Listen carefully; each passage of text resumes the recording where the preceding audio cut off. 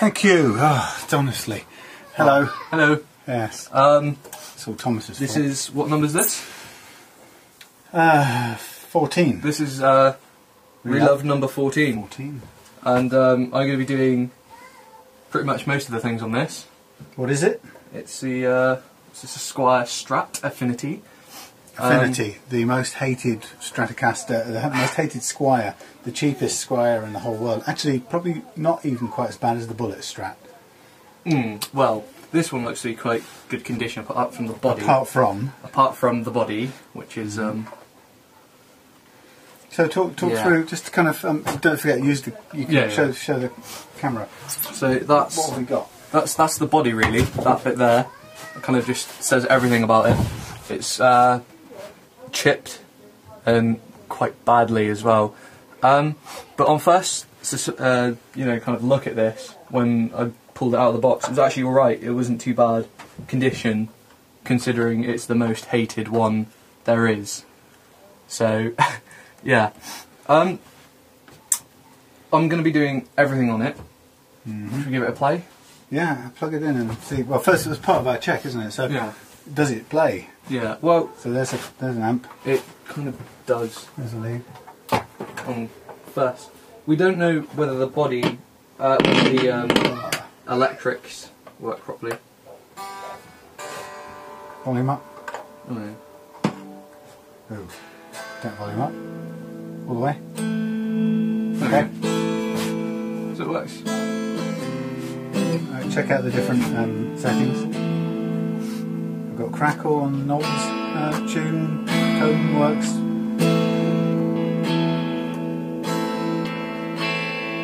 Yeah.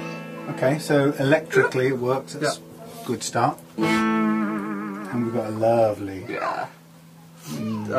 tremolo device, which if you're not careful, will knock the volume knob. Yeah. That's what I noticed at the first bit. This has not got any stopping point, so it goes all the way and hits the volume knob. So yeah. Is it vaguely in tune now? I'm pretty sure. Right, now give it a big wang on the whammy bar and see what happens. Opposite way. It doesn't really matter. Now play the chord again. And again. Give the tremolo. And again, right down. Press it right down to it. And now play the open chord. Yeah, not too bad. It's held up. There is something I have noticed about this.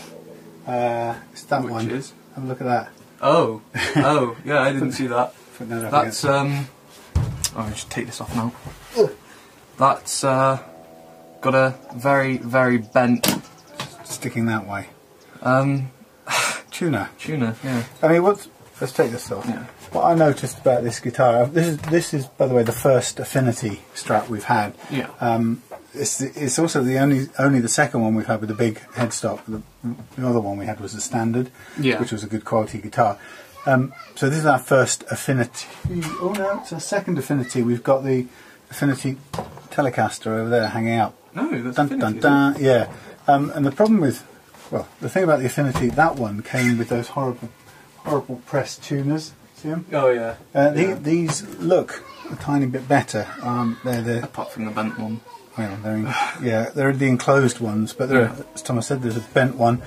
But otherwise, I mean, having just sort of played it, the guy said it had new strings. He was at pains to point out that it was new strings.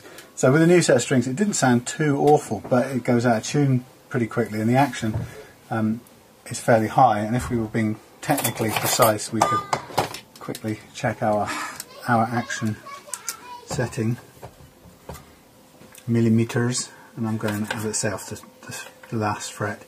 Okay, so we're 2.5 millimeters on the last fret, just over 2.5 millimeters, which is, I'd say, it's quite a bit higher. And what I'd probably want to go for is it's hard to work out what these come to now. That's 2, that's 1.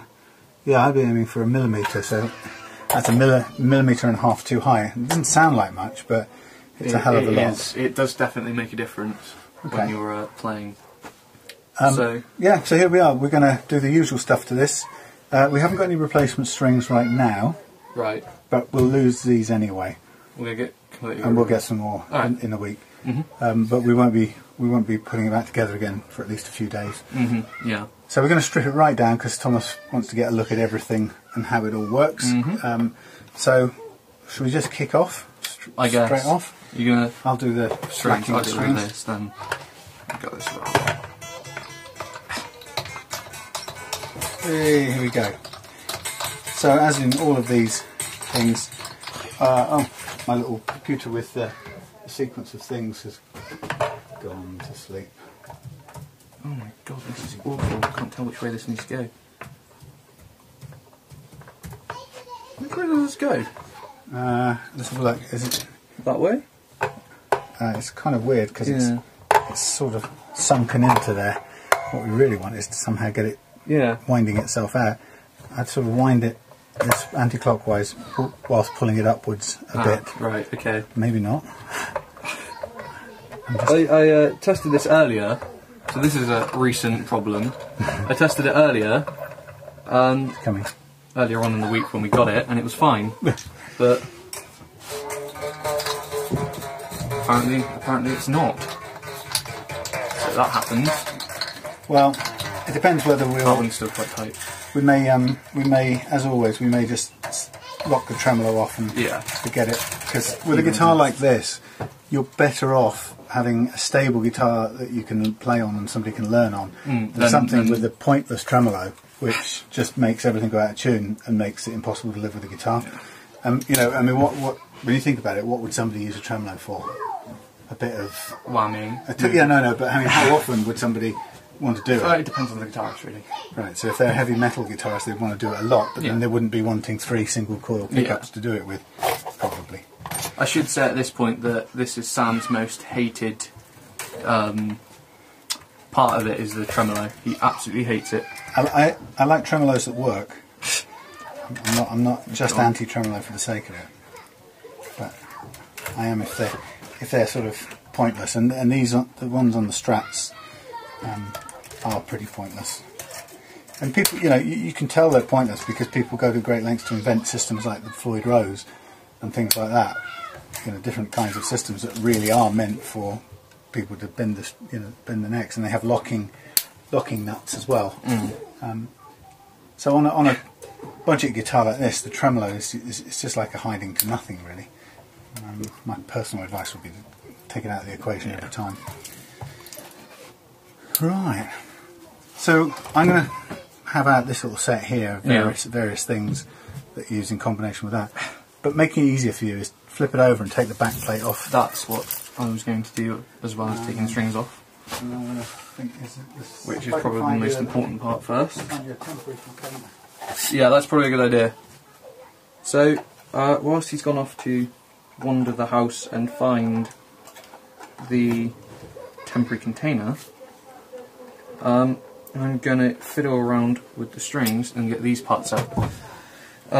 Which is kind of, towards the end, it's one of the most important parts if you actually want to play a proper guitar without crimped strings, which is where the string goes the whole way through. It doesn't go the whole way through, and the little ball bits there get caught, and when you tune it and wind up the strings, they stay in one space until the tension gets so bad that it pulls it out and bends the strings, and you have to wind it up again or take the strings out with a little bit in it like this. Yeah, you don't.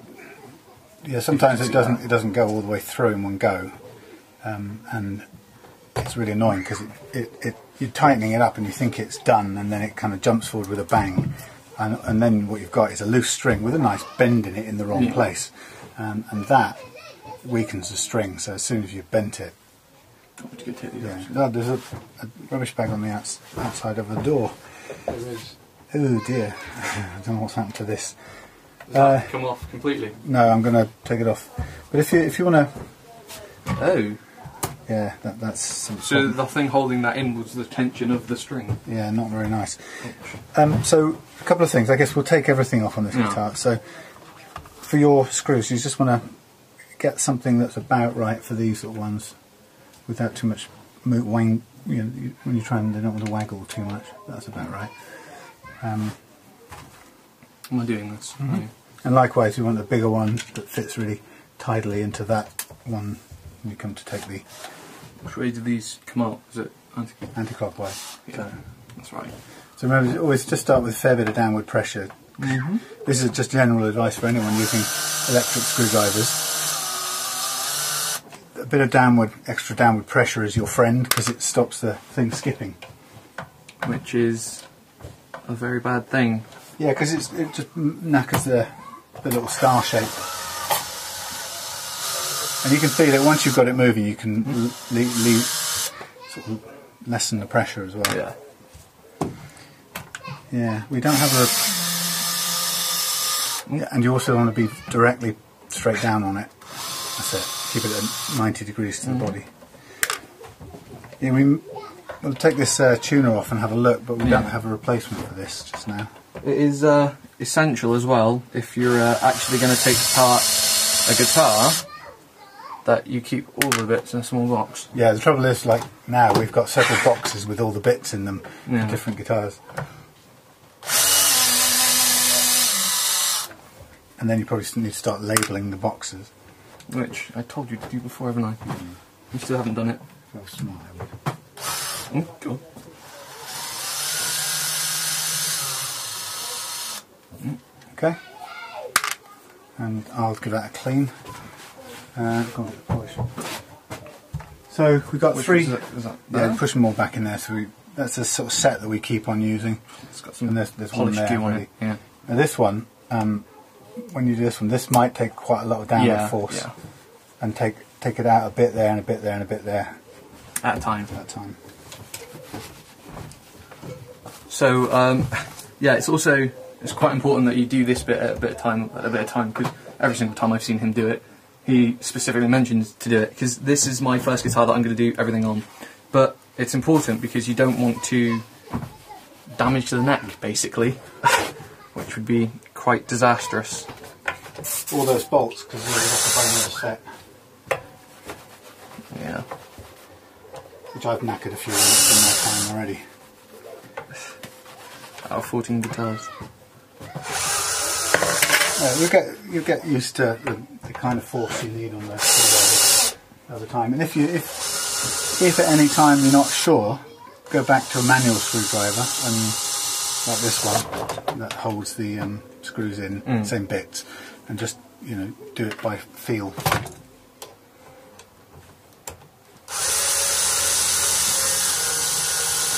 So remember, as we come to that bit to take the neck off, we're going to do it really carefully so we can check the position of any shims underneath. Providing there are some. Yeah, sometimes there are, sometimes there aren't. And they're there basically because the neck on its own wasn't in the right position, so they've repositioned it with a little piece of wood or whatever goes there. I've seen different things. I've seen bits of sandpaper, bits of plastic. I did a shim on my homemade guitar with a piece of bridge from another guitar. I'll have to clean that. Oh yeah. Where does this one go to? Back in there. There's a couple in here. There's two things that we can fit it, squeeze it in. If it isn't there, make a space. But there are two things in this kit that we haven't got a replacement for anywhere. That's one of them. That's a little Allen key that I haven't got anywhere else. And that's the other one, a little Allen key that does all the bridge settings and strats, and I haven't got another one of those anywhere. So it's really critical. So, let's have a gentle raise the Titanic and see. Ready? Is it easy? Is it coming apart easy? Yeah. Looking over there, that's alright. I don't see any shims. There you go. There we go. So, let's see if there's any secret messages. That's completely deconstructed. And this is a 20th anniversary one. Doesn't really mean anything, but shim. No, that is a shim. Do you reckon? Yep, that is a shim. Let's show the show the folks at home. The smallest. That little plastic square is a shim to raise the neck up to an exact position, and that'll have been done in the factory. Probably. And what I'm going to do... It doesn't look like anyone would... My God, there's 2 shims. Ha! Factory man, look. There's another one. Yeah. This is interesting. Another one pushed on the side there to push the guitar into position. And you know what? The guy in the factory will have put the neck on, and he will have seen that the strings didn't seem to go straight down the neck, so he's put a little shim to push the neck another way. So I'm going Which is possibly the most intricate the people in the factories actually do get. Yeah. But what's a good thing to do is always use your camera and get a shot of where things are, in case you have to go back to it or the shim drops out. And also, just to make it easy, I'm just going to draw around the shim, because we never see the inside of this anyway. But it tells me exactly where that yellow shim has got to go back and where the white one has to go. Should we take the tuners off? Do you want to do that Yeah. and have a look at them? Do you want to take off the... Oh, you want to do that as well? Yeah, we're going to clean it all up. So, okay. So on this, you can use this screwdriver to take... Don't take... First of all, don't take those off. Yeah, those are the... They're there for the pickups. And those are there for the switch. So it's all the edge ones. But before you do it, while you've still got it pinned down, see if you can try and, with your hands, lever off the knobs. These were awful to take off. See what you can do. I spent about half an hour levering the knobs off. Technically. Oh, and they're actually going very easy now. Yeah. I say.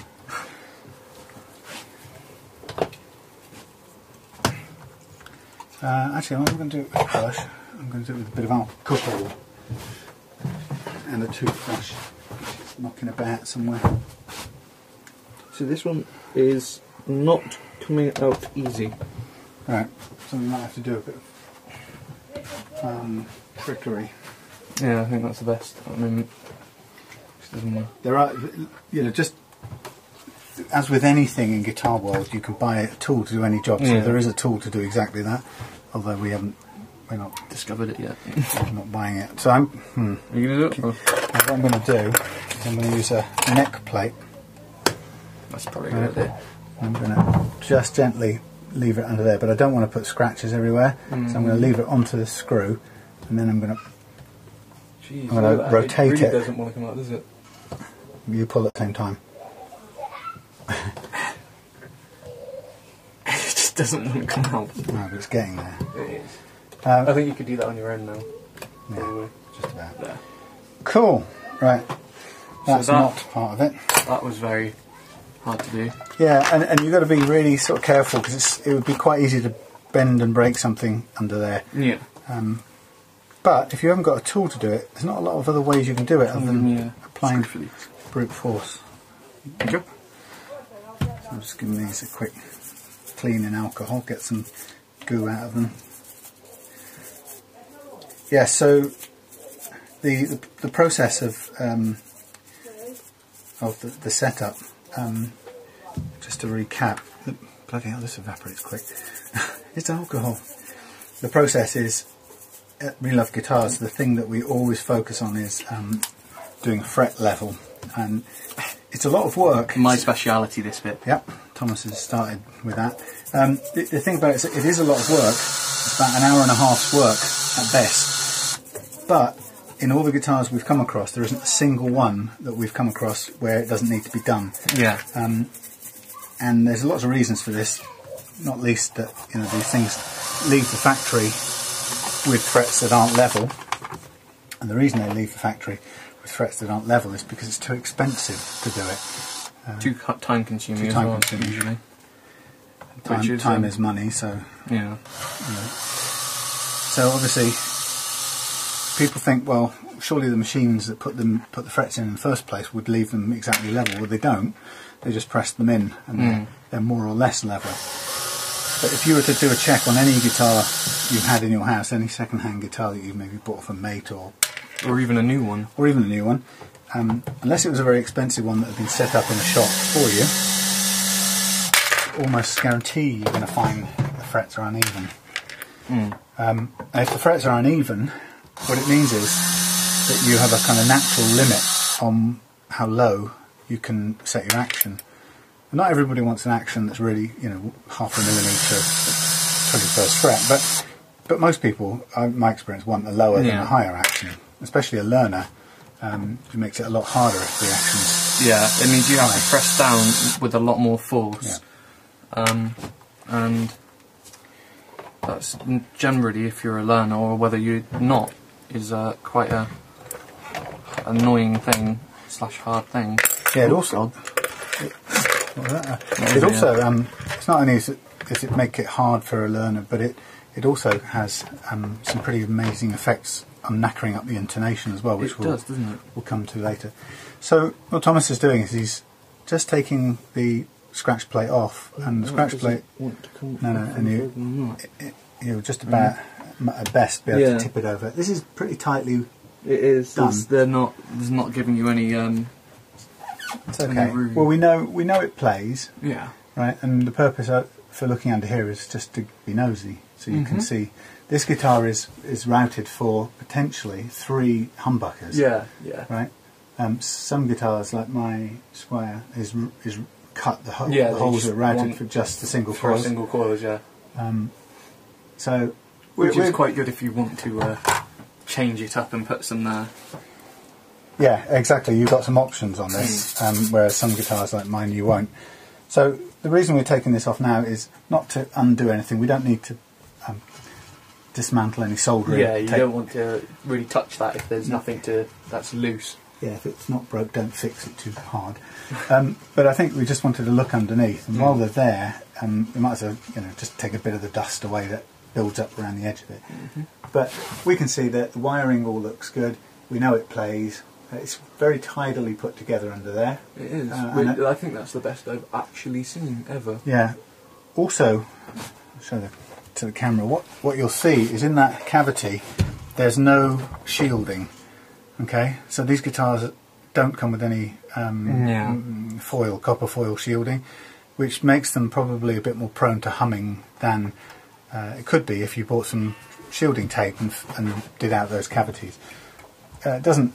So basically, it just makes a noise. Yeah. When you're playing. And the single coil pickups pretty much always make a hum because of the way that they work.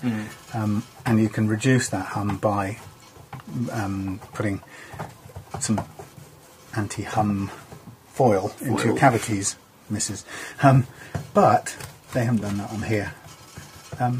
And the guitar I was working on this morning, which was the Encore Blaster, somehow manages to have 3 single coil pickups without hardly any hum at all, or with hardly any hum. And I don't really understand how they've managed to do that. Reversed it, maybe? Well, that's what a humbucker does. Yeah, exactly. A humbucker is one coil wound one way and the other another, and they cancel each other out. That looks quite a lot better just with a bit of a polish. Does. While we're there, why don't we give that a clean up? Okay. Yeah. For now, let's put the screws back in because we're not going to do any more underneath there. So, having chucked them all loose from here, it doesn't matter. They're the same as the. So you can mix and match with the screws as long as they're the same size. How many holes? 1, 2, 3, 4, 5, 6, 7 hole. I think there's some Strats have an 11 hole. Oh, jeez. 2, 3, 4, 5, 6, 7. This is where you also need to be careful with your. Yeah, you need to make sure the. Put them in very lightly to begin with, and as you're going back in, you've got a good speed control with this, right? It's really sensitive, so you just want to place one into the hole where you know it's going to line it up, drop it in, and then just very lightly tap it, and then do all of them in a little bit, and then just go around and let it sit into place. So this is probably one of the most important parts of it if you're actually going to take the screws out in the first place, because whilst having a look at it can provide you with a better look at the more problems if you don't screw these on properly, then you're not going to be able to play most of it properly, because it's just going to be completely off-centered to the strings and everything. Yeah, because there's so many of these things, they do eventually line up. I think the thing about doing it slowly is that you you can push one in sideways, and then everything. If you ram that home straight away, then everything else is off, and then you have everything going in sideways, which can be unnecessary, just uncalled for. Completely. I think what you get you doing, Thomas, is once you've got that done back up, we'll take off the tremolo and just give it a clean, so you can see the parts of it.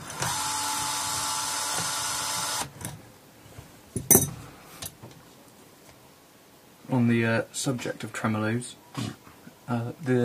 your sister's guitar. Yeah, this thing. Had the Floyd Rose. What a Look beaut. at that.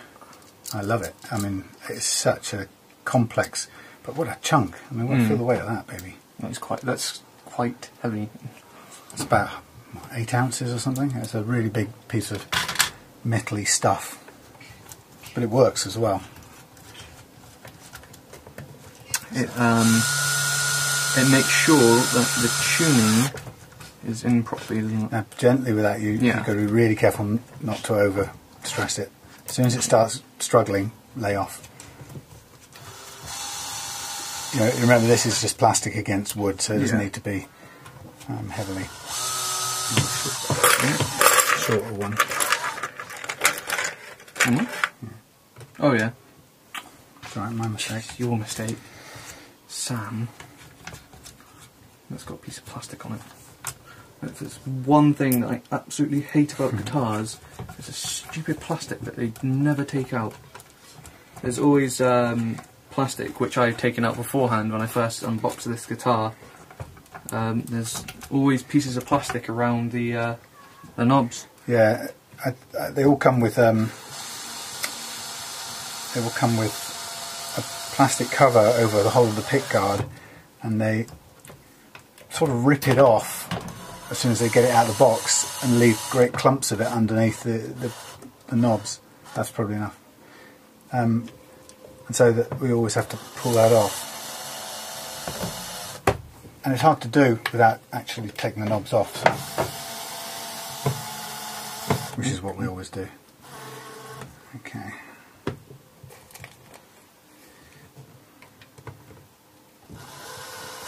Yeah, we got one properly broken tuner here.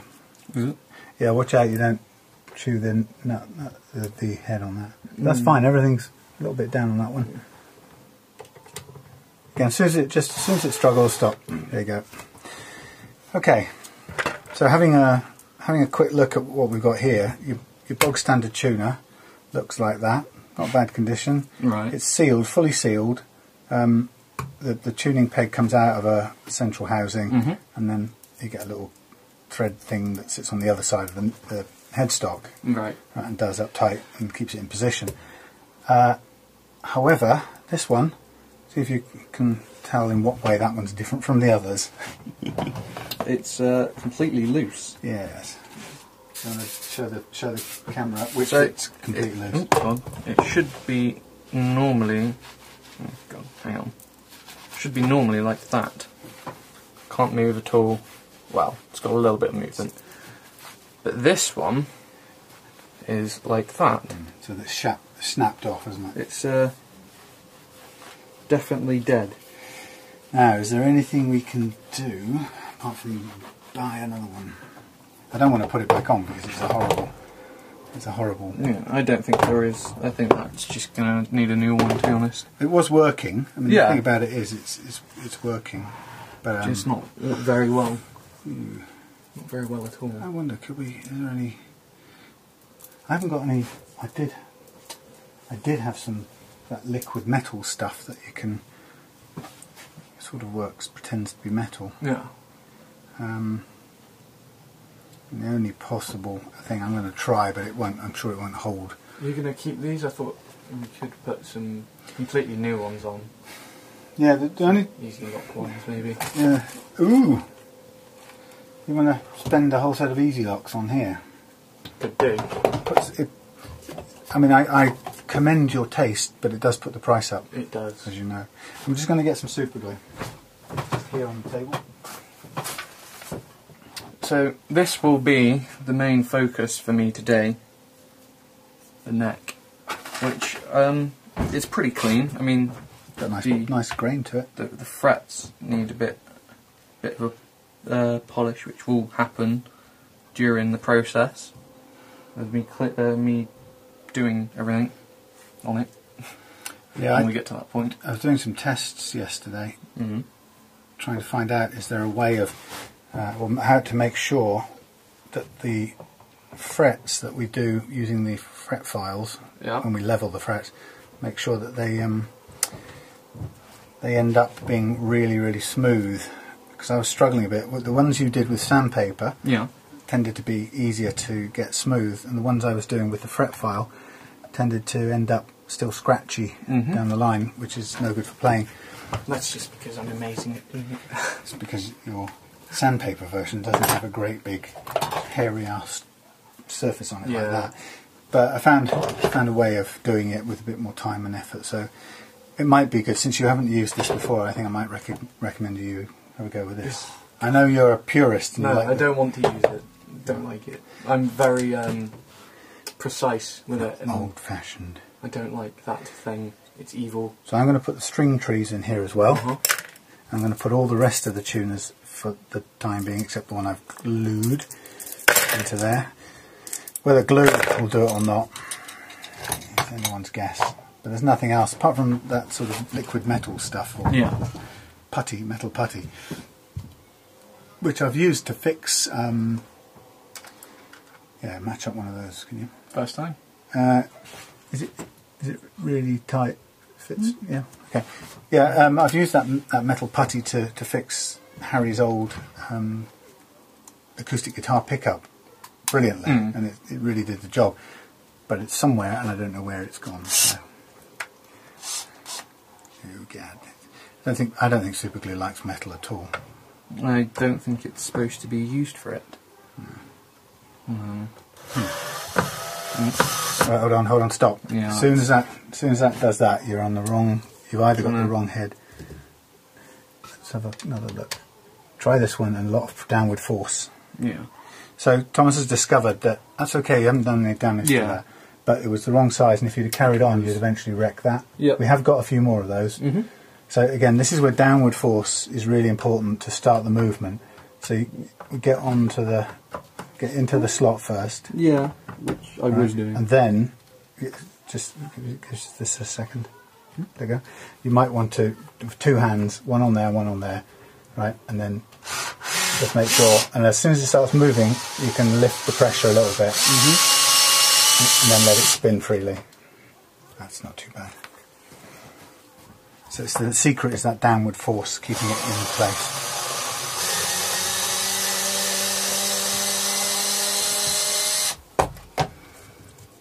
Right. So yes, as Thomas is saying that today it's examine the body, give everything a clean on the body, and then take care of the neck today. And as I was saying before, the amazing thing about these necks is people think that you have to spend loads of money to get a really nice playing guitar. But actually, even though I laugh at the Affinity series, there's nothing wrong with this other than how badly prepared the necks are. Yeah. And the pickups may not be the greatest in the world because you know they're limited by budget. But as a starter guitar, the real limitation on this is the nut and the neck. And so what we do at Real Love Guitars is we concentrate on this to give it the potential to play really well. And also to prove the point that you can have a really nice playing guitar for not a lot of money. And it's still quite tight. Yeah. That's right. So we're confident to brag that this neck, when done, when it's been through the Reloved workshop, is better than new, because you just literally wouldn't get the playability that we're going to give this from new, and that's the problem with all of these. They come in their boxes, right? They come in their boxes and they're limited from the start. It's quite. Now the reason that's moved that way is because we forgot to take the springs off. Well done. So the first thing to do before we do it that way around is we get a pair of pliers, not those. We get a pair of longish nose pliers. Get the right ones, right? And we are going to pull out this spring And just pull that hook out of the tremolo block. So sometimes we need to stretch it a little bit to relieve the pressure. Okay. Oh, very nice. That's that one. We'll leave that one dangling. That one's actually integral. They've wired the earth wire after they've done put the spring on. So Thomas has now pulled out the block. So that's what a normal one looks like compared to that. So feel the difference in the weight. That's totally heavier than this. It's just a general look over it. Everything in this one is surprisingly good. It looks hardly good. any rust anywhere. Sometimes these are corroded and the heads are stripped. And what was the guitar that we found that was like? Oh, the one that I've written off actually. Yeah. Oh right. Yeah. The body's there. I've been playing around with the neck. So we had an experimental one quite a while ago, I think. That Sam decided he wanted to put tape all over and lacquer it, and it ended up looking like what do you expect a mummy to look like? Yeah, very bad mess. All of this was completely dead. In fact, I had to crop one of these off. Really? Yeah, and it's kicking around somewhere now loose. I can't remember where it's gone. In one of our boxes of loose bits. So we've got a whole pile of spares now because I've written that guitar off. But yeah, one of these was so rusted into place I literally had to bolt crop it off and buy a new set because it was just awful. So this is actually pretty good condition compared to the other ones that we've seen before. For the time being, I'm just going to thread this little this body, and I'm going to basically hang it up out of the way because we're not going to do anything with this on the video today. So a little bit of this wire, it's not the strongest stuff in the world, but it's fine for just hanging things out of the way. There it is. That's the neighbours. Oh yeah. We're quite lucky today, actually. Actually, yeah. Relatively speaking. Yeah. Okay, so before we do the neck, let's just give this a little clean. What you can see in the way this is set up, that's a familiar pattern. Yeah. It tells us it's been groups of 3 stepping up or stepping down, whichever way you look at it. So it's been intonated some time before, which is a good sign. Which means it's probably not far off intonated if we were to just restring and go from there. What I'm looking for is my little yellow top screwdriver. So all of that's grubby under there, and actually to make this look a lot nicer, I think it's a pain in the arse, but I'm going to take all of this off, right? Just so we can give it all a bit of toothbrushing with some alcohol. Sounds like a perfect hangover cure. Clean your teeth with alcohol. But yeah, you know, it's a little detail that will take me 5 minutes to take all this off, put it all back on, but it means it will look practically brand new when we've done it. So, Thomas, yes. Next stage of the neck. Next stage will be to look over the fret. What's the very first thing that we've got to pay attention to before we do that? You haven't done it yet, so I'm excited. I like this part. This is my favourite part. This is my favourite part. This bit. But what's the very first bit? I've completely forgotten. Okay, the very first bit is to make sure the relief in the neck is set right. This is the bit I don't like. Well, we'll fix that. So my eye isn't very trained to it. Experience, that's all you need. Yeah. So, in order to do the fret level, or checking the levelness of the frets, and in order to, before we do any work on the frets, we need to check the neck to see if there's any bow or relief in it, which is where it's either the neck should be straight like that, but sometimes because it needs to be according to the body, it will sometimes either be like that or like that, which is not what we want. Because if we're going to level the frets, we're going to have it all straight. Otherwise, you'll have ones in the middle somewhere that are that just rock for no reason. So we're going to. Oh shit! That doesn't belong in there. So we're going to check it and set use the truss rod to set the relief to straight in order to do this. So I think most people, including me, when I had guitars for 30 years or so, I was too afraid to go anywhere near the truss rod, which lives in that little hole there. And for those who don't know, it's a metal bar that runs all the way through the neck. Actually, it's in a sort of trench underneath this fingerboard. And its purpose, it's locked in place, and when you make the adjustments, you turn it one way or another, it deforms, the rod actually turns and deforms, and it then bends the wood of the neck in one way or another.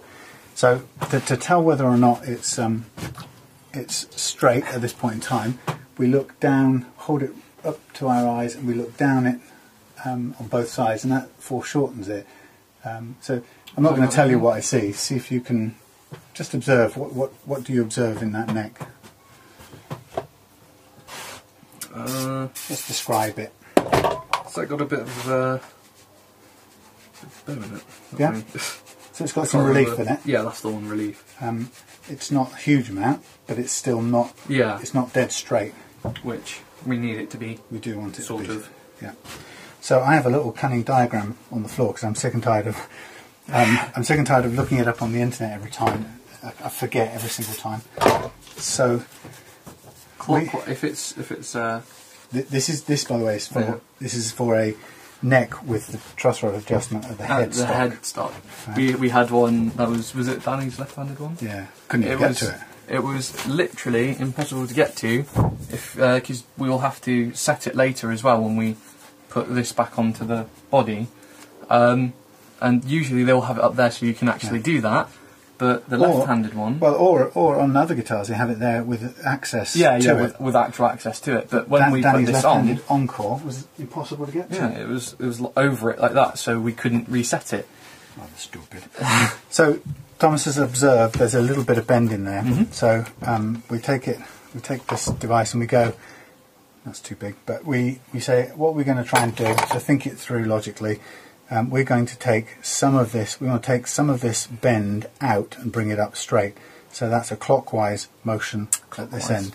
So this is possibly the only diagram. It's the only diagram in the civilized world. Yes. It's the most.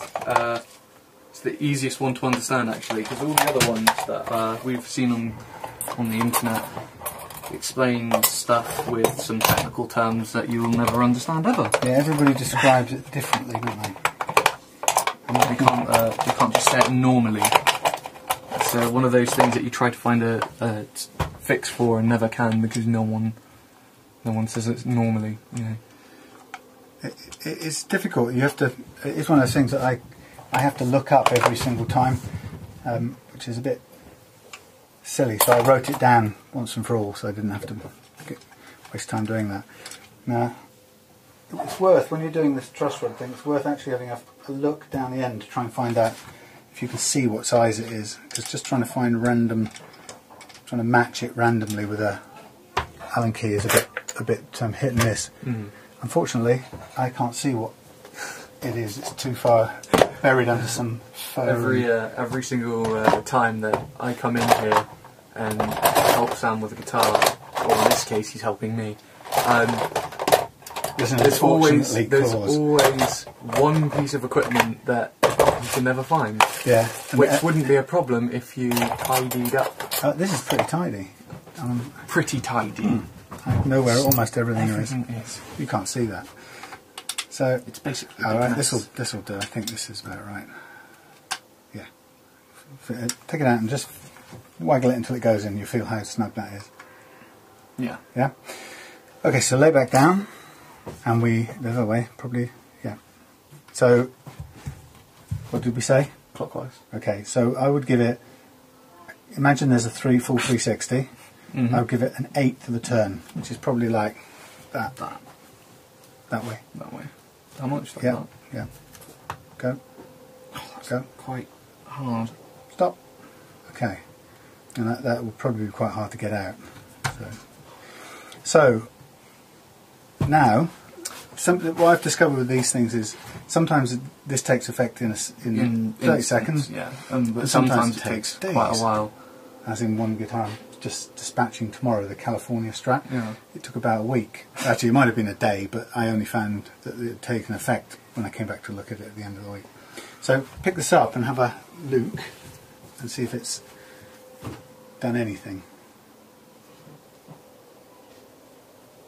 Yeah, that looks fairly straight. You have a look.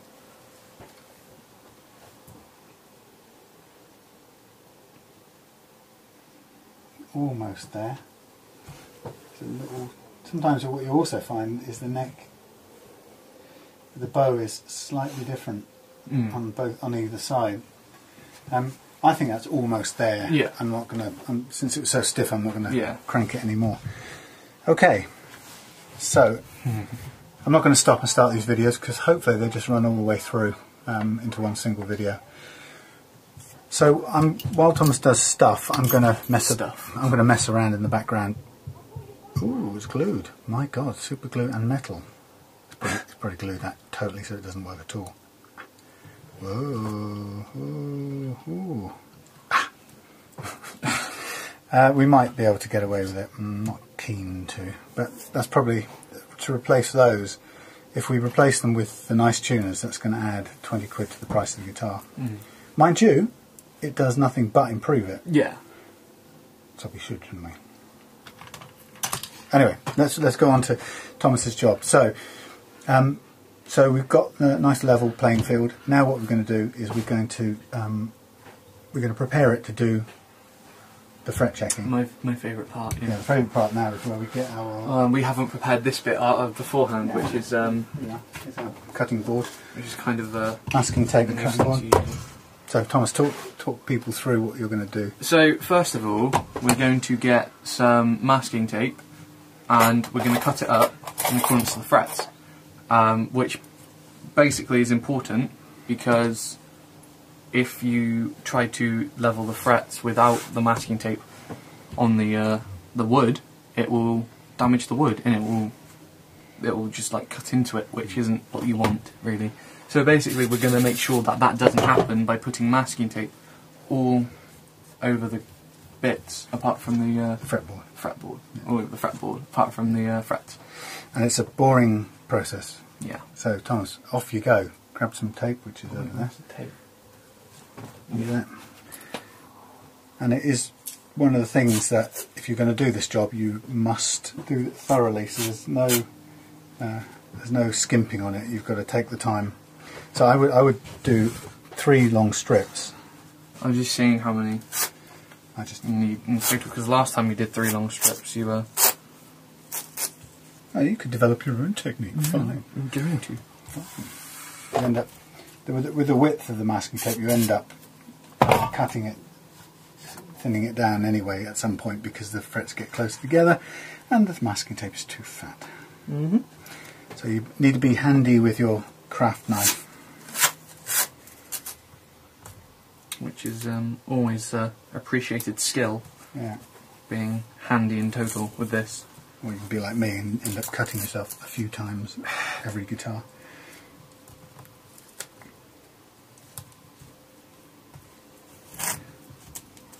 So we're hoping that with these videos, not only as the purpose of the Reloved Guitar Workshop video, it's not just to let you see what we've done with your guitar, which is hopefully reassuring, and you can buy with confidence that what we say we've done, we've actually done. Yeah. But it's also aimed at you being able to learn something as well if you want to, and if you in future want to do this work yourself on another guitar, you could come back to this video and follow all the steps through. So, hello to the future people. Yeah, hello to future guitar luthiers.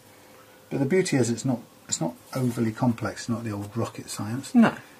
You just need to be patient and go through in a sequence of steps. Shall I? So what I tend to do is tend to cut the lengths about that long across first, and then that's probably a good one idea. of those you can use, or maybe 2 you can use open, and the third one cut right down the middle.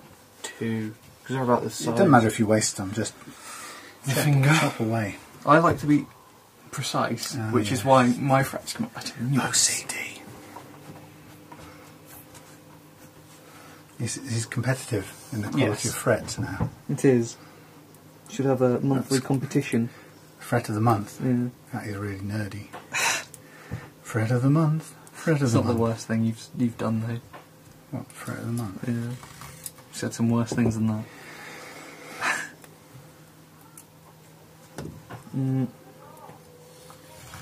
can never remember which side those little ones go on. The short ones, do they both go on one side? I know. They should mark them better, really. I know. I will go and check the guitar that should give us the standard, which is the vintage, which is sitting outside. That's Sam's favourite brand is vintage. Rightly so, because they are very, very good guitars. So, yeah. Now what I'm going to do is I'm going to leave these ones because these ones are going to be for this half, and downwards I'm going to start cutting them in half. Crack on.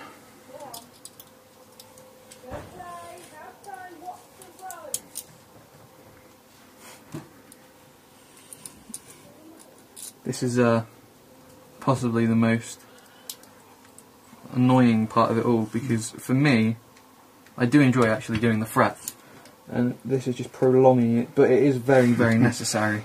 Yeah. Delayed gratification applies here, and if you're somebody who's too eager to finish, then this might not be for you, this kind of work.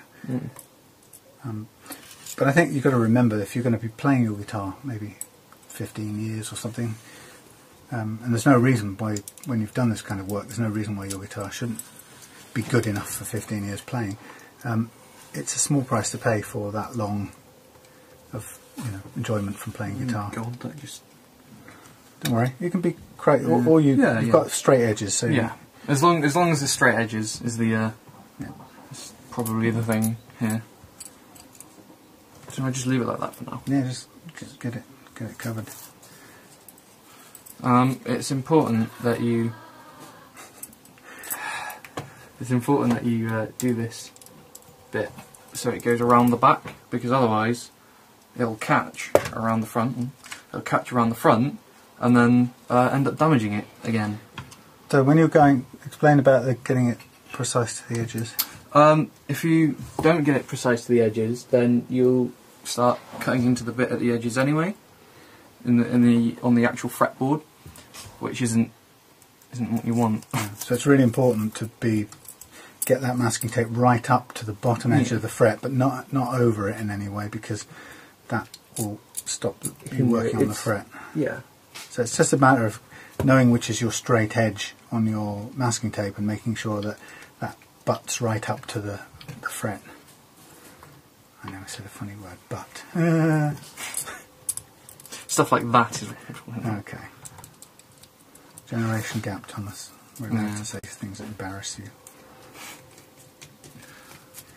While he's doing that, I'm just putting back together the simple bridge arrangement with its 6 individual saddles that we will then later on use to intonate the guitar properly. Also, we'll use it to set the playing action as well. So it's a very effective little bridge. It's probably more useful, more flexible than the Tune-o-matic bridges you get with the Les Pauls. There you go. Clean, shiny, just looks revitalised compared to what it did when we took it off. Which is generally what these guitars look like anyway after we finished with them, which is always nice to see, because the before and after photos really do highlight how bad they were in the beginning. Yeah. Because, like, usually these guitars, they just look like you don't want to touch them because they're that horrible. I know, I've only ever quit on one, and that was the Encore that we were talking about just now. I mean, I just couldn't follow it through. I just gave up.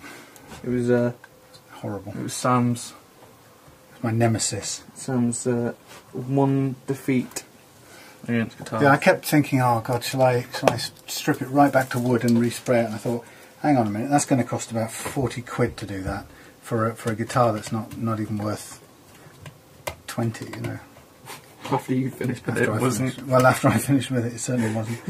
Anyway, point being, I'm not going to do anything. I've written it off. It's dead. Yeah, so the number 006 is going to be reallocated. Now, while you're doing that bit, I'm off camera, I am masking off the body of this guitar. I'm certain areas, so I'm going to start filling those big chips with black cellulose paint. And I'm just masking it off so that I can I just know the extent of where I'm putting the paint, and when I come to sand it or lacquer it and sand it, then I'm not going beyond that point, because I don't really need to do. I don't want to do the whole body if I don't have to. It's interesting that learning to do the lacquer stuff has been a bit of a hit and miss, and it really is one of those things that if you've never done it before, like I hadn't, then it really is a learn as you go along. I'm starting to get it so that I can do a reasonable repair and bring it up to a nice shine. But it's not. It's even in doing it in your shed. You know, the repairs I've done, you can see that even though it's filled in quite nicely and it looks a lot better than it did, you can still see that things like little tiny white specks in the lacquer, because something about it, the conditions aren't perfect, or there's a tiny bit too much moisture in the air or something. So lacquer is a very sensitive medium. It is. And it's easy to get wrong. But the principle I'm working on is if it looks better than the thing with bloody great holes in it, then you know, you're on a winner. Yeah, I think that's a general principle for this. Yeah, because you're never going to get this completely right, ever. There's always going to be some bit somewhere, i.e. the body, if it needs doing, that's never going to be what it was when it was. Yeah, and also we've got to keep it in perspective, because we are talking about guitars that we're going to sell for under £100. So, can I have that without chopping my fingers off? Yeah. Guitars for under 100 quid, so you know, you don't really want to be spending weeks of labour getting it back to some sort of showroom condition when it's just a starter guitar. What we really want it to do more than anything is play well. So that's the primary objective. If it looks nice, that's a bonus. And in some ways, that I'm doing this lacquer repair stuff because I'm learning on other people's guitars. But you know, it may come a time where you know there's a really quality guitar that somebody really needs a lacquer repair on, and then we'll know how to do it. I don't mind, to be honest, as long as they play. Yeah. But some of them, you know, you can take them from, like, just to show the camera. This one, you know, it's clearly got some big chunks right down to the wood, and if we can fill some of that and make it look reasonable, then at least you take the eye off it. Okay, how are we doing? Got 4, 5 frets. Slow job. It is. It's not going to be as slow as the next bit though.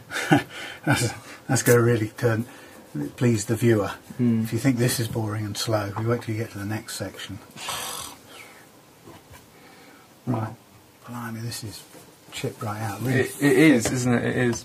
It wasn't very looked after. No, and the only way to build this up is to just do it. Get the lacquer and start layering it in and building it up, and it's always going to take more than one coat. Yeah. Obviously, but it is quite a lot to fill such big holes, and of course the lacquer, when it dries, it reduces in size, so that when you think you've got the hole filled and you come back 10 minutes later and the lacquer's dried a bit, you suddenly realise that it's sunken in and you've got quite a bit more filling to do. And if I just show you now, so you know, lo and behold, all the chips vanished. For now. For now. So I'm going to go and put that back into dangling. So even this is how precise you have to be for this bit. Even if there's a bit like that missing, you still have to go over it, because you don't want to get that fingerboard bruised, damaged. Yeah. Losing words. Thomas this is an ideal job for somebody with OCD. Not saying that Thomas has OCD or anything like that, but perfect for an OCD. If you've looked at my room over the last 4 years, I don't think I've got OCD. It's changed recently. You looked at your room, you wouldn't think you've got a Hoover either. Ouch. I think I've never would have thought super glue could do a job on metal, but maybe it has. I don't know. We'll keep trying. Oh, it's not even straight, but maybe it's a bit better than it was. It's the worst tune ever. If we do put the, I've seen some pretty bad tuners. if we do put the Wilkinson easy locks on, then we do increase the value, improve the value, and the quality, and therefore the value of the guitar. So I'm not worried about that. It just means that we need to order some more for the next guitar that I had them lined up for, which is funnily enough, the other Affinity, which is the Telecaster.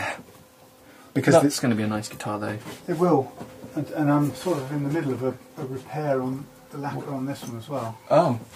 Well, there's a couple of, I've already done the clear lacquer on it and left it for over a week now. Yeah. So there's a couple of repair spots on here. Again, this is the cheapest possible Squier Affinity guitar, but it's Telecaster. But we both liked it, so as soon as we picked it up, it's a very nice guitar. It's an unusual body as well. It's not a normal guitar, really. What makes it different for you? I don't know. It just the way it looks, the scratch board. It's quite simplistic. Yeah, it also came clearly loved by the previous owner, called Bob. No, I mean, the way he talked in his messages meant that it was a guitar he had cared about, and you can tell because it's sort of set up reasonably well. And also, we've never had one through the workshop yet, apart from my brother's ridiculously expensive custom shop one. Horrible coloured, evil thing.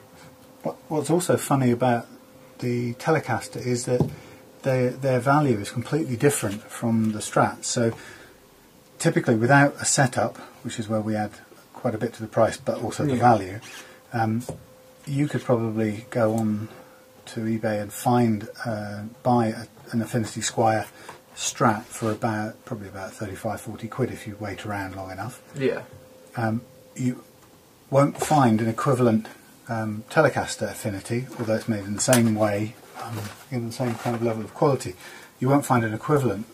You wouldn't get one for less than probably about £100. So it's a considerable difference, more than twice as much. Hello, Claire. For something that's made pretty much the same. Thank you. Look at this. Supplies. We're Family business. Working away. Family business. Nice to see you. To see you? Nice. Brucey. Yes, so we've got lots of different stages of things going on. We've got repairs, lacquer, we've got things being... Smells like it. things being written off, like number 6. Oh. We've got tuning... Didn't make it past tuners repair. Tuners under repair with super glue, which is probably and not a going to kitten work. under the workbench. Yeah. It's very much so a family business. Family and As in the pets. whole house comes in here. It's big enough to fit us all. Yeah. A quality shed. Yeah, we should have been on the shed programme. So I'm about halfway done. That's how long this bit takes. This bit, and what was it you said? It gets worse. I It mean, gets longer. worse. It does definitely get longer because the frets are just such an important part of it. It's the main thing, isn't it? Yeah. And having your leg tickled by a kitten. Thomas, do you remember the puckered fag burns on this neck? You probably don't, do you? No, I don't. I didn't see that. Two great big fag burns there. That's the repair now. It's not bad, is it? No, that's quite good considering. Can you stop, please? Meow. What's a silent meow? Get up on here. Go on. Oh. This is despite how detailed this has to be, there are never enough distractions. Like kittens. Wherever she's gone, she's left. Your OCD should not have a problem with distractions, Thomas. Not at all. Much.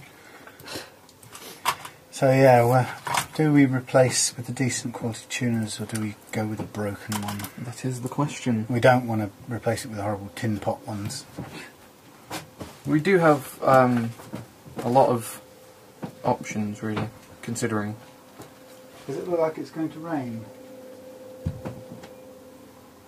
Yeah, that's what I was doing.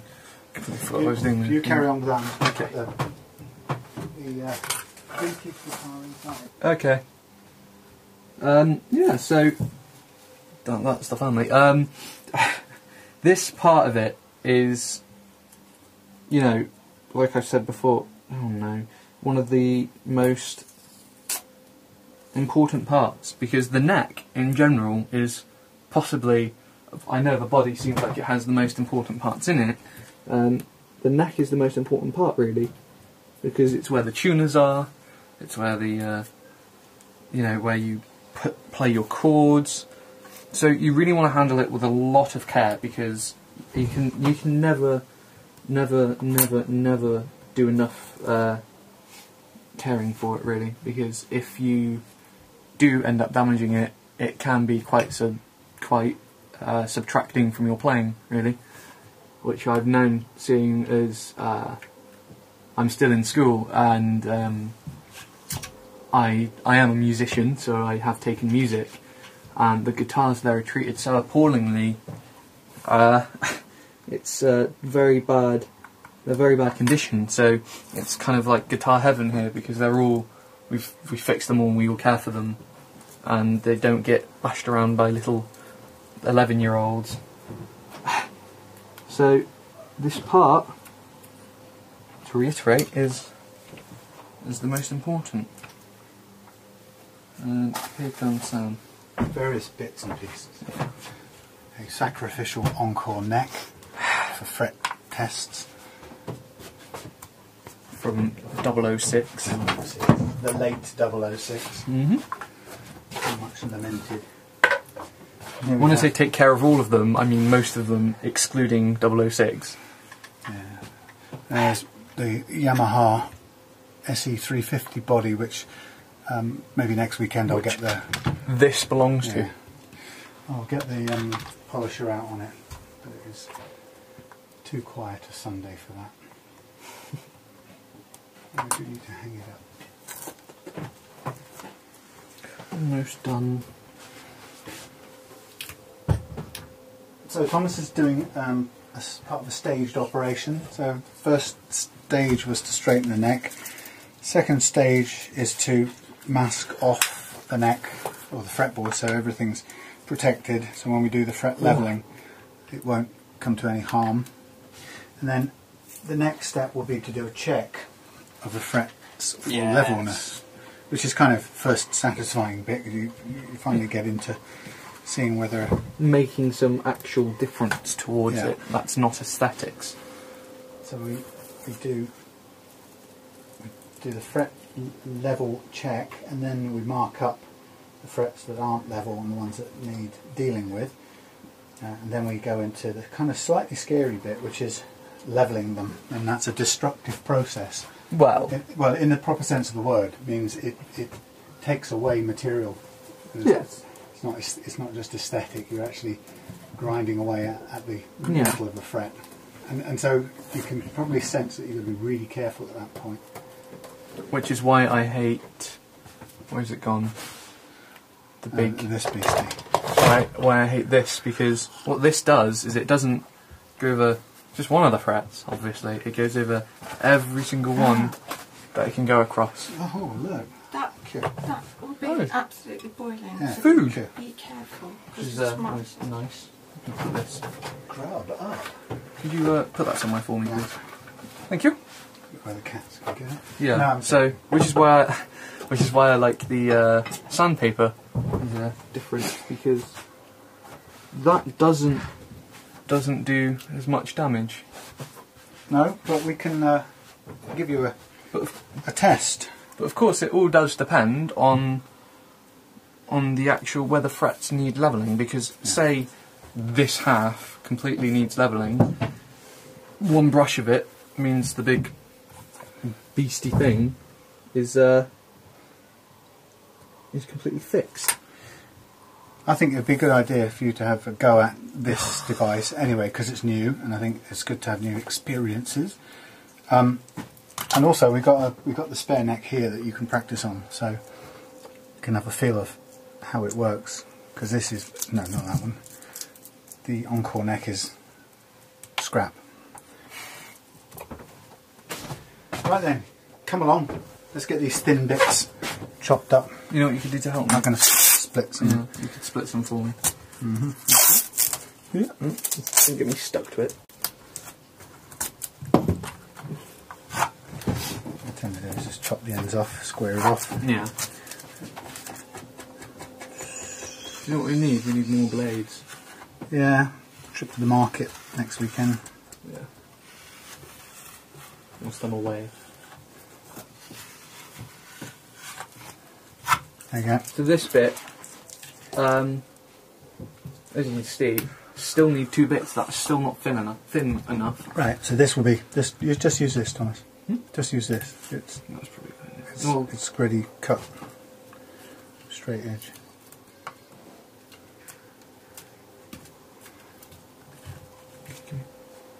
Thank you. It does get a lot quicker down towards the edge though, because it's not. I'm choosing the wrong edge. He says. Gets easier, doesn't it? Yeah. Well, typically in the land of how things should work. Reality. In reality, it doesn't work like that. No. But the reason we don't cut the video anyway is so that you see actually how long it takes from start to finish. Well, we might have to soon because 1 hour 11 according to this. we have food to eat. Don't want things getting out. That's true. We'll cut for our lunch, dinner, supper. That's a good idea. Wrong timing to do this today. There's never a right time. That's the thing about the thing about this work being successful and having sold 4 guitars Get on now. with it, isn't it, really? Yeah, and you start buying more, and then you start having a queue of things that need doing. Yeah. So Yeah, but it's nice. It's a luxury problem. I have to. Surprisingly, you would have thought that I would be the one being told off for buying things and constantly getting new things and more and more and more.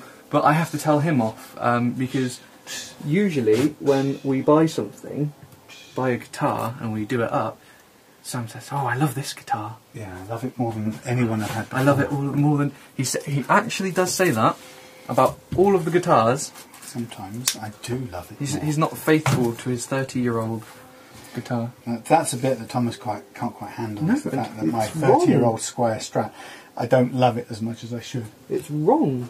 I can't help it. It's wrong. But I should say at this point, he does have a lot to choose from because we have how many guitars? Enough to be working on. About 5 million. Realistically, I think we've got about 20 at the moment. Yeah, we've got about 20. But 2 of which I own 2. But that's because we're doing this. So, you know, it's most of the guitars are going through the workshop and out the other side. It's all part of the learning process. Where did you put the knife? Oh, never mind. I've got it. Damn it. What are you doing? Trying this in a way I can work on the stuff without dripping down in a certain way. Oh, God. So, looking at these frets closely, actually, what I can see is they're quite dull, but also they've got a bit of rust on them, which is never really a problem, but it just means it'll look a lot nicer once we're done with it, really. Look at my temporary rig for painting. I can tilt, paint, put back, let dry. How cool is that? Stays in here for hours on end. Make it up Hours. as I go along. Hours on end in here. Well, sheds are great places for feeling creative, that's for sure. You know, Should come with a warning saying hours of fun created or something. I think that's why these people, when the guys we bought the shed off, know that full well. That's why they charge a fairly hefty, good price for it. Mm. But worth every penny of it. And it was quite a few pennies. Excluding the work I did. You're going to say you never got paid for, is that right? Yeah. There we go. Last piece. Loading up these chips with nice, rich black cellulose paint. Just keep blobbing it on while we're doing the other jobs. There. Okay, so quick look through, all over look, nicely masked off, no danger of anything getting damaged, except I'm going to challenge you to do one thing that I never did yet, What? But I paid for the last time. What? Run some pieces right down the way to cover these bits. Yeah. Only reason is I know some of the marker pen bleeds through, and I've got blobs of... Really? Yeah, so if we just, we can be quite... Hold on, just stop right for a second. We can be quite rough and ready with this, so we're just getting chunks of it. That's I've never seen that happen. No, I paid for it and had to sort of try and sand it off. Which guitar was that one? I can't remember now. I think it was in California actually. Oh. So it's quite a famous guitar, that, isn't it? Well, it's sold now. Loads of problems too. Yeah, it had a truss rod. Didn't you say it was broken? No, well I thought it was, but it just didn't respond, and then it took about a week to adjust, or at least a day to adjust properly after spinning it. So, but it's a really interesting sounding guitar. I like it. There you go. Glad you didn't keep it. Yeah, well we have to be disciplined. We can't keep everything. Right. Say that again for me. Thanks. One perfectly masked off neck, ready to eat our sandwiches and come back. So we'll see you very shortly. See you shortly. Ding. Oh, that was a long lunch break, but you know these young people these days, they refuse to work without their human rights. Right then, Thomas. You can work without your human rights, but I don't have any human rights. Right, so I've given you a little test doofer, right? It doesn't matter what you do with it because it's knackered, right? So what I'm going to do is I'm going to shoot long ways down the thing, and you've got to just feel what it feels like going down the edge twice, middle a bit, edge again twice, right? Twice. And you want to just all the way. You want even pressure all the way, and you want to get rid of all. So you're using the flatness of this. Yeah. So you want to start mostly on there. Mostly on there, like that. Yeah, and then just nice, smooth, right down. They go on all the way. Even pressure, even speed, and have a look what it does. Not very much. Well, it's done quite a lot, but, look where it's done it. So you need to move out a bit. Again. Okay. All right. So you could see it's taken. It's meeting up. Yeah. Right. Take a bit more off. Okay, and then come in. Okay, and then a bit to this side. And all the way down to the edge. This is much of a learning experience for you guys as it is for me at the moment. Or the other way around. Never. Okay, so you can see that it's taken fairly even stuff off most of them. It looks flat though. Yeah, well that's what it does, it flattens the top of them. Right? What about these bits though? Yeah, well, they haven't... yeah, you didn't. No, this is the thing. When you're doing that bit, you've got to try and start with a fairly even pressure right here. So you're thinking of cutting this bit. Yeah. Right. So it starts as early as you can, but you don't want to be starting there because you're kind of all. You want to be starting there with. And going from the back. Even if you went this way. I mean, we're taking way too much off now, but... Oh well, this is dead anyway. Yeah. So I can feel it taking from there. Yeah. Alright, so that's what it feels like. We'll come back to that in a minute, because that's just to give you a feel, but you also, by the way, can see there's a load of metal filings coming off there. Yeah. So that's a hefty blade. So we don't know if we need it yet. So, rule number one, take us through the fret level checking. Have you got a pen? Marker or marker? Yeah. Marker. There it is. So, tools you need for this. This, fret rocker, this, a pen, and your neck, obviously. The idea of this is is you go over your frets and you go like that. And when you hear a sound, like you press down on either side to rock it, if you hear a sound, it means there's a gap. And that means there is somewhere along here, depending on where the sound comes from, because you have to go all the way along,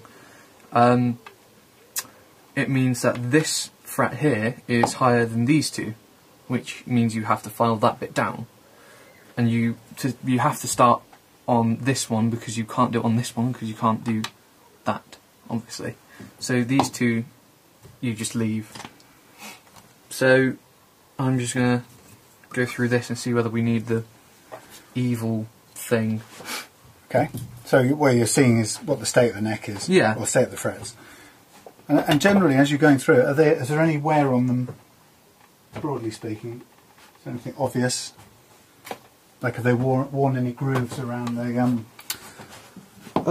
around the string, you know, the open chords area? No, this looks quite untouched, really. It looks like whoever had it beforehand either didn't play it very hard or very much, or has done it before, but I can't see any actual indication of that. Right. So that's not very well worn. Maybe. Yeah. So this is what I end up doing: is I mark either side of the fret and on the fret itself, because we're going to wear away it anyway, even with our Sharpie permanent marker. And that's to give me an indication of where on the fret it is rocking. Oh, I'm just going to put my finger on top of the lacquer I've just done. This is often, well done. This is often quite a time-consuming process. Yeah.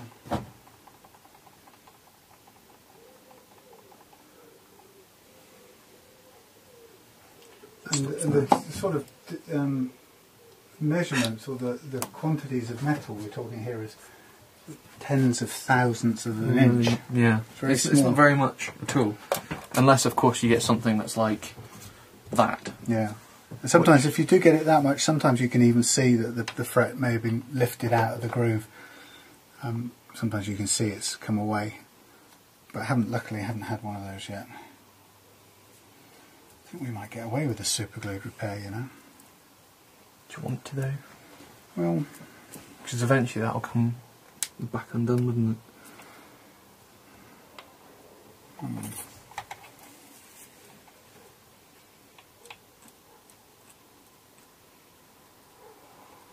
Wow, that one doesn't need doing at all. Shock horror. It's a rare thing that doesn't need doing.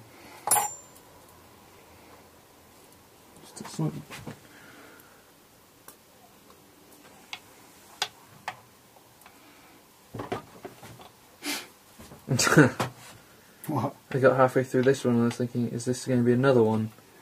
No.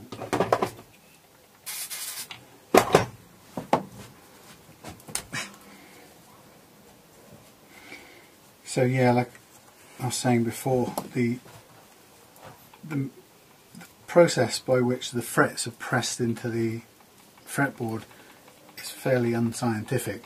You know, it's probably done by hand anyway, and a little curved thing that you hit with a hammer or press in with I think it's a pair of kind of grippers, and it's designed to push the fret neatly into the slot that you've got. You have a whole bunch of slots cut into the neck, into the fingerboard, and the frets are pressed in, and the glue dries and the fret sits there, and there's no way at that point it's going to be exactly the same on all frets. They're not all going to be the same height, which is why we end up with this problem. But the most astonishing thing is that apart from us doing it, if we weren't doing it, it wouldn't get done anywhere else. Yeah. Which I think is quite amazing, that people put guitars out into the world, into the shops, with uneven frets. And of course what they do is they raise the action to cover it, or to mask it. And then, so somebody will raise the action, stop the buzzing, leave it at that and sell it. And that's the lot. When really what it needs is the frets levelling properly. but who's going to put an hour and a half into it? Exactly. No, it's very precise and small thing that needs doing, really. And also at the same time, it provides shinier frets. That's true. It's another way of really polishing up your frets, refreshing them. Yeah. I'm doing And that. obviously one thing I forgot to mention with this has got 4 different sizes, because over there you can't really do it, can you? Because right. it's going to be either 6 or 7. It's going to be always 3. 3 is the golden number. A nice thing about the technique that Thomas is using is we've got a bought fret leveling tool there, but you can actually do it with a credit card if you can be bothered to cut up your credit card. For some of you that might be a good idea, but this isn't a credit card, this is a measuring thing, but it's about the same size as a credit card, and you've got 2 of the right size lengths there, and if you cut, if you were to cut another side down to 2/3 of its 2/3 from 2/3 down to a halfway down the other side, then you would get yourself pretty much the other 2 dimensions you need, or 2 lengths of side. So a credit card is square enough to do it. So lots of low-tech ways of doing this. But even still, that tool that Thomas is using there only cost about £12 or something, so it's not a fortune. Another one then doesn't need doing. Ooh. I reckon if we could do that one would show some. That one would show some. That doesn't. That one would. That one would. Keep that going. won't. Let's see what the pattern is. This one has a tiny bit of wear on it, but not masses. So we've never found one yet that we don't have to do. That's the amazing thing. Not a single guitar has come in where all the frets happen to be level. So you can imagine the fret rocker and the fret leveling file has been in action every time. Those two No. don't need doing. Don't believe you. Try it. I haven't found a use for him. You're using the big one. He's right. Oh my God. Unbelievable. I don't think that even saved any of that last file. Anyway. Yeah, well, so if we haven't captured any of the last stuff, Thomas has checked the neck is level using the truss rod. He's masked it up with masking tape, and he's now going and checking the frets to make sure they're level. And if they're not level, he is marking them up so that we can deal with them with one or 2 methods that I'm about to talk about. And we found out that there's a 4 gap here, which doesn't need doing. New record. Yeah, it is. We've got a competition and never had 4 frets on the neck that don't need touching. Bizarre. Anyway, the two ways we've got of doing this. So the next stage in this is to remove some of that height, and there's only one way of doing it. Well, there is some people recommend hammering the high parts with a soft hammer. And that assumes that the reason it's high is because it's sitting slightly out of the groove. I'm not a fan of that. I think if you start hitting the frets, I think you're going to loosen the grip. You're going to probably break the glue seal, and it doesn't seem to be. It's not even scientific. You know, how do you know how much you've hammered it in? You've just hammered it in some amount. So I'm not a fan of that. So there are 2 methods. One of 2 methods we can use, and they both achieve the same thing. So we're going to physically take down the metal where it's high, and we'll either use the fret leveling file, which is a custom built piece of kit. No. Yeah, well, it's not. You don't use it. I don't think it's any use for anything else. Or it's custom made for guitars, I mean. So this is quite a savage looking file, and you can just run it down the whole of the neck, and it takes off a bit off every fret, but it will take more off the high ones, obviously, and then leave you with a set of level frets. Or you can use a sandpaper method and just wrap a piece of sandpaper in a block and go at each fret one by one. And because there's such a small amount of material that you've got to take off, even with sandpaper, you can actually take it down in a fairly quick time.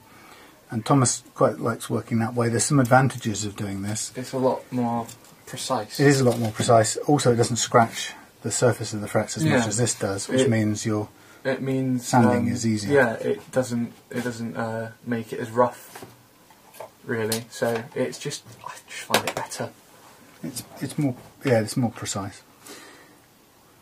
So this is the quickest time we've ever done this, isn't it? It could be.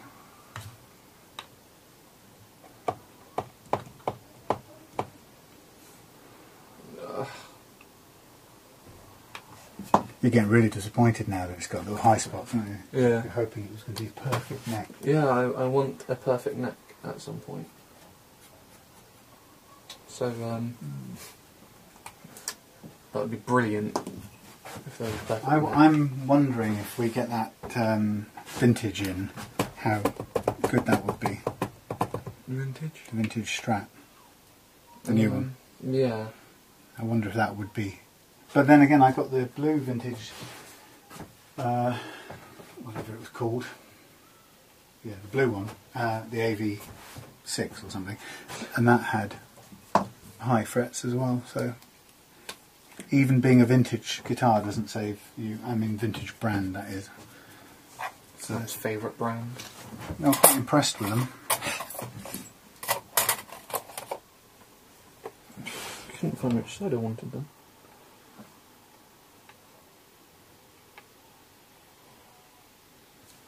That's annoying.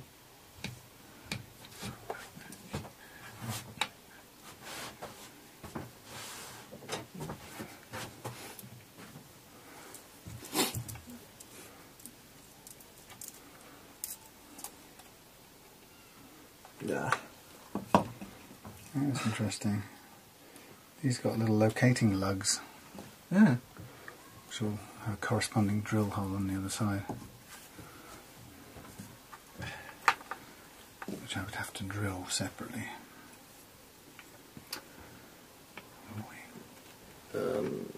Right. Oh, this big one. Wah, wah, wah. There. So you've got quite a bit of wear on it if I look at that. Probably that string there.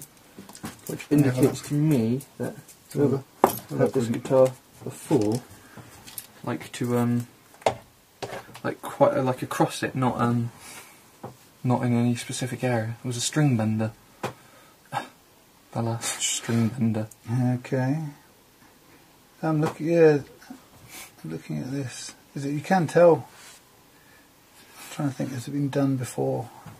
It doesn't. I don't know. It's been flattened off. Some of them have been flattened off.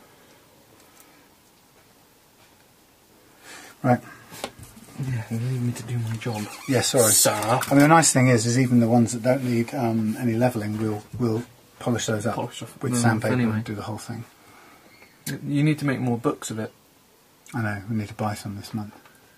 I'm out of paper stuff, but we do have these micro mesh pads that are as good. And last night I went from 320 grit to 600 to 1500 and through these papers. It's a bit of a jump. Yeah, it was enough because these do the work. These Yeah. micro mesh things. Oh, and I probably used these as well.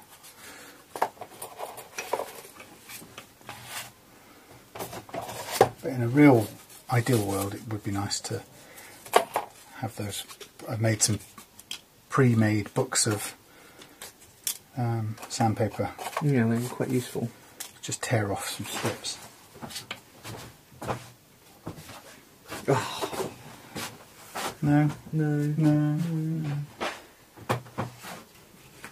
Wait, maybe. Maybe that was just me being stupid. I haven't even done this one, have I? My sister's. Which one? No, you haven't yet. Crikey!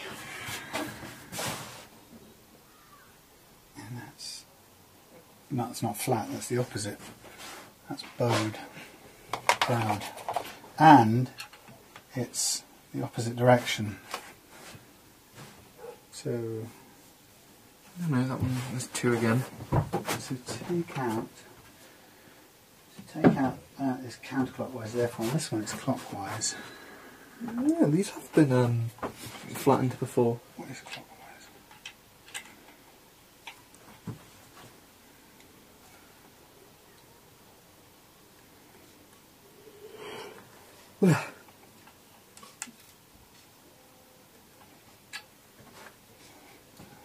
Yeah, that's 3, I believe.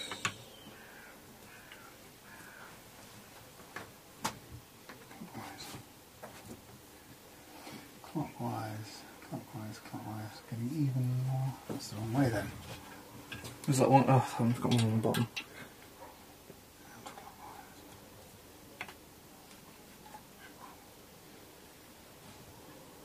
No, it's gone completely slack.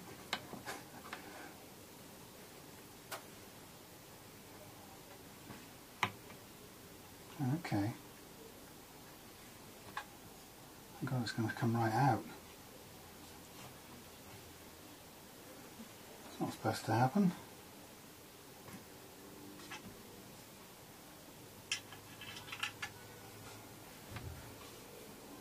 Bizarre.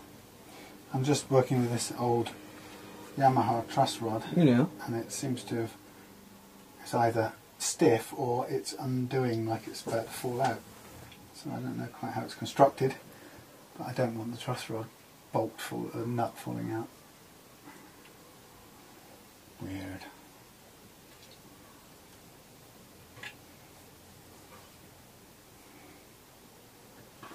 Again, with this one, with an Allen key in this position, that makes adjusting it under load practically impossible. I've beaten the 4. Hooray! All of those. Yeah. Amazing. Right. So, let's get back. Jeez. Well, this definitely doesn't need... That's pretty impressive. I don't think we've seen one with as little as that. Yeah. So, Thomas, you want to fire up into and describe what you're doing? Right, with this bit, oh, that makes me feel weird, that the feel of sandpaper on sandpaper.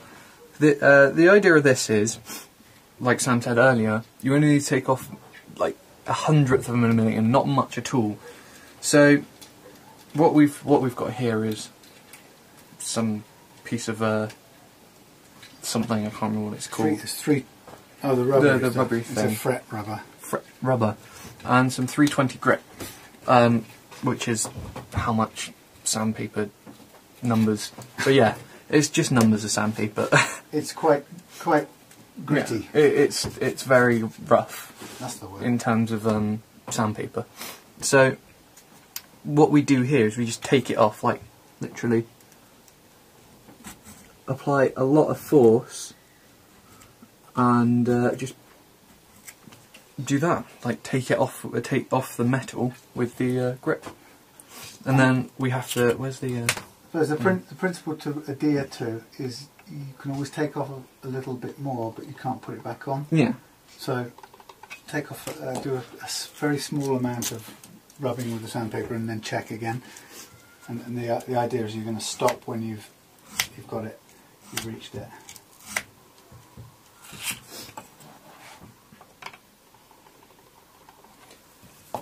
So that still needs doing. Patience. Yeah, that's what it takes. I wonder what happens if I just keep turning this. Do you reckon this thing will just fall right out of the... I reckon the neck would just snap. Like No, I don't know. Maybe the truss rod would snap. and just fall out. No. Looks like it. So there's some experimenting going on. And the very peculiar guitar that we've never seen before. Ouch. Well, I've just taken the little thing right off the end of it, so I don't know what that does to it. Oh, So it's flattened out.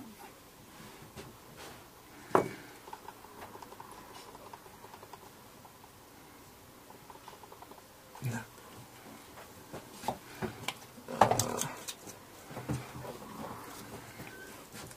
Got enough light there. Yeah, I'm fine. With our little special zoom in camera.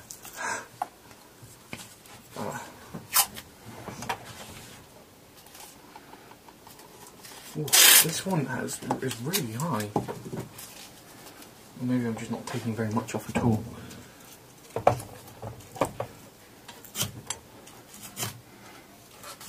I've got the same job to do here on this Yamaha. That needs a complete clean. Well, I've cleaned it. What it is, it's looking dry because it's. Then that's just, you can see it's just dusty dry. It's having taken all the oil out of it. It's a vintage one, this, I suppose, if it's over 30 years old. It's from the late 80s, so it's, the fretboard's had a lot of people's finger oil taken away all of a sudden. I cleaned it up. But then I can put some back in with the lemon oil. There's a big debate raging about whether that's any good to use or not.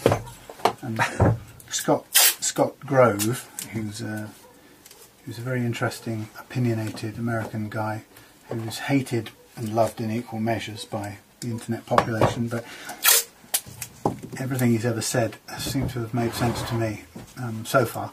But Scott Grove says that oils are just a load of nonsense, that the fingerboard doesn't need oiling up because wood and oil doesn't really mix very well, partly because wood is mostly water. So he says if you want a clean fingerboard, just use water. There we go, managed to do that. Yeah. And that's what it ends up looking like so far, is it? It's kind of like dull, and but it will get cleaned and all of that. It'll get sorted. Yeah. So Scott Grove says don't put oil on your fingerboard, but I think I probably will on this one because it looks a bit dry and sad without it. Well, that's because, you know, if you played it for a couple of weeks, it would get back the natural oils.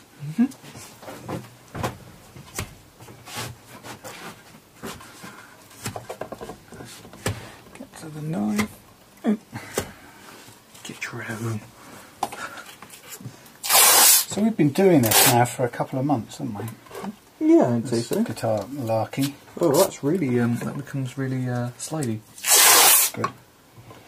Yeah, 2 or 3 months. I think it all started out with the idea of just getting a couple of unloved basic black Squier Strats, the kind that we've had a few of, but the kind of guitars that people just throw out. Yeah, they get sick of them because the action's horrible, and there's nothing about the colour of them that's particularly interesting. Well, at the point of when we were there and we didn't know anything about them, it was just to see whether guitars such as horrible black ones with really high actions could be improved. Yep. And then could we sell them? Yeah, and that has actually worked out well for us in the end. You can improve them considerable amounts, and they play better than when you get them new. And nicer than all of that is you can sell them and find appreciative buyers as well. Yeah. Because that was, in a way, that was the big question, is whether, in a very price-driven, apparently price-driven market, you know, eBay, the nature of the auction thing drives prices down usually, and the real question was, in that sort of marketplace, could we get good money for guitars that we've done good work on, or would it be sort of driven by the cheapest auction prices, which sometimes are ridiculously cheap. So, for example, you know, I was saying earlier that Affinity Strat there, you could probably, if you sat around or just kept your eye open long enough, you could probably pick up an Affinity Strat like that for, I don't know, maybe even 20 quid on a good day. Yeah. You know, and so how do you? The argument would be, how do you compete with that if you're doing a load of 3 hours of hard work, making it into a nice guitar, and then selling it for 70 quid? You know, how do you account for that £50 price difference? And surely nobody would buy your £70 one. And the good news is, people are buying it, and they are looking for that extra quality. Yeah. And luckily, these videos help to show that we do actually put some time and care and effort into it to show that it is actually got a lot higher quality than a new or old crappy one that's not had any work done to it. Which is always nice. I think that's something we've seen from hearing from the people who've bought from us that the video was a very important part for them in the decision to buy. You know, not least because it gives people reassurance that we've done the stuff, but also because I think the people buying these guitars, they want a guitar that they're going to live with for a while, and they don't want to be, they're not interested in buying loads of guitars and having a house full of them. They want one that they can enjoy playing, and I think, you know, they may not have loads of money, but you're thinking about a house full of guitar like me. I've got a reason for it. We don't want a house full of guitars. No, but it's I mean, ironic that we have millions, but we love them and we've done work with them. Yeah, so we've got a reason, we've got an excuse. Yeah. But gear acquisition syndrome is a well-known thing that eBayers can often suffer from. And I've seen some of the ads where the ad says something like, it's a lovely guitar, but I've got to get rid of it because my wife has a strict one-in, one-out policy. And Claire, bless her, hasn't imposed that on me yet. Probably because she's seen me sell some so far. It's okay. But we might have to take the keys away from the shed if we don't. Yeah, just going back to the selling thing. I mean, it's the people who buy really loved guitars are buying. They tend to be older chaps, and I don't mean old, but you know, they're in their not my age. Not Thomas's age. No, it's true. I mean, they're not looking for a cheap guitar. Kids Thomas's age are, you know, 20 quid's a hell of a lot of money, maybe, and so the difference between a £30 auction bargain and a £50 guitar is a lot. But luckily, the way all of this is pitched, it's not really aimed at those people, and they're still. What about us people? No, but I mean, yeah, no, there's still plenty for you to choose from on eBay. You can be one of those people who sits around and gets the 20 quid bargain. Oh my god, the ones that do need doing. They're not subtle. Giving up. Not subtle. So you can see from what Thomas is doing is that it's not overly high tech. What he's doing, it's just. I have 10 computers in the background calculating all this for me. Yeah, feeding you through a Google Glass headset. Yeah. But yeah, it's quite low tech, but it's doable by you or anyone who wants to do it. It's something simplistic. Yeah. What's the word?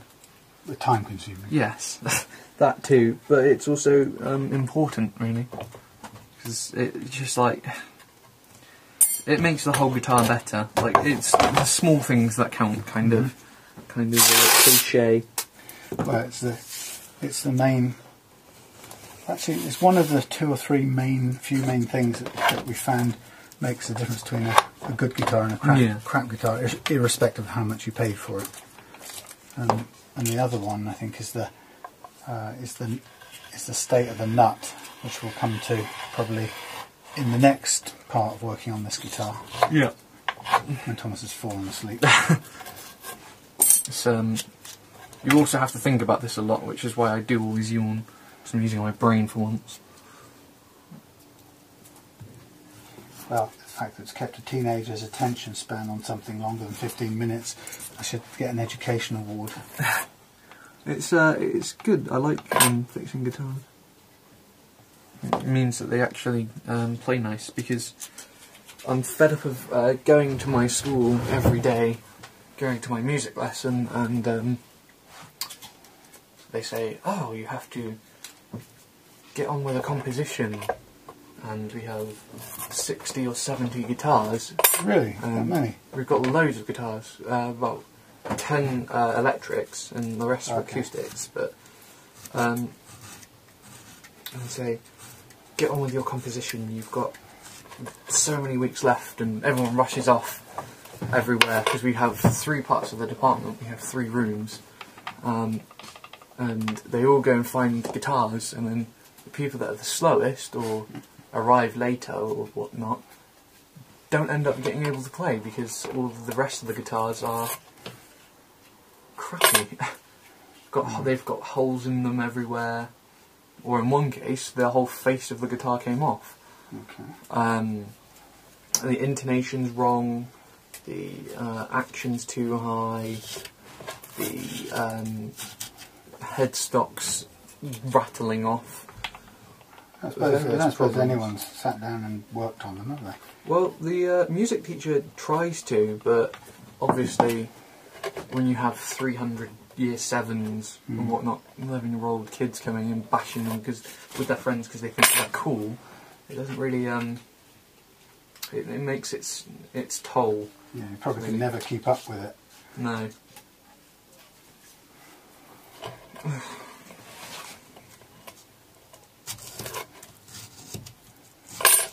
It has a constant flow of new strings coming in all the time. That's always a problem. You get a brilliant guitar, and you see it down the hallway, and it's not broken, there's nothing wrong with it. You get closer and closer, and you're thinking, this is brilliant, and then there's a high E or a low E missing, or a G string missing. It's the worst. Do they encourage you to have your own guitar if you're... They don't need to. They're so bad. They're so bad. You just have does. to bring in your own. It's awful. And amps as well. We have like 10 amps, and all of them are broken, except for like 2, which barely work. It must be really hard though to keep, in the hands of kids who it don't is. care about it. And we have a storeroom as well, and we can't use that either because that's full up of crap, like drums and sound of drums and more drums. Well, it's a shame that people's first experience of playing a guitar often is such a horrible beastie that you might cut your fingers to shreds and give up. Which is why it's why I appreciate this kind of work. Just don't have to deal with that, and I think that's why many people get put off music, really, because they have a bad experience with crappy instruments. Well, if you judge the expression on the faces of people who've bought from us and then come by to pick them up in person, and you watch their faces when they grab the neck of the guitar for the first time and feel the action, there's a real sort of, they light up, and they're really amazed how easy it is to play, and we forget that because all of our guitars now are pretty well set up. You don't. You still appreciate it, but it's not as much as the people that actually come and buy them. Because you kind of get a little bit desensitised to it. Yeah. Except for when you get a new one. I like it more than all my others. Yeah, I always like them more than all the others.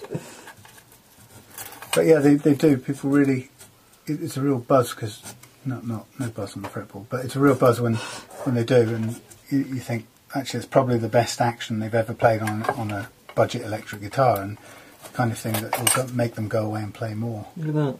You've got someone's dented them. Look, see that? Let me feel. You can't. Yeah, I can. Can you? Ouch. Yeah. Yeah. We'll try and take that out. Yeah. Just make a mark next to it so we know which one to pay special attention to.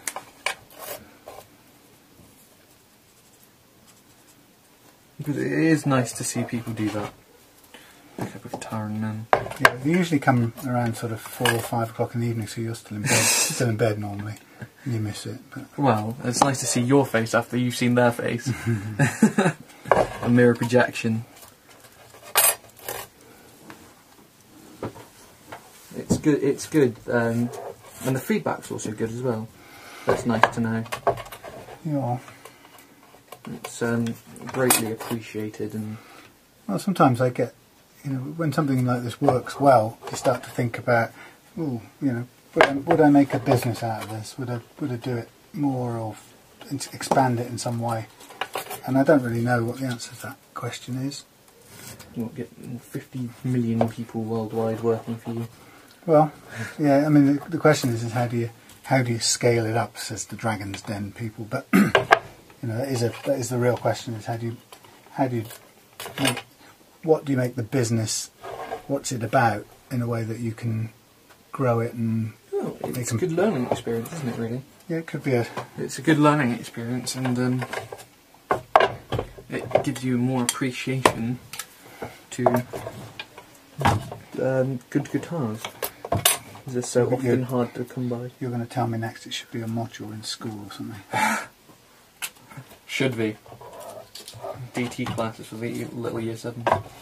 It's not a bad idea actually. I'm going to tell them to do that. It wouldn't be a bad idea, particularly if it sorted out the condition of the school's own guitars. You could call it guitar husbandry. No. I'm sure there'd be little children sniggering at that. Mm-hmm. Yeah, you're gay. And that's if any of you buying these guitars happen to be gay. It doesn't mean there's any prejudice. No, I don't. Do you, Thomas? I don't really mind, to be honest. But One of your you know, best there's. Yes, you are. No, I don't really mind, but it's your choice. But little year 7s that don't appreciate things like that probably have a problem with it. Oh, they get on my nerves. They do. Right. And especially when you see them doing it and you can't do anything about it. What, trashing instruments? Because by the time that you see them doing it, it's already done. I can't remember back to my school days. I mean, I can remember. I can't remember there being instruments. I sort of vaguely remember there being classical guitars or something somewhere. We have one of those now.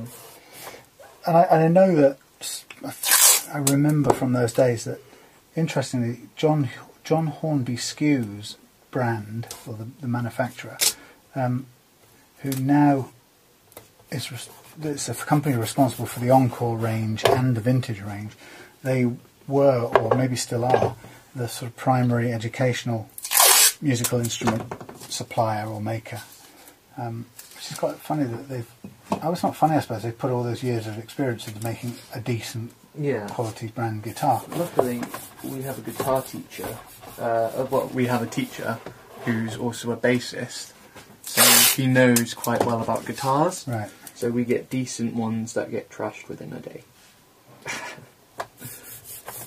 But they still even ones like that are, you know, they've had care taken over them because they're going to be used for education and stuff like that, and they're made by top quality brands. They still have these problems. Mm. They still don't have proper frets, proper actions. Yeah, but it's too much time. I mean, it's a hell of a labour-intensive thing. Yeah. But I mean, and I suppose you wouldn't expect teachers to have the time to do it in school. But I suppose this is what we're doing now is aimed at people who really care about their instrument and, you know, they're going to live with it for years on end. You might as well get it right. Yeah, do it. Right, how are we doing? We are more than halfway done. Hey, we're up there, are we? Yeah, up there. Okay, so when you get to the end, don't forget to go over and give it a kind of cold, from scratch check. Quick little check. The reason you have to do a check over it after you've done it the first time is because once you've levelled one fret, it could be that the reason that was rocking was because of another. So you'd have to go over it again and mark it and bring the other one down, which is also It's sort of a problem sometimes. You give the impression that it could get into an infinite loop, couldn't you? It could, couldn't it? End up at the wood. Unless you use the evil thing that should not be named. What was that? What's Oh, that? the grinding thing. Yes. Yeah. That is the benefit of that particular evil tool. Is it really will level everything out in one go, so that relative thing that Thomas was just talking about really doesn't apply. But then it's also so ferocious that if you happen to have not a lot of metal left on your frets, You'll get rid of it all. yeah, exactly, it can take off too much. This one isn't done Meantime, Thomas has been doing that. I've prepared my sister's guitar neck for its treatment, and this has got some historical wear on the first few frets, but surprisingly little for how long this guitar has been. Considering that's been around for long. Has yours got any? Your yeah, I've done it already. I mean, your oh yeah. Yeah, I did that a few months ago. Did it have any? Yeah. Oh. I can't remember. I think I did the spot method. This is 30 years old. This is 30 years old. It's got Sam's name on it, and he still doesn't appreciate it as much as some of his new ones. It's a lovely guitar. It's a lovely guitar. I do. It is. It's the classic. By the way, for those in the know, it's more than a Squier. It's a JV, right? And it's a low number. So this is the Japanese Squier, the ones that are really sought after. Not that I knew it when I bought it. It was just a guitar, but yeah. To be honest, I can't tell whether it sounds. That's the only reason you love it. That's the only reason you love it, isn't it? Because it's a rare one. No, I love it because I've had it since I was a young man. No, you don't. I do. If you loved it that much, you play it more. I can remember photographs of me in different countries playing it. You can remember photographs. I can't remember being there, but I can remember photographs. Come on, recheck your neck. I haven't done all of that yet. No, one's done. This one isn't.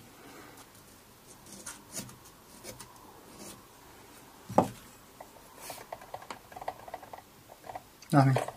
I wonder what that was then. Thought you managed to find another one of these somewhere. Hey! He loves stealing the tools I have whenever I've got them and whenever I need them. It's a universal rule, I think. Oh, damn. We've got chair. I might as well file this one down a bit. I think I'm going to... I don't know why I'm doing this, because I think I'm just going to take the easy way out. No, you've got to see it through. The easy way out being, don't even bother checking, just scrape the whole thing with the fret levelling file. If I find any more right now, then I'm just going to do that. No. Rocker. Don't do that. I don't appreciate quality. Quality of the job. It's going to be none. Yeah, it's going to be the only one, isn't it? Bloody hell. That's quite a lot.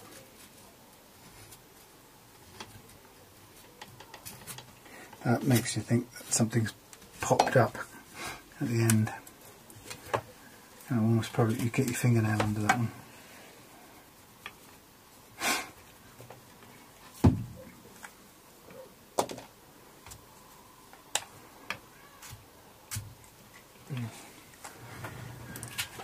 Where's up?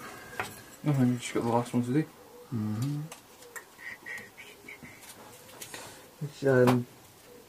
Yeah, so this didn't have very many to do, but it still has taken quite a while because they have a lot of extra metal, which is surprising. Because usually the ones that we've got have numerous amounts, but not very much metal left. You mean there's lots of them, but not very extreme? Yeah. Tiny amounts on here. Hardly any. I get this wrong than done. Oh, that's definitely a little bit in the middle there.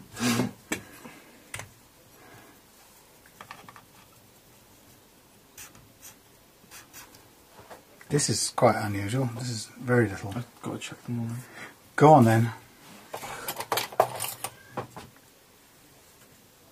Huh.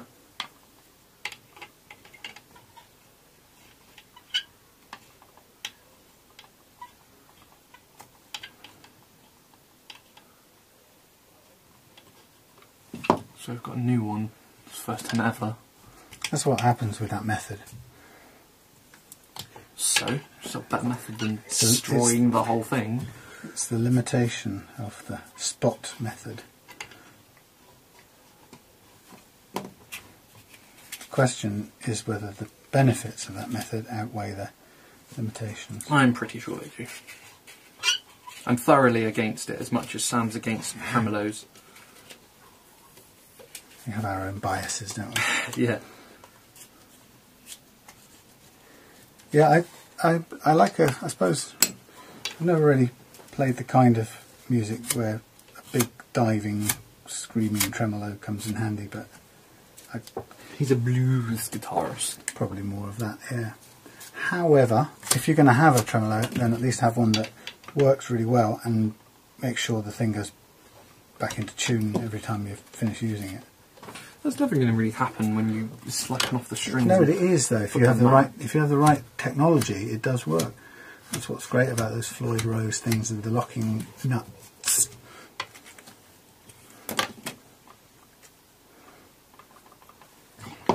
Yeah.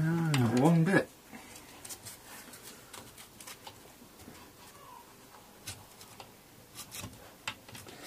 Oh, that's quite a high one. Clackety clack.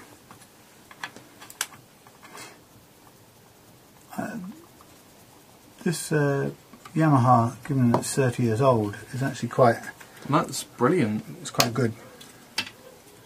Considering it's 30 years old. Mind you, oh, this is significant. Look at that. Yeah. That is can you see it? You can even see it moving for once. Yeah. That's pretty much all of it. That makes me think of fret not seated in properly.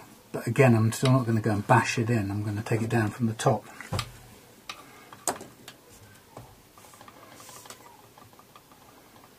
Where is that? There's something that was already there. No, it's a new one. That one? Yeah.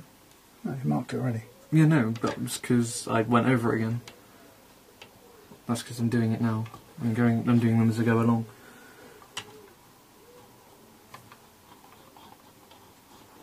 Come on, it's just that one corner. It's literally just that one corner. It's really annoying. Stick to your own device. I've run out of... See, this is where mine's run out of short edge.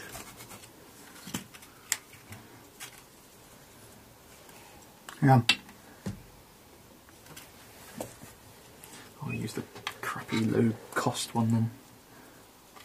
There's nothing crappy about it, it's budget. You see, we're working a bit cramped space here now. Yeah, that's fine now.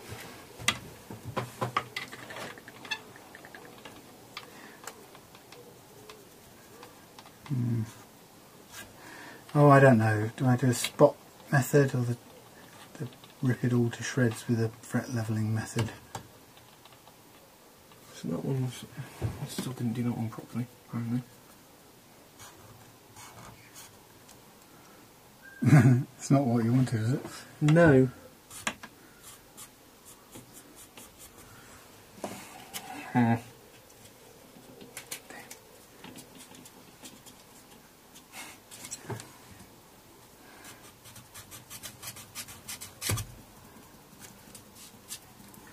Yeah, got your paper inside out.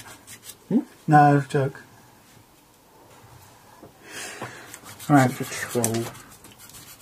Well, while Thomas is doing that, should I just bash away at the one I've got here? I'll probably be doing the same job. Oh no, no, use your... Use this. No. Come on. No. Oh, actually...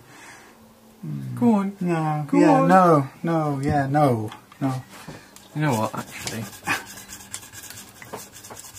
What are you doing? Sam only.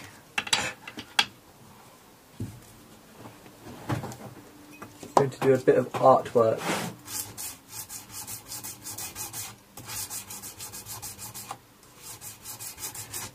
Got some dents in these frets, that's for sure.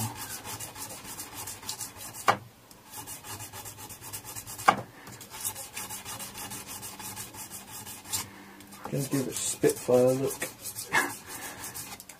This time that Thomas is now wasting wouldn't normally be spent on your guitar. No. Oh, he's given it a face. How nice.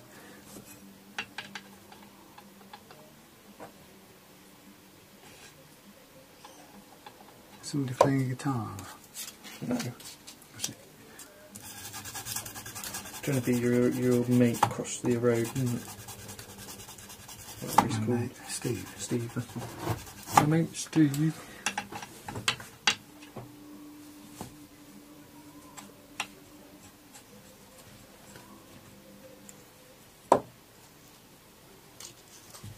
It is somebody playing, isn't it? No, Yeah. don't think it is. We're busy making them and not playing them. There we go. It's got an evil face now. Just for a laugh. How much you hate it. Yes.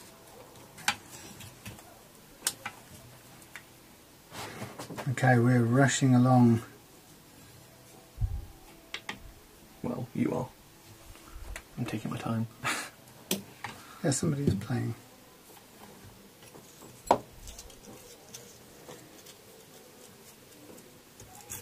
No. Yeah. No. Yeah. No. Anyway, get your job done.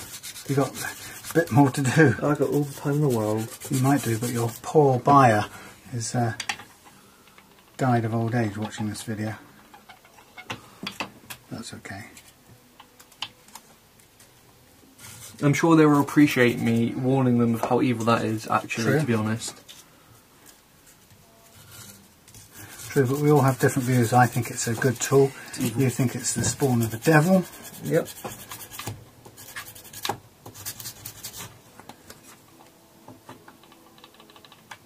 Oh, come on. So do you think that's recording, What? not somebody playing? Yep. I know all the people around here that can play guitar, and them next door are not one It's of not them. one of them. No. You just mean they're good at playing their voice. The amount of recordings we've had interrupted by then. Well, it's called real life, isn't it, when you live with neighbours? Oh my giddy aunt. You're creating new problems as you go. No, it's just one, just like literally a line. I've got one here that's taking forever to come down as well.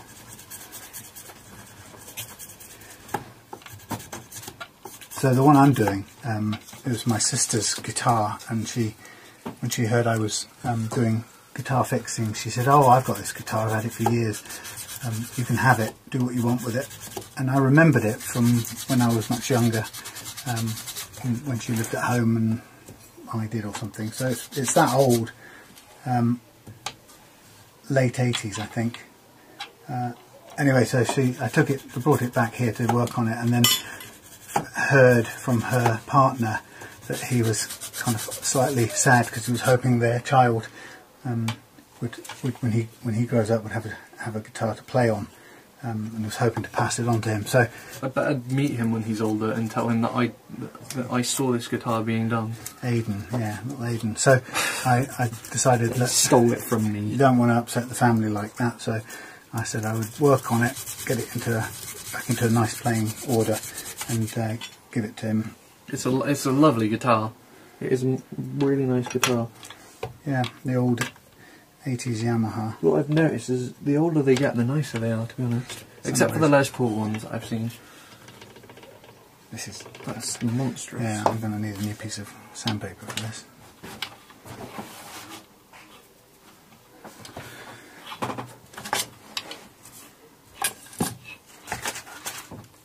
How's your getting on there? Fine.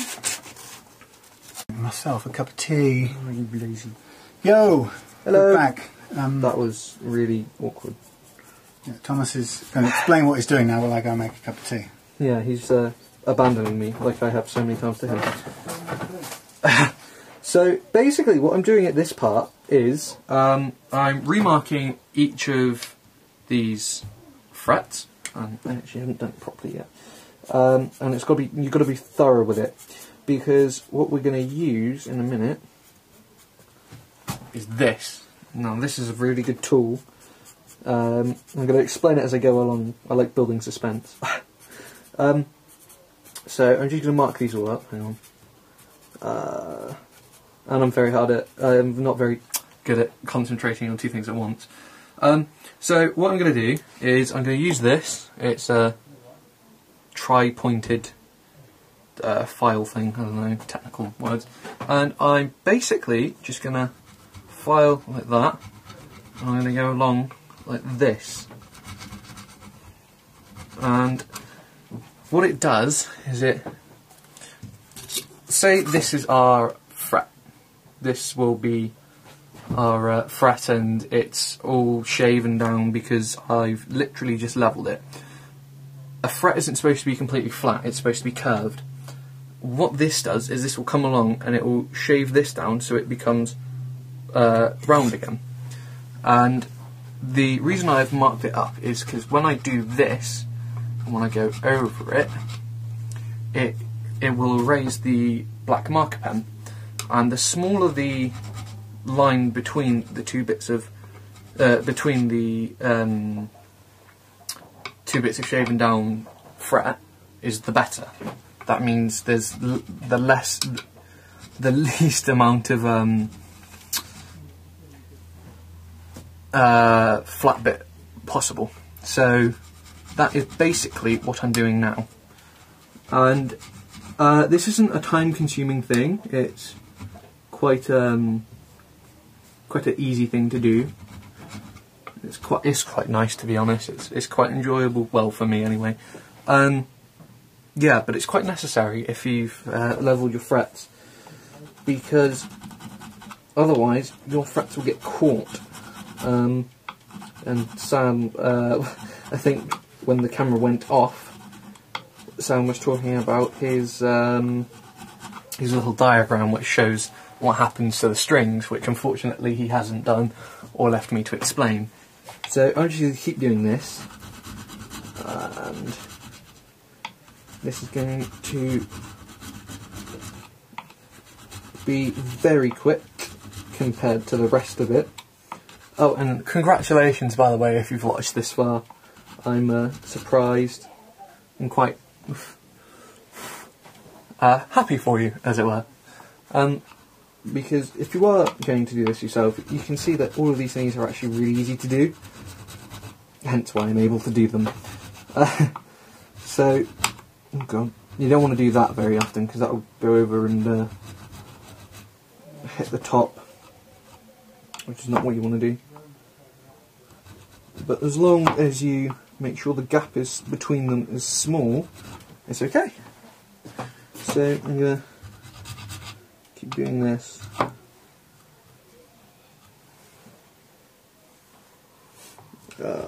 Yeah, there we go. And fortunately this is going to be quicker than the rest, so I can just sit here and talk and not do it. Because I didn't level very many frets, so theoretically, as long as no one has levelled these frets before and not done this part, it's going to be very easy to do. So yeah. And if I don't happen to make any sense, I do apologise. I'm not very good at talking and doing something at the same time, as you could probably tell.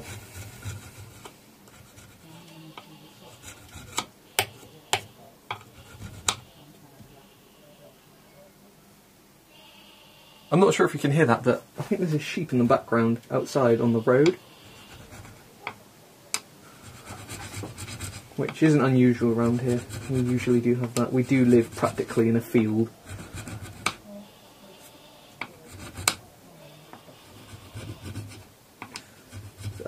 So yeah, this is it. And that's also a problem with this, because when you go over it, it will just shave everything down completely flat, like absolutely flat. So you have to do this more violently than I am, which isn't always a good thing to do. It also will make your hand ache a lot. So yeah, oh god. Just coming to the last one now. Once I've done this one.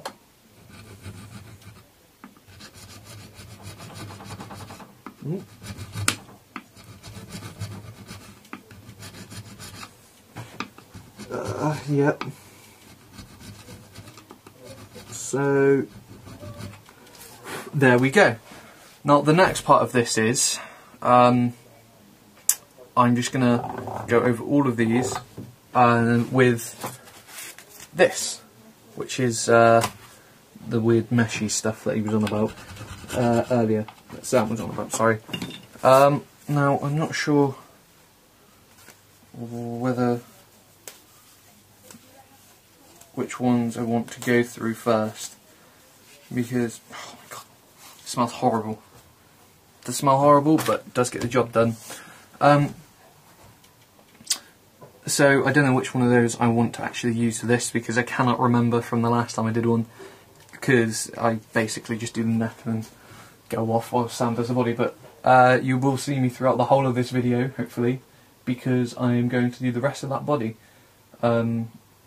which will mean I will intonate it and set the action, and put all the strings in and tune it in front of you and all of that. It's so from experience with these guitars, they do play, I know we've said this before, they do play 10 times better. I managed to do this. I just explained that we're going to use the grit stuff. Oh, thank you, Sam. Thank you for giving me a mistake. Just one, just one. Thank you.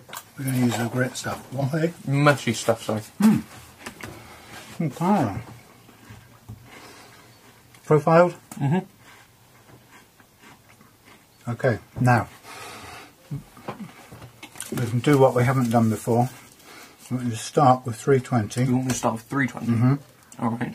And bear in mind at this point, you know that your 320, if you do it unevenly, you're just going to create more problems. So whatever you're doing, I want you to think all the time that you're doing the same amount. Actually, I'm going to numb it all. Same amount for everything, right? That place where you marked, where was the place you marked a dent?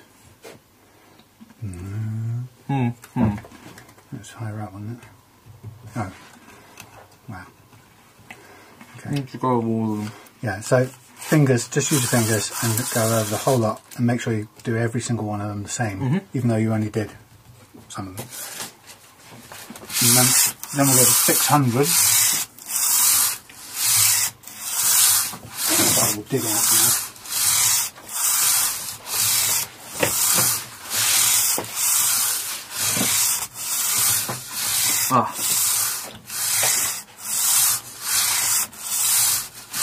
So yeah, these this is all part of the process really, and just take a long time to do all of it, but it is totally worth it in the end.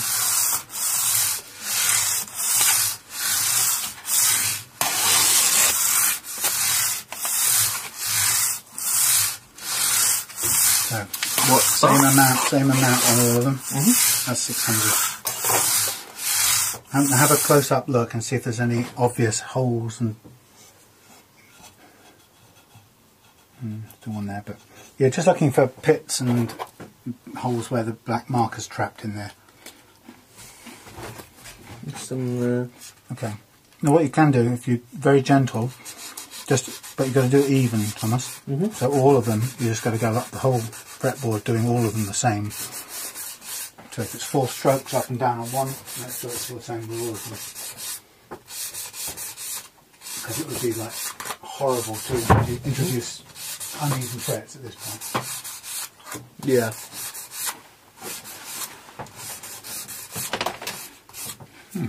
Where do I start from? You move yours along a bit, I'll do the same on here.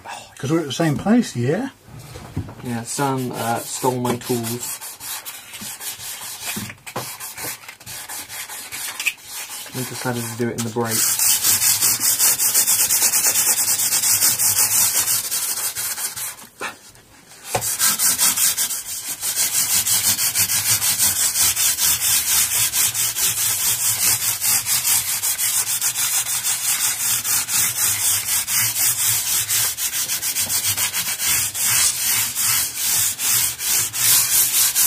You're confident all the major scratches are off? Yeah.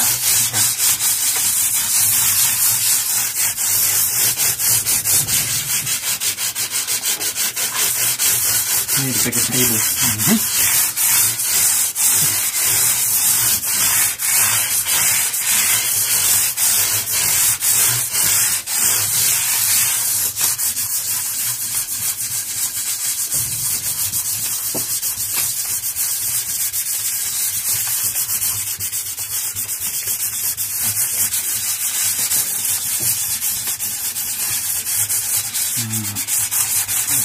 some marks on these first couple here.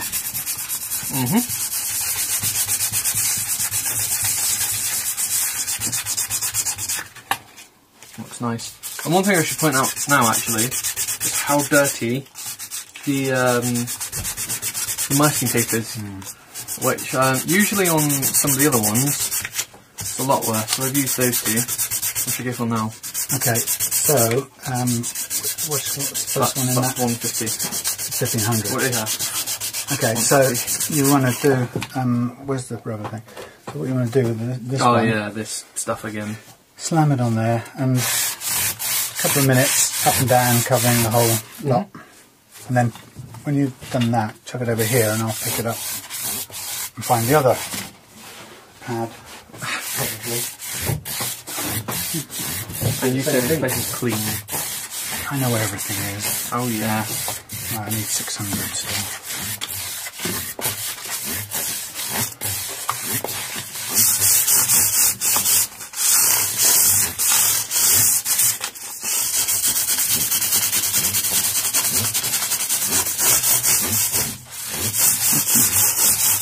The final stage, once we've done all the sanding, will be to get the Dremel on it for a bit of a polish with some polishing compound. But the beauty of these micro mesh sheets is that by the time you get down 3/4 of the way through towards the end, it's already polished. Pretty much polished, yeah. And you can either, I think the thing I did yesterday was, instead of using the Dremel, I used the rubbers, the sanding rubbers, or the split rubbers for the last bit. 1800, okay. 1800, yeah. Look at this, playing tag team.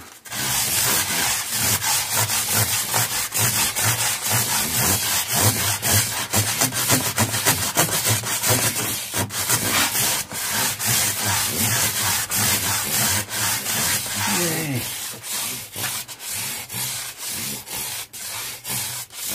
I've been doing it for a minute each. Okay. That much, eh? Yeah. Well, you said for a couple of minutes, so I thought halfway.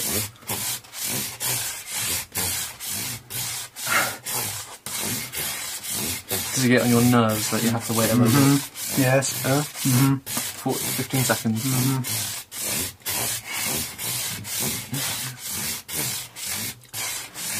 Now you probably want it uneven now.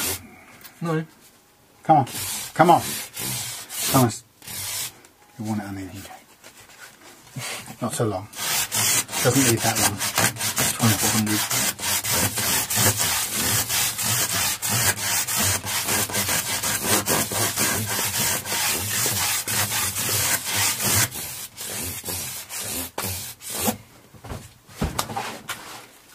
Fine, do it your way. Do it my way. And I've worn it uneven. What? I've been doing this evenly, and you've been concentrating down there a little more.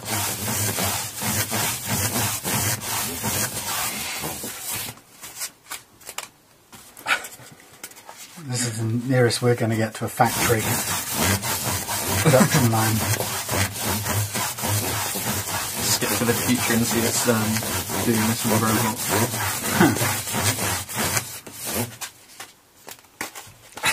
You still can't catch it.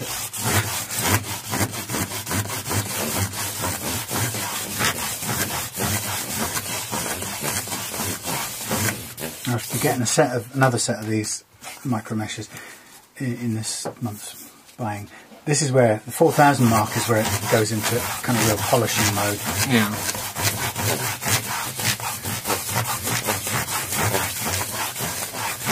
If you do use the Dremel to do the final polish, you've got to be really careful not to hit the Dremel bit against the fret, Which I've done before. which you did before, and that puts a great big metal gouge in it. It's very easy to do. They should make sure that doesn't happen. There's a guard. Yeah. It's their fault. A little guard specially for people like Thomas. Oi. Yes. Oi, I'm sure you've done it. Actually, I don't think I have. Lies. I've done worse. Uh-huh.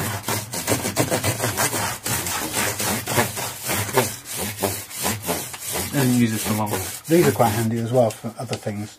There you go. Got malt now. I've got anything Yep. to use. 1200 is the last Okay, so should we do a little bit of? Should we do the fret rubbers or should we do the? I said fret rubbers because I don't want to put a gouge in this. Okay, so fret rubbers, quite a simple operation. Go with the dark one first. I've put some grooves in there already. Yeah. It's a bit elbow greasy, so start in the corner. But it's quite hard because you've got to do this end bit here without falling off. But you can you can dig it into the this little groove, and then just sort of 10 or so shots per thing, and just all the way up. And then do the same over with the light one, and then pretty much it.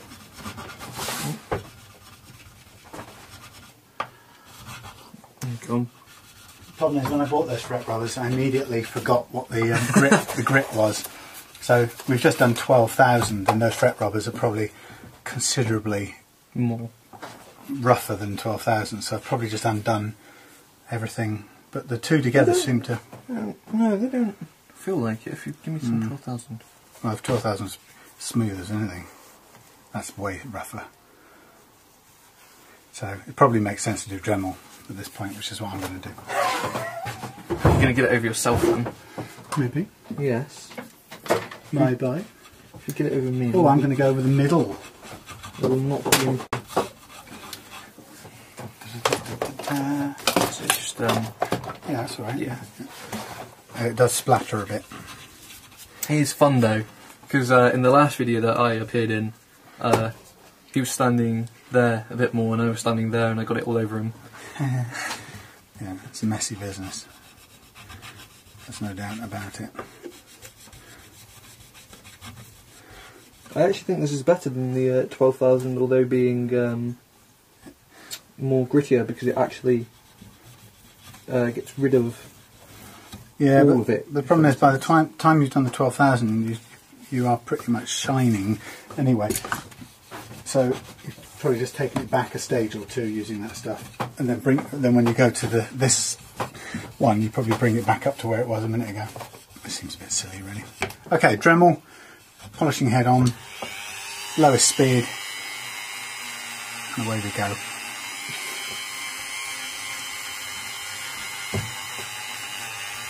Probably needs double speed.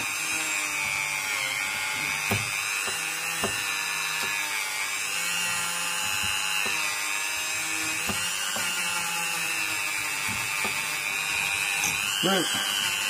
Hooked itself over the edge there. Close, but no cigar.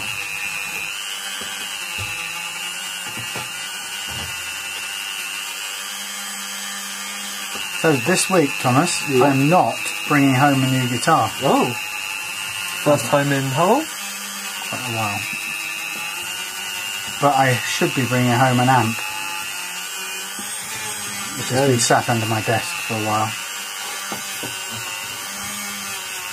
A little Ibanez.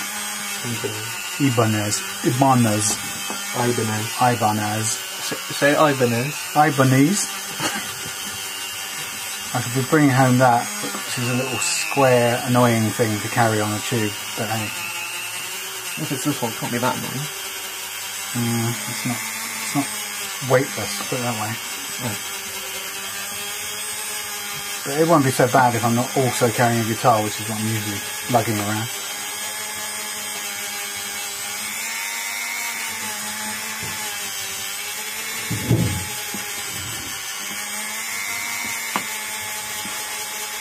Those fret rubbers, by the way, are quite good, even if you haven't got time to do your do a fret leveling, or you've already done that and your guitar's just got a bit tired. Yeah.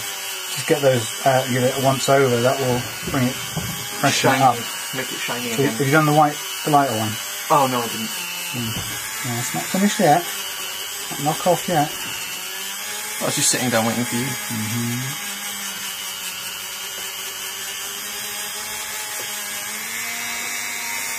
That's more like 12,000. Actually, I don't know. Who knows what it is, but I don't even know how 12,000 can be any grit at all. It's just like a smooth pad. But I'm sure it's got some on there. Must have. Or they're just selling you a piece of pad for no reason. Chamois leather.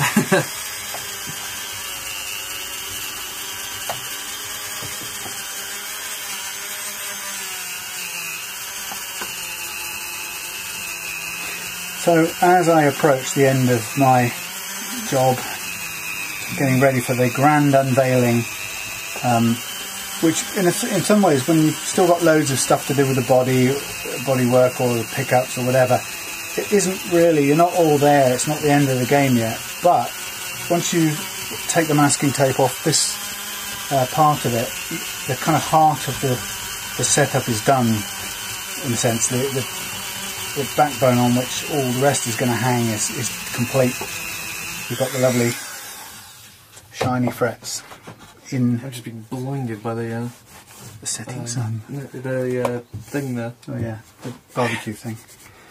Yeah, so still, a lot to do to finish the whole guitar off, but this bit now with the frets levelled and in good order, with nice and shiny, no scratching, no scratches on them at all. So everything you do now around this basic foundation will be good, and end up with a guitar that plays very differently from the last time my sister will have played it.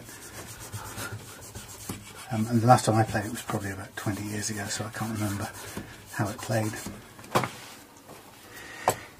So, having shined my frets up, let's unveil them together, shall we? Yeah, but it takes ages to peel the bloody masking tape. 8, 9, 10. 10. Done. Right. Yours is going to be easier. Do you think? Yeah. I think. I'm going to do it all in one. I've said it loads of times every time I do this on a video, but don't be tempted to take a craft knife to this process. Definitely not. Unless you want to start again. But just take your time. It's messy, but don't try and rush it. Just pick away with your fingernails. And if you haven't got any fingernails, tough. But don't use a knife, because you will either ruin the frets or you'll damage the paintwork on the guitar. I just don't want to do either of those. Yeah. It is quite difficult if you haven't got fingernails. You could be a bit more careful on how you put the masking tape on. That is an option. You can do it so that it joins in the middle and you can just break the seal and pull it off. If you connect it like that, yeah, and you make a little tag, you can then rip it off and pull either direction. I still think my way's better. What's your way? Look at this. I'm using the tape that you put on there on the sides. I'm gonna, being smart. It will leave a load of gluey, sticky goo on your lacquer on the neck, but you can wipe that off in a minute with either some good old Mr. Sheen, or you can use some rubbing alcohol, or surgical spirits as it's now known in this day and age. You get funny looks when you buy that in the chemist in the UK. They think you're going to go straight out into the pavement and drink it.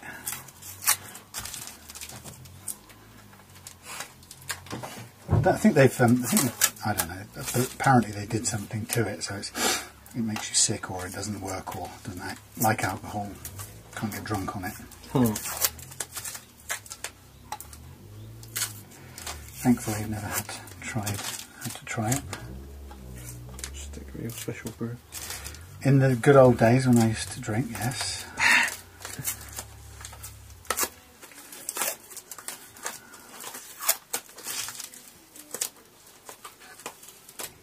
This is experimental. Yeah. That's very good, you're going to win. I didn't know this was a race.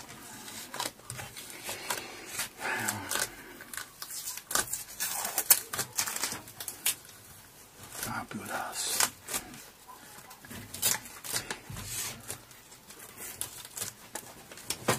So,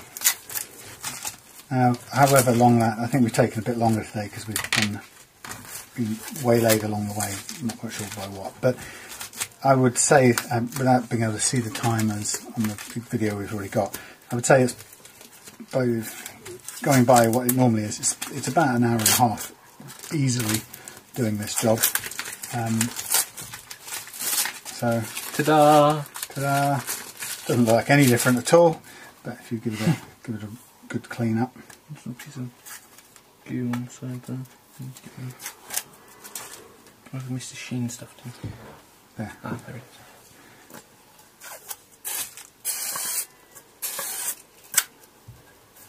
I think the silicone, Mr. Sheen stuff has usually got silicone or something in it. So It's the one that we swear by, actually. This stuff. It's Sam keeps mentioning it. oh, I'm sorry, I used the brand name. What I did find actually is the car polish over there works really well. Oh, what, my car polish that I never used. Yeah, could be used somewhere. Yeah. But yeah, it's a nice one for finishing after you've done all the. So that is all the finger goo that was on this one, which is considerably. Oh right, we didn't do a clean, did we? Well, no, but we have now. Right. This is clean now. Oh, see? Mm-hmm. Nothing on it. There's one of it. Good. Hurrah! And I finally got all the tape off of mine. There we go. Right. So that's it, really. Phew. So this. Let me catch up with you in a minute. So this one's completely done. That bit. Apart from the body, which will Oh yeah, I'm doing some be done, and then we'll lacquer fixes. then we'll do the next part, which is intonation and stuff. Yeah, and we get some And strings. friends, which will be fun. It's not as time consuming as this part in the sense that you don't have to spend 10 years on one bit. Everything seems easier from this point onwards. Yeah. Actually, I haven't done the headstock of this one, but that's really dirty. There's plenty of rags about there.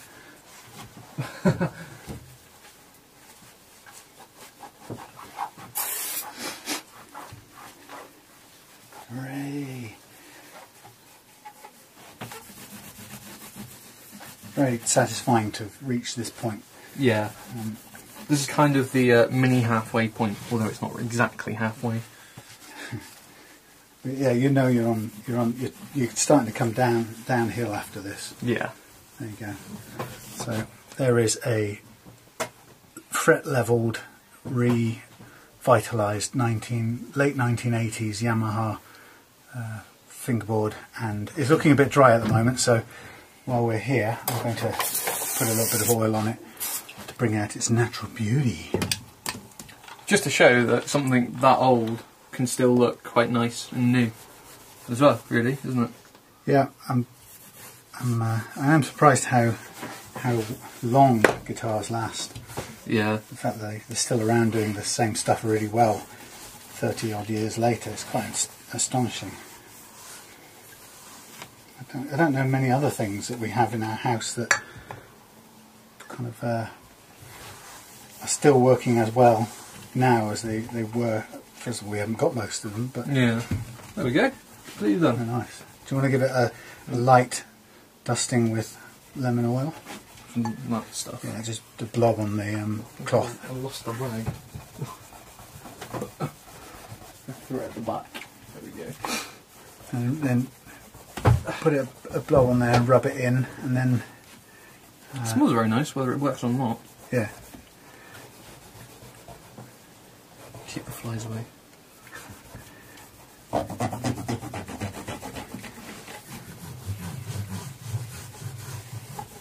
And then just I think just lightly take it off so there's no excess on there, but leave some on so it just leaves it dark.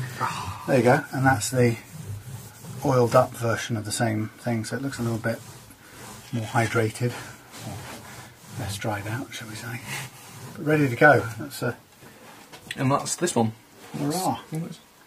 Okay. Look at our catches. Mine's older than yours.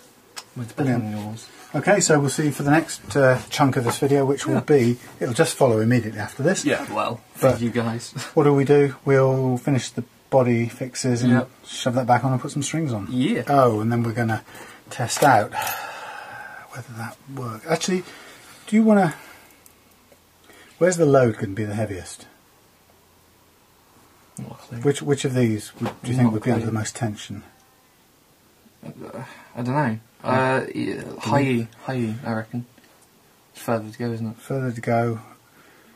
This is more tension to stretch. We know that when it was down there it was bent out of shape, Yeah. but it worked. Should we put it back on there? I guess. Should fit into its holes already drilled, the locating holes. Ooh, theoretically. Yeah, I'll just go in. Well, we'll see. Yeah. For now, we'll put it back on and see what happens. We don't have the right tool for this game, so when it comes to tightening up these things, we use the smallest of the adjustable wrenches. It'll do, as long as we do it by hand up to a point. So we've got a bowl of parts. Bonapartes. So what you need for this recipe is, yeah, we've got a bowl of parts, got a body over there, got the neck there, and we'll soon be done. I think what it's done is just split off that glue. No. Hear it? Yeah. No, it's knackered. Alright, Thomas, we're going to make this into a nice guitar, right? Yeah. And it's nearly payday. Easy rocks. Why don't you line up a set of these on there? Yeah. We'll put this pile of crap in there. Yeah, non-salvageable.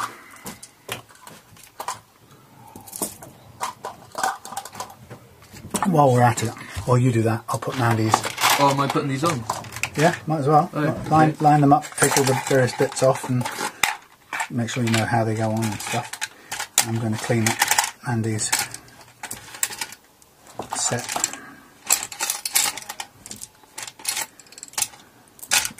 Problem. Oh, Look at where the wait a minute. So first of all, look at where the hole is. Put that in. okay, what we do? So you have to drill a hole in. Yeah, the what other we do side. is just tack it in lightly. Yep. Right, get the wool tacked in lightly. Mhm. Then I'll tighten them up a little bit with this once they're in line, and then we'll go with the Dremel and drill a little hole. They go with yours, don't they? Mhm. Yeah. So I lied earlier when I said we're not completely. Well, we're completely done. We're nearly done. We're We've just got jumping. this We're bit to jumping do. ahead while we're at it. While Yeah. we can. That's just increased the price of this guitar by at least 20 quid. That's the price we have to pay for it. Yeah. Easy locks. They are worth it though. Yeah, makes They it are a worth it. considerable step up in quality. I think I'm tempted to put them on all our guitars. That's a good idea. Right, look at that. They're lovely looking things. They look the same as the old ones. No, they don't. They also come. Have you explained the wonderful innovation that they come with? The double hole thing, which is why they're called Easy Lock, because it goes in one side and you put it back through another hole, which means the strings don't come out and don't unwind. That's right. It's tuning stability. Made by our friend Trev Wilkinson, the man behind the design. Everything that Sam loves. No, not everything, but the guy behind the good quality John Hornby Skew stuff. I've never heard of him before. I mean, that's a bit shocking. You know, everyone goes, "Oh, the legend or legendary man of great statesman of blah blah blah," and I have to confess, no idea who he was or he is. But I've seen him on video now because I like the quality of his guitar work. And he seems a nice enough guy. I'm happy to use his stuff.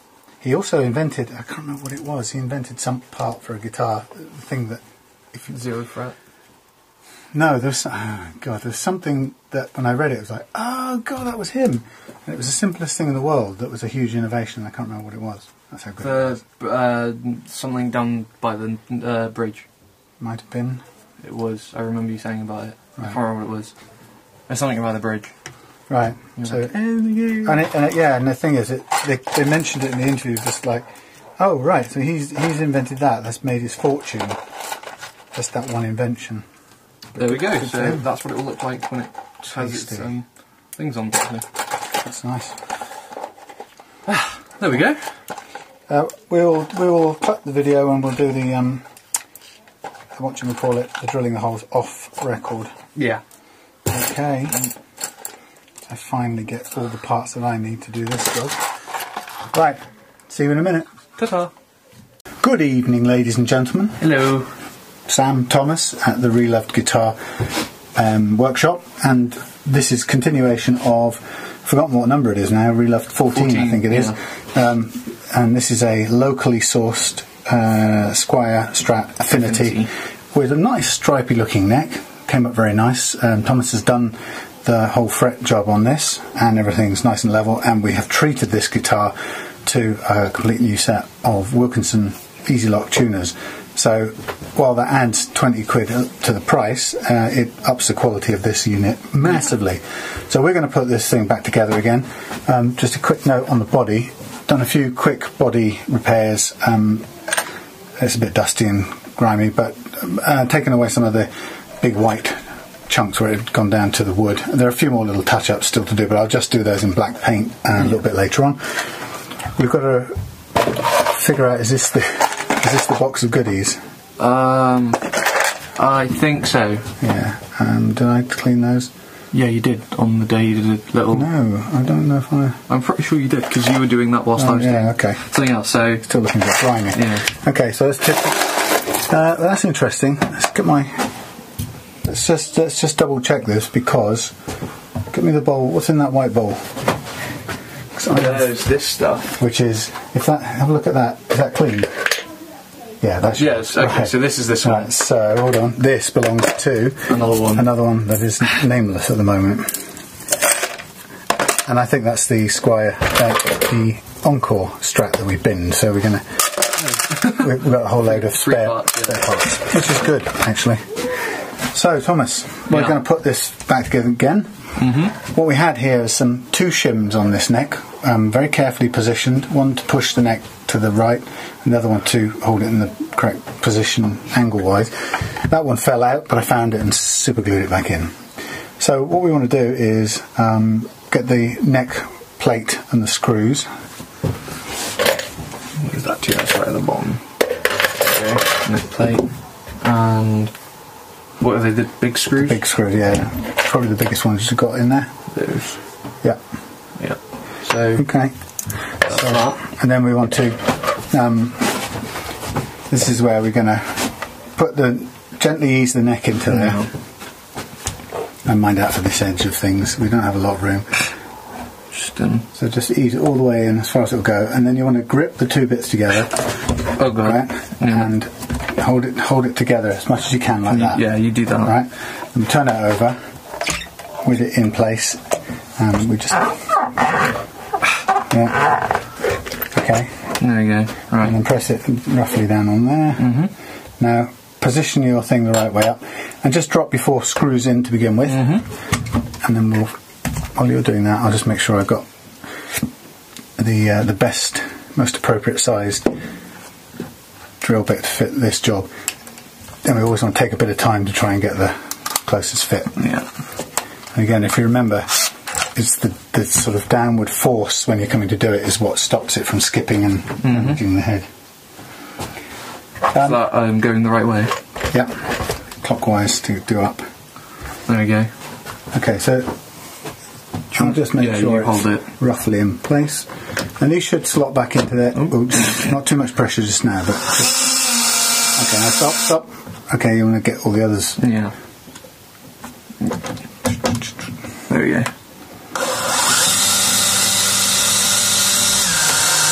Okay, and it should seat itself in its previous holes. It wouldn't do that. Okay.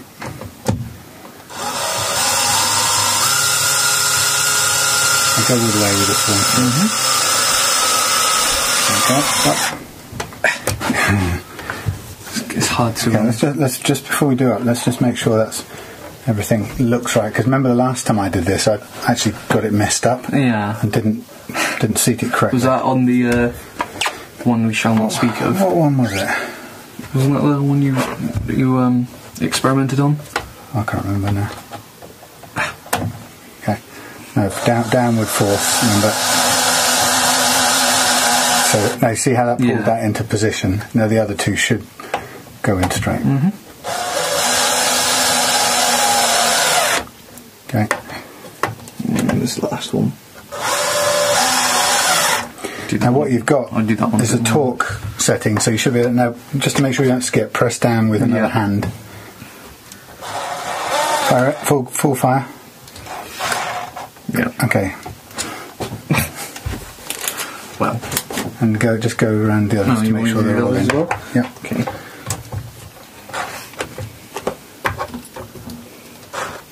Yeah. Okay. Again, it's downward force is a really important bit. Yeah. There we go. Okay. That's all of those done. So that's the neck on. Neck on, lovely. It's just again double check it, make sure everything's happy. We do have a slight tiny cracks here. But is that a crack or is that it's a tiny crack? But it's okay. It's not any no big structural thing.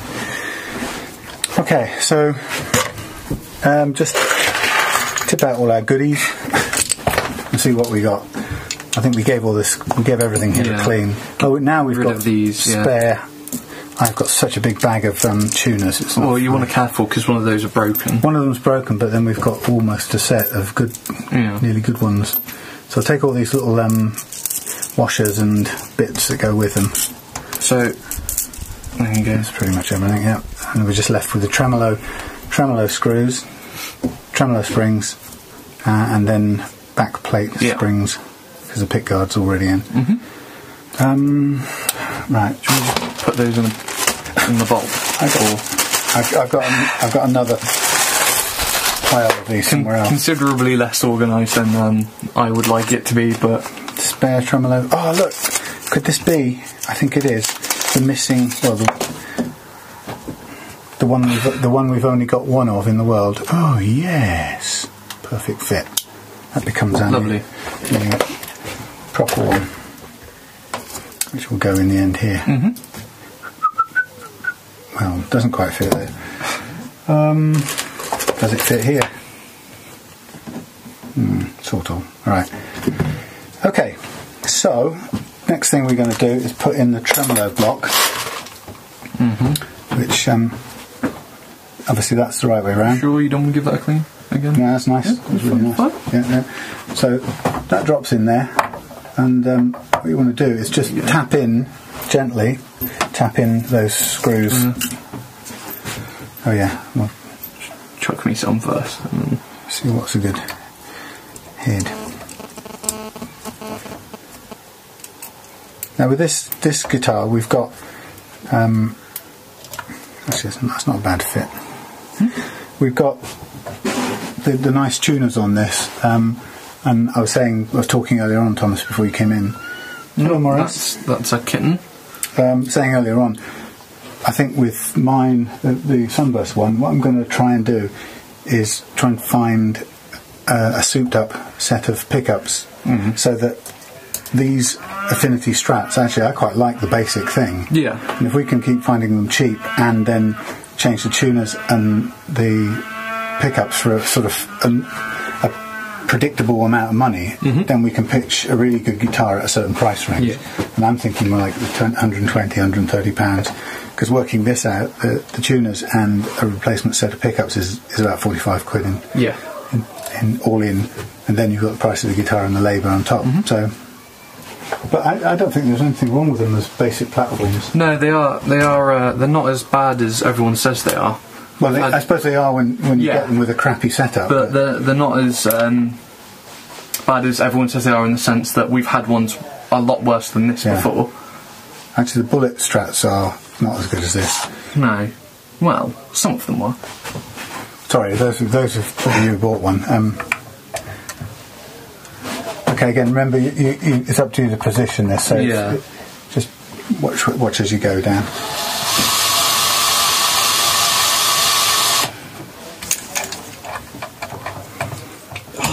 So annoying being short-sighted. This is at the perfect.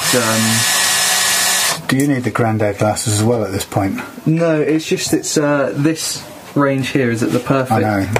Can you hold this, because it just jumped then? Perfect range for me to just lose sight of it here. Yeah, that's why I have these reading glasses. don't mind how I look as long as I can see when it comes down to the important bits. The job's the bit that matters. It's back again. Yeah, yeah.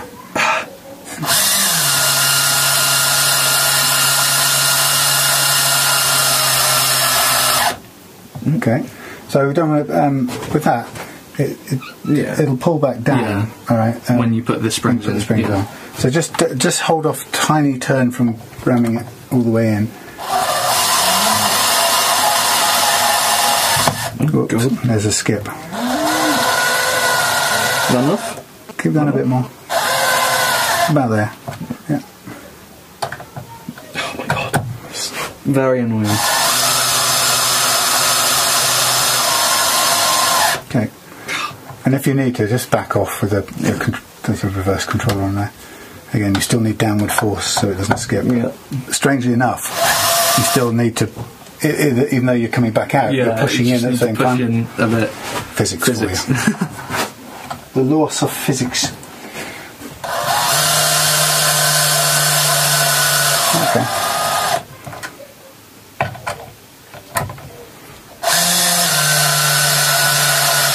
Oh. Sometimes that can be a combination of not pressing down enough, but it also can be having the wrong head.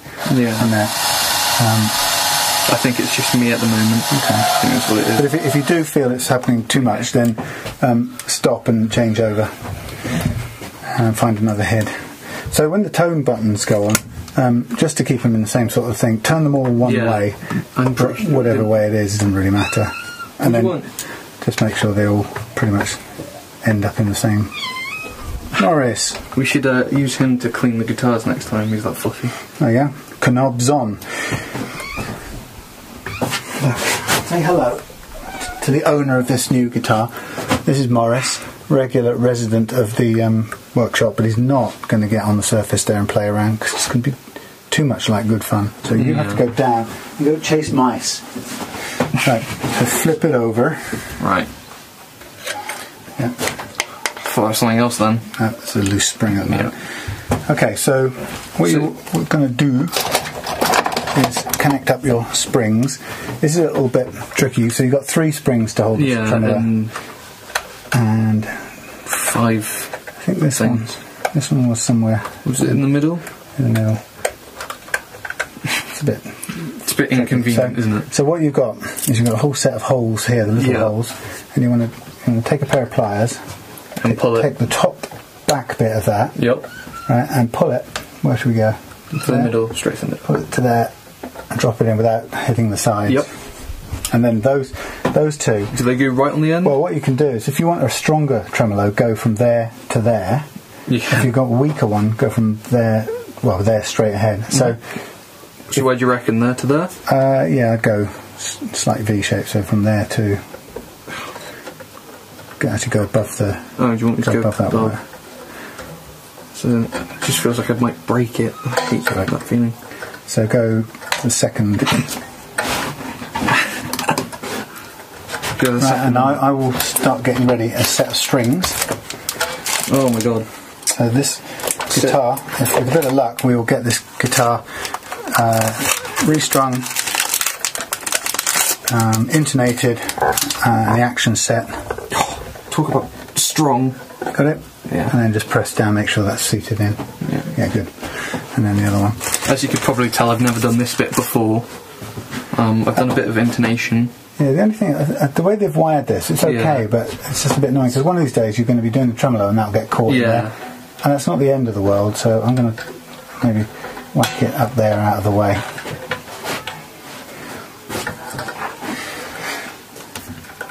So this is a learning experience for me as well. So yours is made in China and mine is made in Indonesia. That's interesting.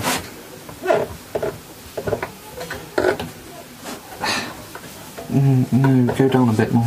Come on. That one doesn't want to go down much. Okay, let's give it a... Oh, there we go. Yeah. Alright, so that's your 3 bits. Now, if you want to, if you're at that stage and you want to just double check, you see how that's pulled that flat down. So with everything as the way it is, you should still have some movement in Yeah. there. Not very much. Yeah, there you go, twang. So what I happens need to put these in. well, no, but if you look at it, that gap allows that to move. Yeah. If you ram that all the way down, that actually can't pivot on there. So that's okay the way it is. Maybe this one of them is Yeah, just that a little, one needs a little bit more, I was thinking. but really you don't, in a sense, you don't really want to go, don't do that. Yeah, it's just about there. Okay, so we'll leave that tremolo out for a minute. Back plate on. Yeah, back plate. Flip it over again. We'll do a final polish when we've done everything else. Probably a good idea. So, turn it over the other way. No, this is the wrong way. Yeah. Oh, it so is. the Yeah. countersink bits are on this side. That's our neighbours. Yes. The cows.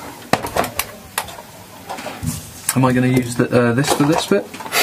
Which, yeah, you can do. As long as you just squeeze the trigger gently.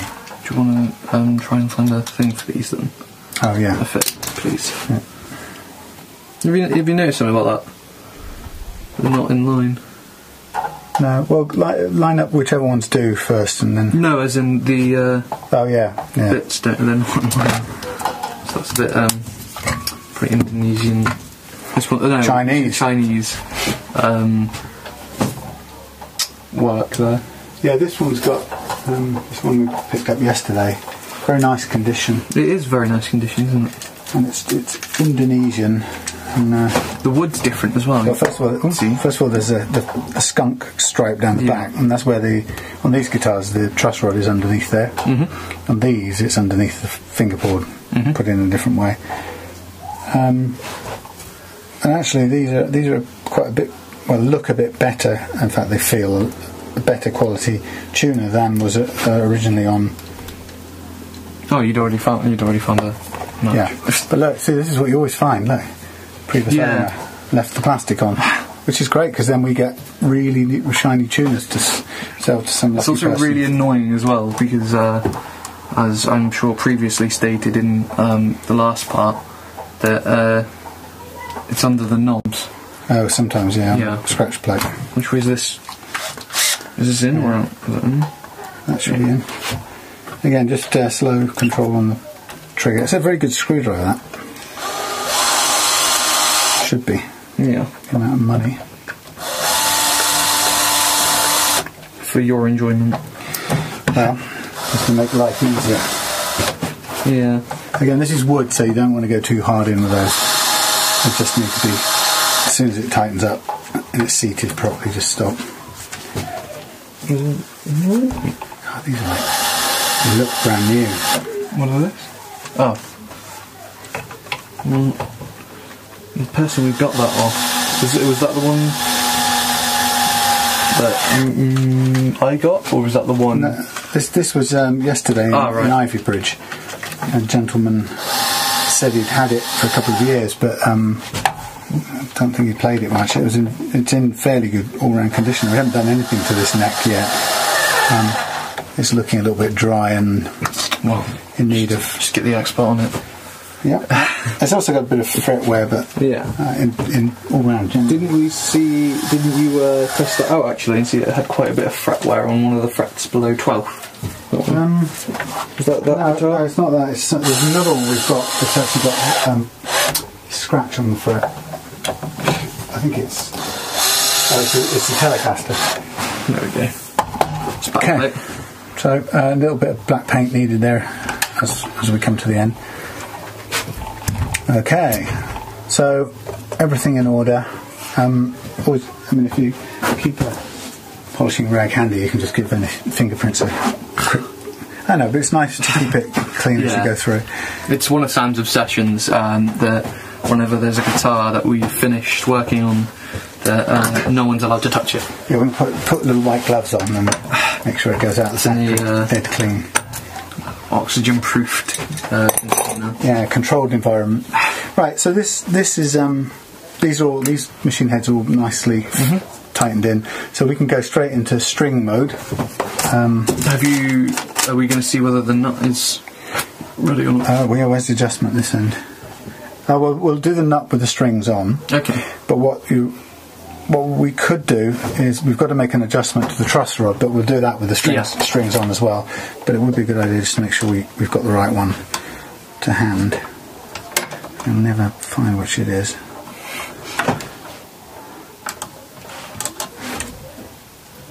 Oh, that's tiny. I think.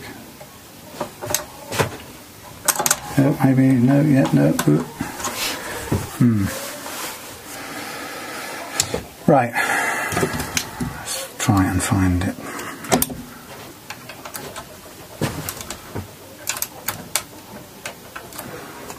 Here we go. We'll be I was just thinking it was that one. No. No? Huh? It's not that. Therefore, put this back in. Thank you. How weird. It's one of the things you can't see. You can't see down inside the thing unless you've got a torch or some device. So right now, I'm struggling to find the correct truss rod Allen key. I think it might be this one. No, I've said about every single one of them so far. No, that's spinning. Bloody hell. The worrying part is I'll very soon run out of options. Yeah. It's not that one. Well, we've done it before because I had to do it. Well, we have, but it's one of these somewhere.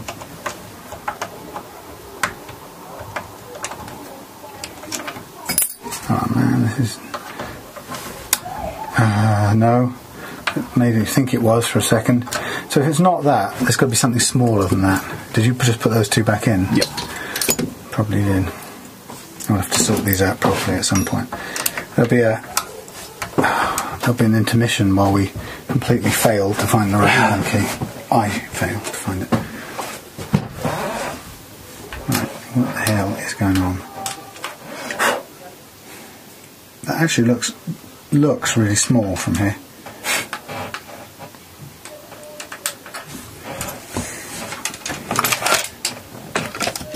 So smaller than that. What have we got? That's smaller than that. We got that one. Right. We've got that one. Is there anything smaller or bigger than that? I need slightly smaller than that, but it's probably bigger than this. Oh. Hallelujah. So we've already adjusted this, haven't we? Yeah, I adjusted it last to do the fret levelling. This one seems to work. It seems to be smaller than this. Pass me that one.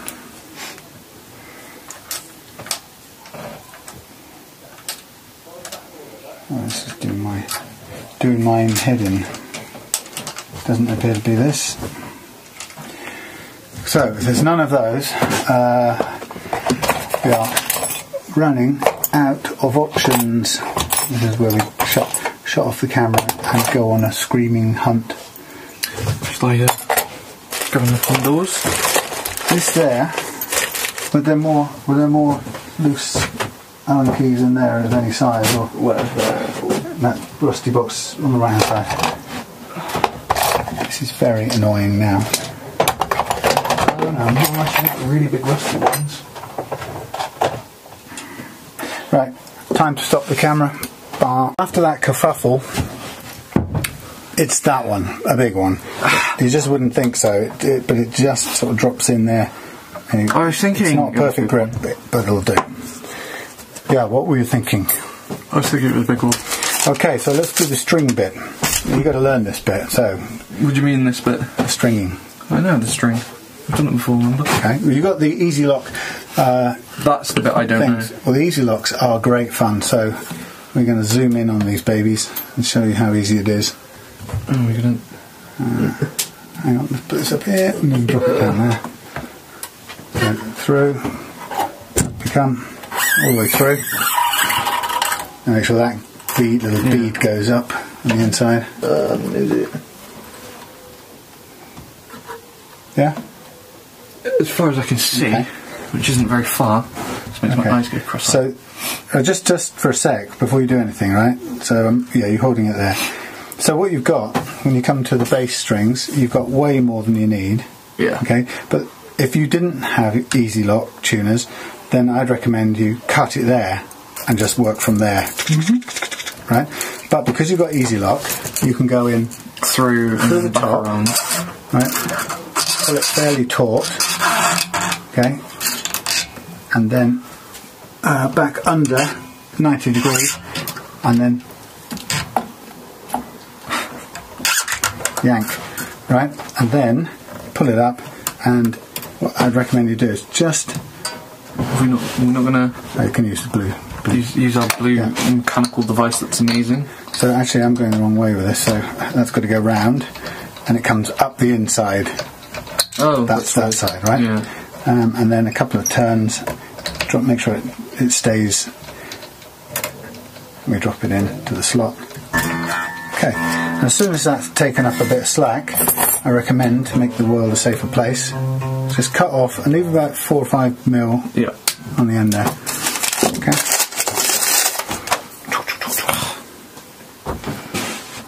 One thing that always worries me about this is it going and pain into your eye.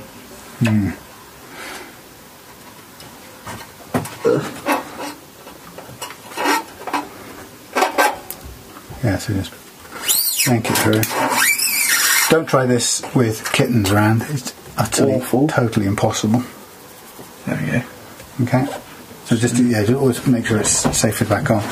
Then so keeping that taut with that hand. Yeah. Right. And with this hand. Oh, this is weird. Go this is left in on. That way. It doesn't really matter actually. You could go whichever hole you want. Yeah. So pull it through. Just about to there. And then come around 90 degrees to the next hole, and then back through, and then. Oh. I'm using my left hand and I'm not very dexterous with it. So back through at the 90 degrees, grab that bit, and then just pull it tight, yank it tight, right?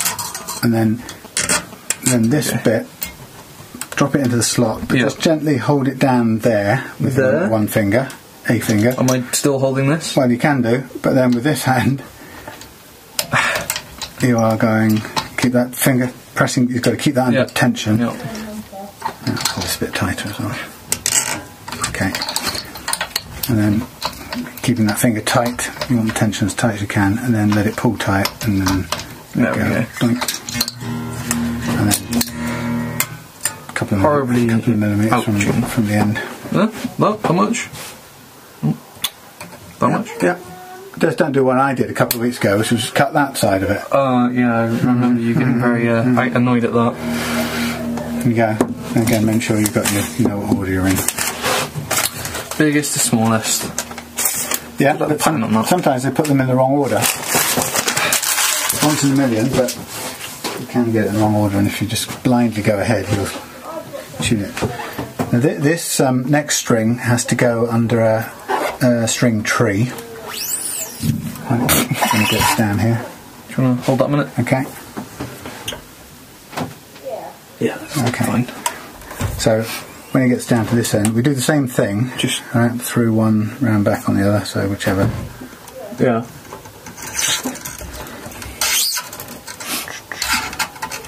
90 degrees. The other way? That's right, this way. Nice and tight. And then this one, before you start tensioning it, putting it under the just tree. hook it under the tree, and then hold this up with one hand, turn that with the other. Which way am I turning it again? Well, watch it. What you want to. Which way? You need this to wind up. So, watch it. The other way? Yep, that's it. That way? Yeah. So it's going to pull it up on the inside. This is so. And if it's tight, just put those vertical. You don't want it too tight, just enough to hold it. Lovely. Okay, I'll chop that one off and you get the next 3 strings. Next one down.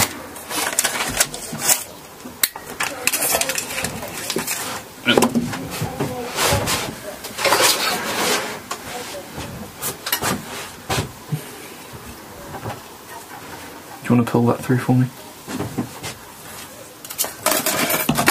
There you go. Oh. Okay.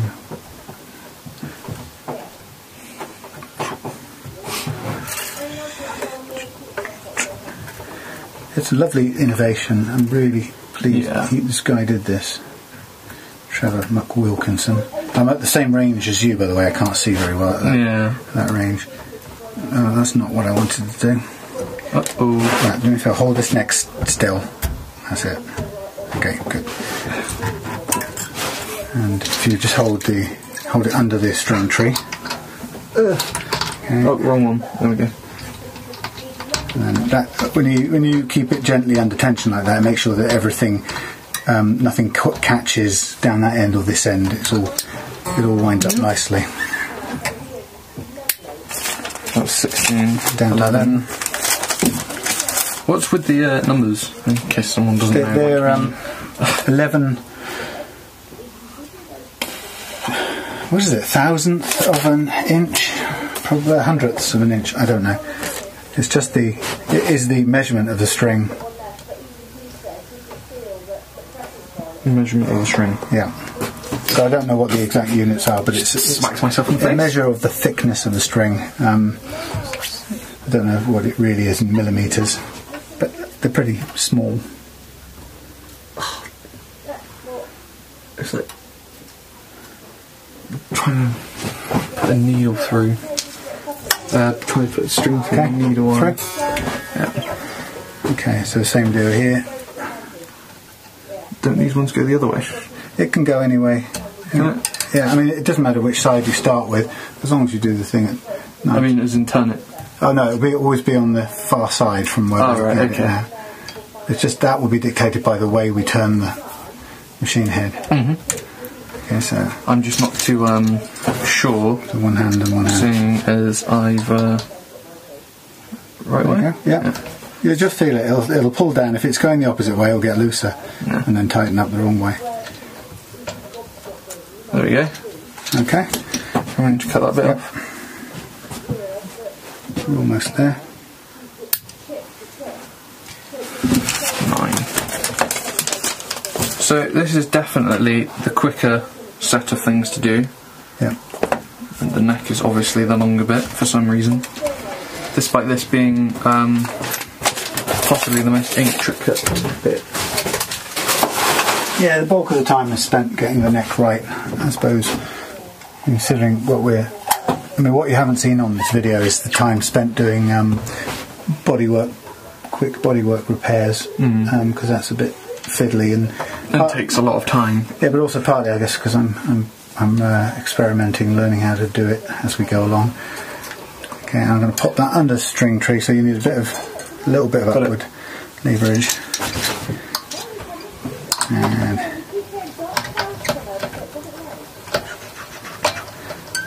okay. Yeah. So that's horribly out of tune, but oh, just out of interest, while we're here, yes. let's see what happened to that Les Paul.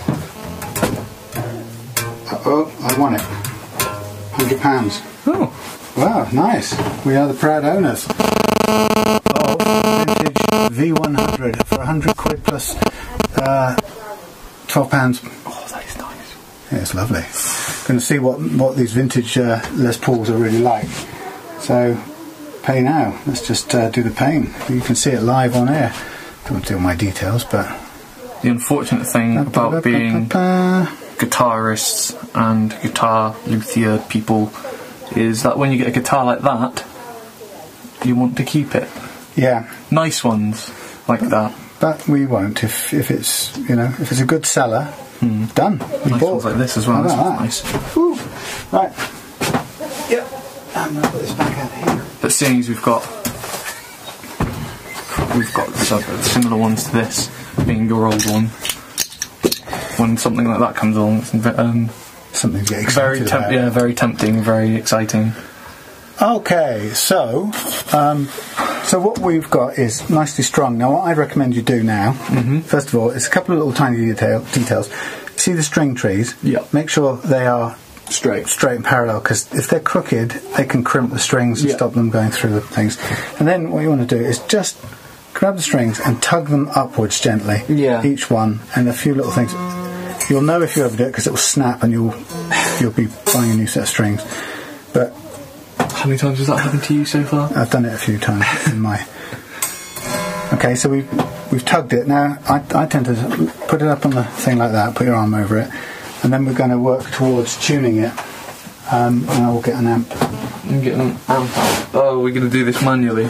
Is it indoors? I think so. Actually, no, I've got to bring the tuner. Yeah, bring the tuner. So whilst he runs off, I'm just going to sit here talking for a little bit. All this bit here, the whole bit, as I've said before, is a learning experience for me as well as whoever will be buying this. With these tuners and that, Sam Squares buys them. I wouldn't know, I haven't had them on any of my guitars. But what I've noticed is I played this one when it came in, and I played the Sunburst one over there when that came in, and it was horrible. But once you've done all of this, it's nice. Obviously not to play that's extremely out of tune, but they at the end of this whole process they get very, very, very nice and lovely to play. Right. Oh, we're going to use your Yamaha thing. Plug it in, eh? I'm not going to use the one on your phone that you swear by. Well, no, because I don't want to get it interfering with the recording. So, this, if you can hold on to this for me. I shall. You're pulling up the So it's going to take a while. What I can do is take a reference off here.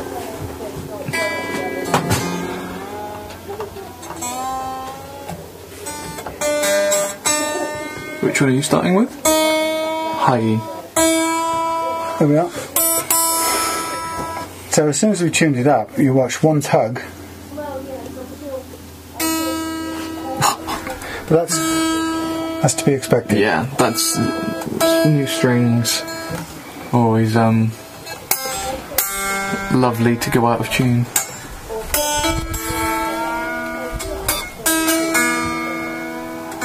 So at this point, if you've got any string imperfections, they'll show up by snapping. Quite simply, if there's something wrong with them, they will break. Yeah.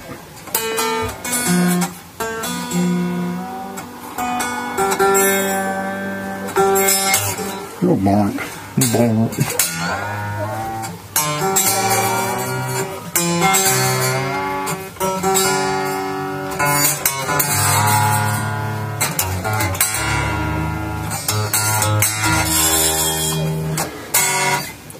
And then once I've done that, give it another tug. Tune them all again. But with these tuners, they should only need a couple of rounds like that. Mm-hmm.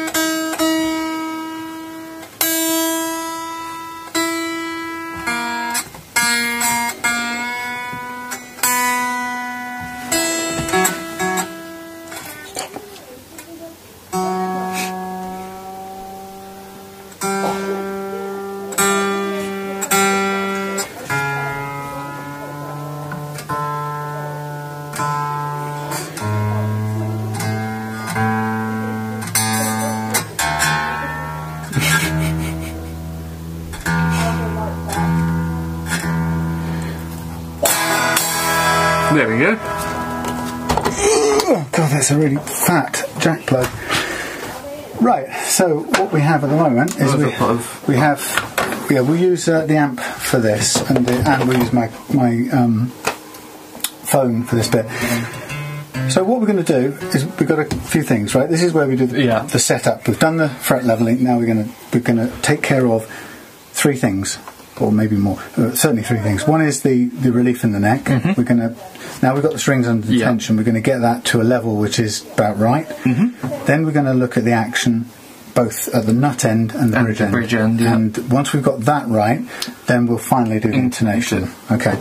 So the first thing is, while I go and get my phone bit, hold that up by the body and have a look down the neck and see what you think about the bend, the relief. This is a very precise bit to do. Yes, Lee.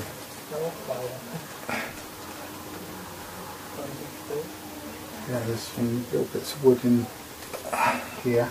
So that looks currently with a little bit of relief in it. I think it's called relief. you've got two things, one's bow and one's relief, and one goes like that and one goes like that. Basically, it's just a bit, you know, it just means the neck's gone from straight to like that, or like that. Which isn't what you want, because, for instance, say it is bowed, it will mean that if you try to play a note up here, it will hit this, it will hit the fretboard, the fret, sorry, which isn't what we want, because it makes this horrible tinny sound. Oh, cool. No, it's which is what this whole process is about. What were we planning to do? I can't believe we've got the Les Paul vintage V100 Les Paul. Okay. Les Paul copy. Les Paul. Right, so for this we need the thing plugged back in. Do we need it at this stage? Not yet. No. Okay, what was the neck relief like? Slightly bendy. Okay, so there is a way of checking it. Hold down on the first fret, and hold down on the last one, and then look at the gap in the middle. Right, now it's very unscientific. Yeah. Right, but that actually looks about right to me. You think? Yeah, it's hardly any. Right, if that was kind of that would be that high, we'd have too much bow. Right, but I think that. Do you want to leave that then? I'll have a quick look down there, but I think that's probably okay. Yeah, that looks about right. And that's all I do. Just line of sight. You get used to it. There is a technical specification for it. If you could be bothered to go to the Fender specs or whatever, you'd find it. But after a little while, you get used to it. It's not. It's not precise. It's very forgiving. That guitar there, that Yamaha, the truss rod stopped working in the direction I wanted it to because it's so old. But having put the strings back on, there's just enough relief to make it play. But it's not ideal. But the problem is I haven't got the time or the money to take the whole neck apart and try and fix the truss rod. Okay, it's getting smoky in here because Theo's making a bonfire. Right, so we'll say that the neck relief is okay. Fine, yeah. Now we're going to think about the action, right? And we'll look at the action at either end. So, first of all, where's the action set down there? Would you say? That's about middle way. There's up and down adjustments you can make. And it's not very high there. That's about... It's about half a millimetre, would you say? No, I think... You'd be surprised. Nice one, see? Yeah, it's hard to see in this light. So you've got a millimetre scale. I mean, you can measure it where you like, whatever reference point is good to you. I've been measuring the guitars I'm buying somewhere down here. Oh, that's not even... But that's, what, under 2.5? Yeah. So it's about 2 millimetres. So we could go down to about 1. Now we've got the frets sorted out. All right. So you're going to stop being able to see it in a minute. But before we do that one, I want to look at this end of it, and this is really important here. So, not the camera can't see this very well, but really critical is how high these strings, all of them, are over the first fret. It makes a real big difference in the intonation. If they're too high, you have to push too hard to get them down, and the notes go sharp, which means all your chords are sharp and it's a horrible sound. If it's too low, they'll buzz from scratch and you won't be able to play a nice open. And that is more common than it being sharp. Yeah. I've seen, which the buzz is just ultimately the most annoying thing ever. So, what I would suggest, if you want to just... Again, this isn't scientific, but it's a method I use just for kind of checking for my own peace of mind. Where are those things gone? That's oh, you want the nut things? There's a bit of a mess in here. Understatement. Yeah, you know what I mean. A bit of a mess in. Come on, Morris, get out of there. Right down the bottom, as always. The thingies, God, what do they call them? Feeler gauges. Yeah, that's the one. Right. So the feeler gauge, again, if you were following the manufacturer's technical specs, the manufacturer would say your clearance at the first fret should be X amount, and you dial that in on your feeler gauges and you check it and you go, well, that's not enough, so you'd have to get a shim and raise that. Or if you put it under there and it was too high, you go, right, I've got to take it down. Now, I'm not going to follow the manufacturer's thing because I do it by feel. And the guide I use is this one. I say, when you fret it on the first fret, imagine it was a capo, which we don't have in here. I could run and get one quickly. Don't worry, but look at the gap. Tiny gap. Yeah, there's not much at all. See if you can find a feeler gauge that just sort of fits under there, just starts to catch as it goes under. And you're going to have to be really level with it like this. That's a bit too unlevel. So you're looking for one that just catches. It's very hard to know, but and another way of checking it, if you think that's right, hold it for me. If you think that's right, put it under there and then press down. And if you can feel it clinking down, there's still a bit of fresh air. So you want to find which one of these or combination of those is about right for that. About right. Yeah. Okay, so another way of telling is to just very lightly slide it along, and you can feel it grab. That. Yeah, that's 0.4, and that's 0.3. And 0.3. Actually, 0.3. Do you reckon? 0.3, 0.4. Yeah, 0.3 drags as you go through. And 0.4 catches. 0.4 gets stuck. Yeah. So 0.3? That's pretty tight. But yeah, let's say it's 0.3. 0.3. Actually, to be on the safe side, if we want to be really safe side, let's call it 0.4 to be aiming for, right? Mm-hmm. So 0.4, we want 0.4 there when we've done. That's actually not very good because that is 0.4. So 0.3. That's too thick. Actually, I've done this before, and it tends to be 0.2 tends to work. Hold. Hang in there with us a minute. Let's try 0.25. So holding it down, 0.25 is getting stuck. Feel it dragging. Mm-hmm. So let's go 0.2. 0.2. The neighbourhood comes alive. Yeah, it does, doesn't it? Again, 0.2 stuck. 0.2. Then. Yeah. That looks right. Okay, so if we say 0.2, that gives us a bit of extra clearance. Mm-hmm. What you can do then is now tap down on that string. Can you feel the difference? There's some play downwards, right? You can see the string moving down. There's that much to take out of this. And that's what you're aiming for. So you're going to take a bit out of there, run that under there, and the minute this starts sticking, it's because we know it starts sticking there. Yeah, the minute that starts, right. It's right. Okay, so we keep our 0.25. Scary. We grab our little set of tools, okay, and we slack off this one. Right, keep the others all under tension, and then we just pop this one over the side. Mm-hmm. I'll show you the first one, and then you can have a go. No. So come around this way. Yeah. So we've got these already geared up to match the slots on these things.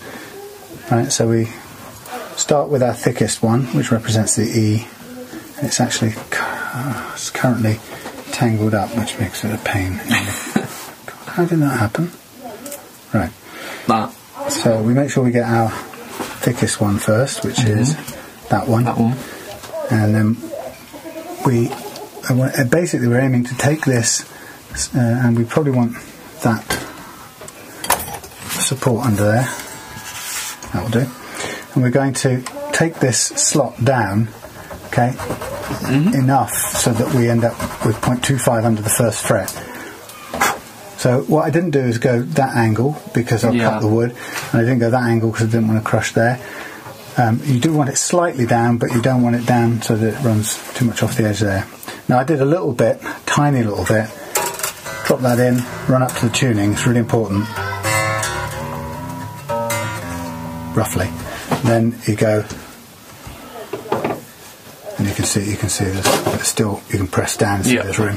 So patience says, off with that, in there again. These thick ones are quite easy to do because you can hold it down a little bit with there and this end, and you run backwards and forwards, and you can see the white stuff.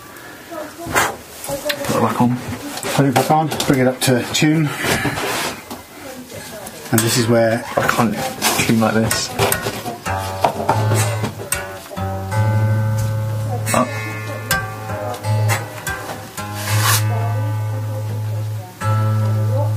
do.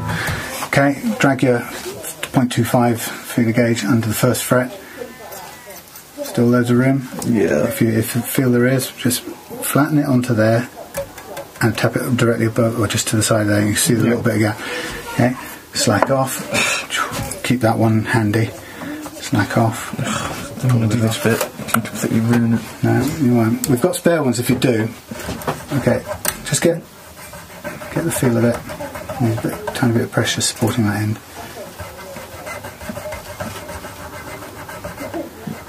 Biting at all? No, it's just me not trying not to ruin it. Okay. Better safe than sorry. Do you reckon that? Is that Probably do a bit more. Try it. It's quite hard. Yeah, that's right. Hold that end. No, I would recommend you hold this end like that. Yeah. Right on there, and then so you've got a firm grip on that end. I can't do that. Well, you can hold the rest of those in your fist.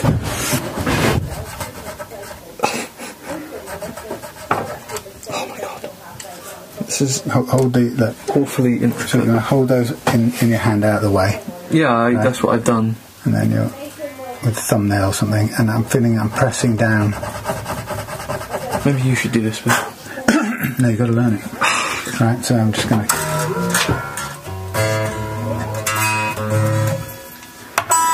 Now, one thing while you're doing this, right, we're nearly there, but yeah, still a bit to go. But it's really sensitive, and as long as we know we're heading for that, then we'll get everything the same. But just one thing before we go back to there. Right, just one thing. Stand here, look at the difference, the shadow heights now. You can see how the shadow on these strings is a bigger gap than there is there. So what happens is once you've got this one set, you can actually start to work it out by eye that you can take the others down till they match that same gap. But it is a tricky thing.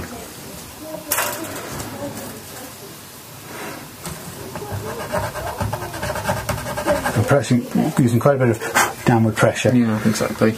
But you get used to it over time.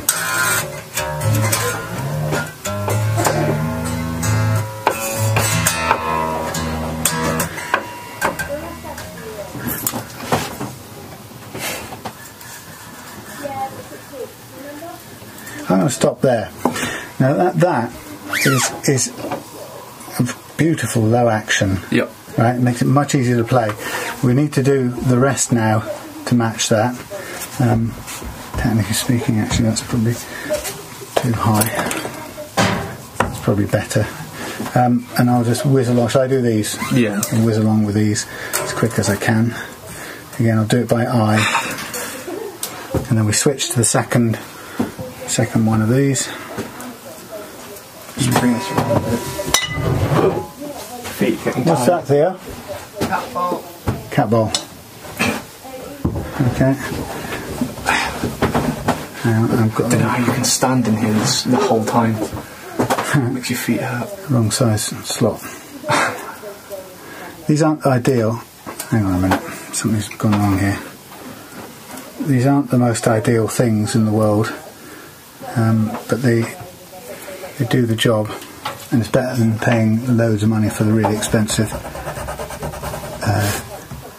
files that you can buy from the luthier shops. But they're about 150 quid or something for the whole set. No. Yeah, it's a lot of money. Maybe when we build our big capitalist empire and have millions of people working for us. That's true. I mean, once you do this all the time, it makes sense. Yeah.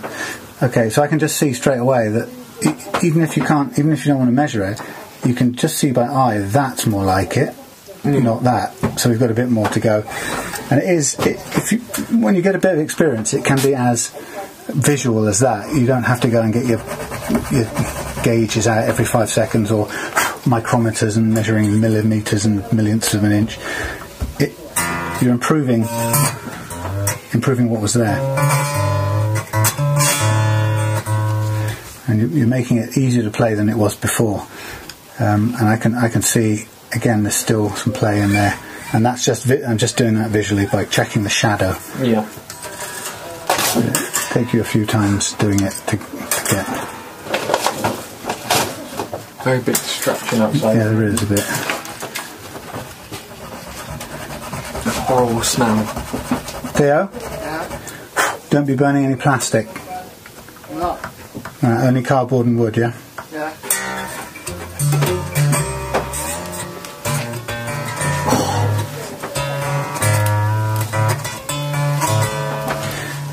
With this cutting the nut slots, if you go too far, there is a really quick, simple repair if you don't have a replacement slot nut. The repair uses baking powder and super glue, and it's really effective.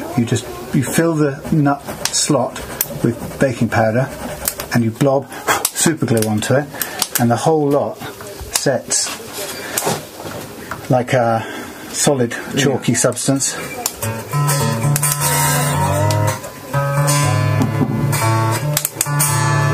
And then you recut the slot. Okay, that's all that. We've still got a bit more to go on that one. Tiny bit, yeah. You're seeing it visually? Yeah, I can see from here, which is also another good thing for me to be sitting down. Okay. You can see the levels between them all.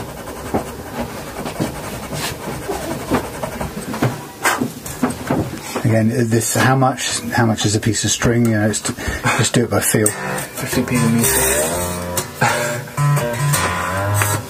How long is a piece of string? I think the same. Okay. We'll stop there. Yeah, that's fine. The next one seems quite a lot higher compared to those two. Okay, make sure I get the right thing. So 1, 2. The difficult thing. Oh, these are out of order now. Oh Lord. The difficult thing about this is that you are out of order. You're out of order. The difficult thing about this is that the thinner these little files get, the more bendy they are, and the harder they are to manipulate. So by the time you get down to the E string, you're working with this really kind of completely bent piece of wire that doesn't want to do what you want it to do.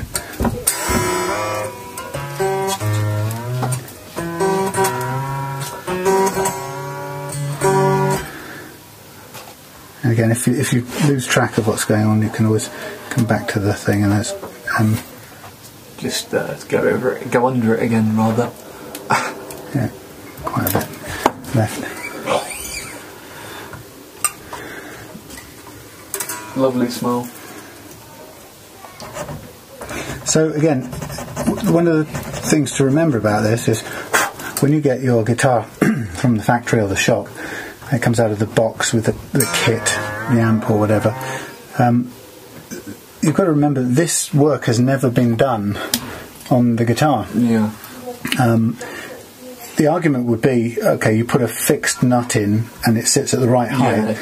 But the truth is, they never get that right. Now you can either take the nut out and shave stuff off the bottom, or you can cut the slots to the right height. Which are we doing? It's too small a thing, I think, for factories to be doing in their too time consuming, I expect. But it's also really important because otherwise, I guess it puts quite a lot of people off because they've got a horrible sounding guitar. And the effect of the nut slots not being the right depth is the biggest, most miserable thing that ruins playing a guitar.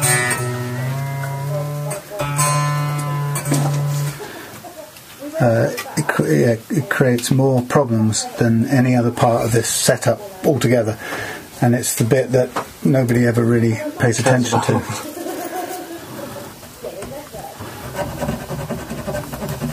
Right, well, I think we're pretty much there on that one.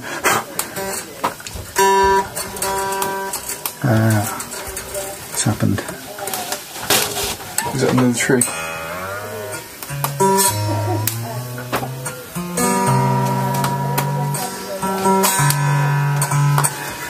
Okay, quick look. Feels nice. So you can see the difference between that D and the G.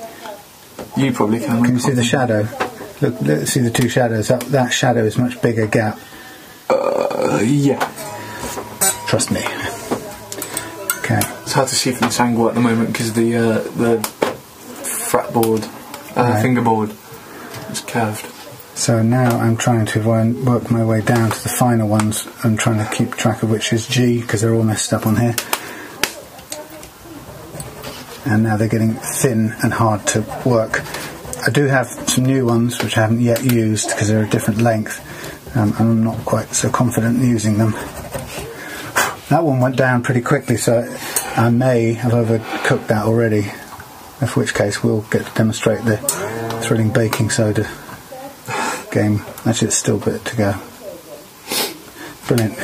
It's good. Once you get to see it visually, it really is so much easier than trying to measure it every time.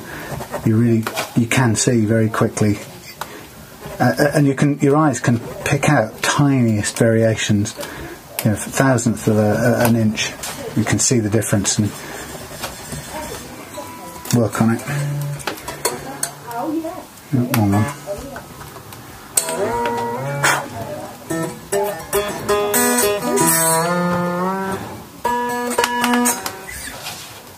Okay, that's still a bit high. When you're doing this, Thomas, always err on the side of leaving it a little higher than you think. Yeah. Okay, I've done this quite a few times and gone just that little bit too far down, because you're really going for the perfect thing and you can overdo it very quickly. So leave it slightly higher. If you get there and you think it's pretty much okay, stop and move on to the next one. I think that's taking my advice on this. Go.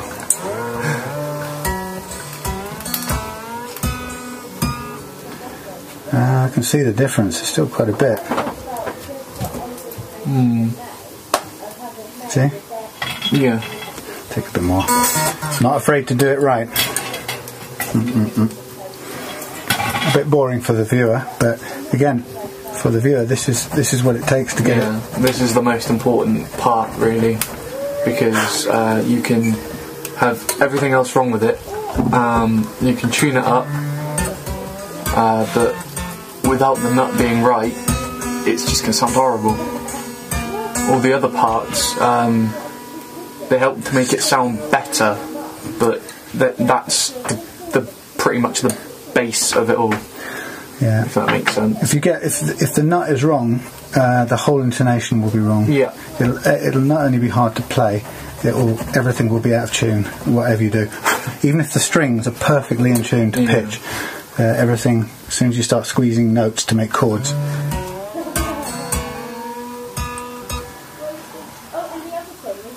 Wow, that one's higher actually than this one naturally, so I'm going to go again on this one.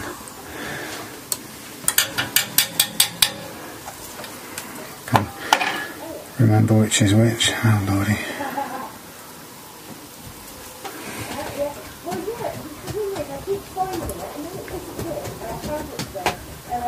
Yeah, these are wearing out, these files, I think.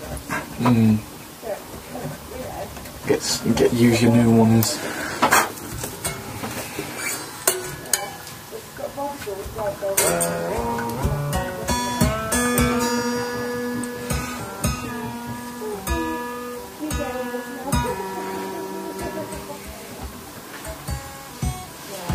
Okay, I'm going to I'm not even going to do the top ones, they're right, they're good enough. Yeah, if you look at their gaps, they're even from the middle onwards.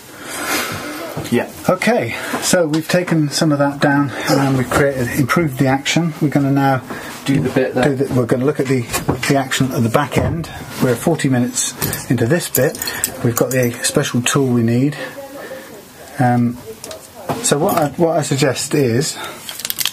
Grab glasses. So you put your glasses on and I take mine off. So let's have a look. What have we got down here? We've got our 2mm. I'm going to want to start by dropping it a millimetre. So we wind this in and it takes it down, okay? Actually it's anti-clockwise, it takes it down. Outside or inside? Pushing it outside or inside? I'm going that way. That way. Okay, and now you see we're taking it down quite a bit lower.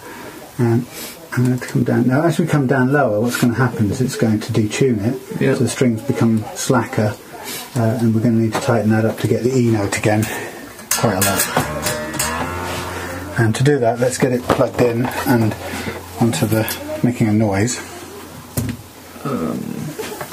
so we can see and hear what we're doing. But it's quite tight, isn't it? Yeah. Okay, we want a clean amp, not too much distortion or anything. Okay, so we're going to go for an E. We get the tuner out. Come on. Okay.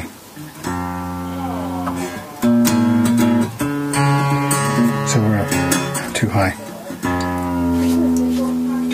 Chuck me that, and I'll do the next one.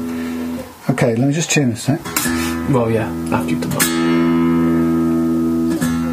So the thing we've got to check for, having set the action quite low,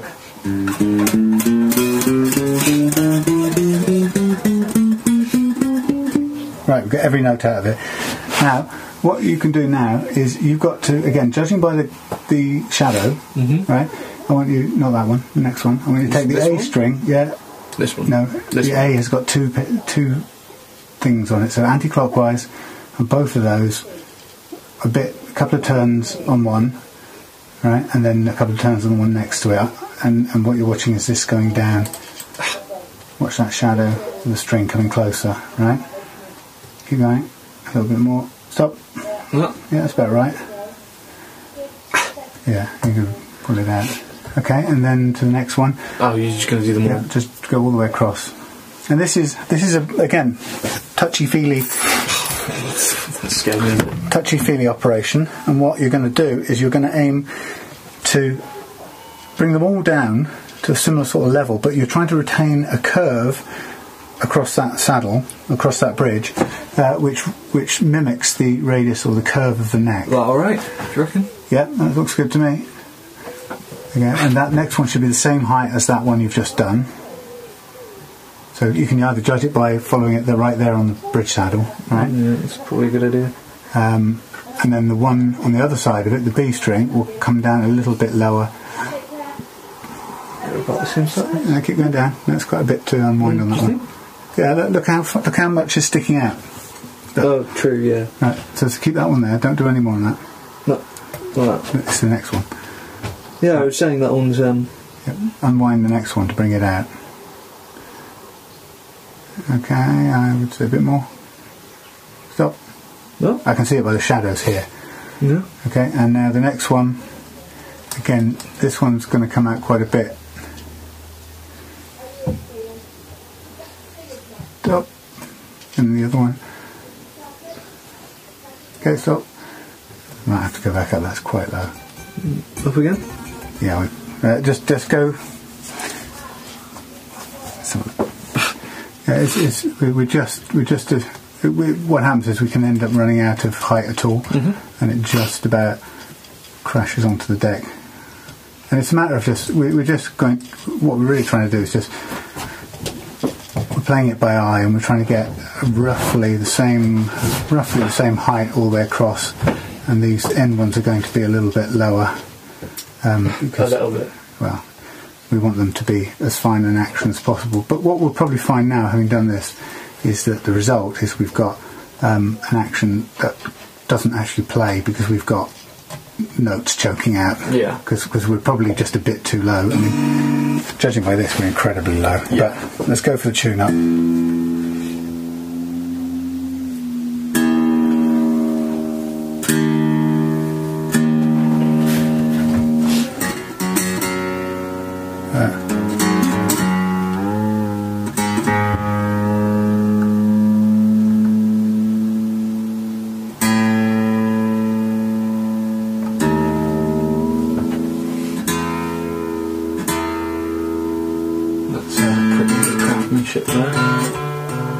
We've managed to put the one with the dots half covered by the scratch plate.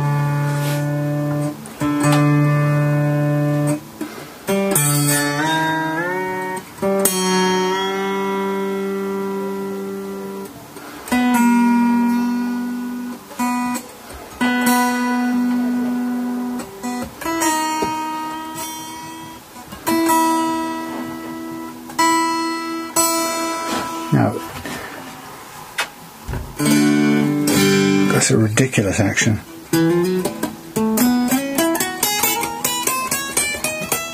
Just have a feel of that action first of all. It's a tiny bit too low, so we're kind of running out of notes, but just feel how low that is down there.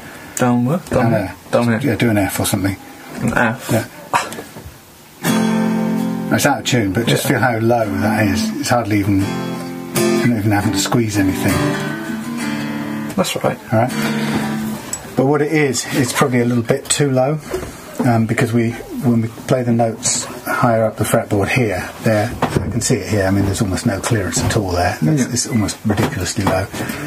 So what I would do is I would go back and I'm going to manually just crank these up all a little bit. And then I'm going to mimic this, and I'm just going to be looking at the shadows on the thing here now from this point onwards.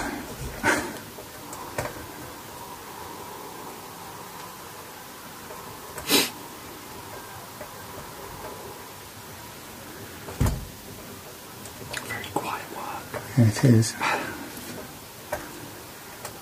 But again, you can't do any harm at this stage, and you're just experimenting to get the action the right level, low enough for you to be comfortable with, and to play. If you're a lead guitarist, to be able to play lots of runs of notes, but also high enough to make sure that the notes ring cleanly wherever possible. And of course, the point about this all is that since we've now got, jump this side for me. Since we've now got level frets, this gives us a lot more possibilities. Ouch.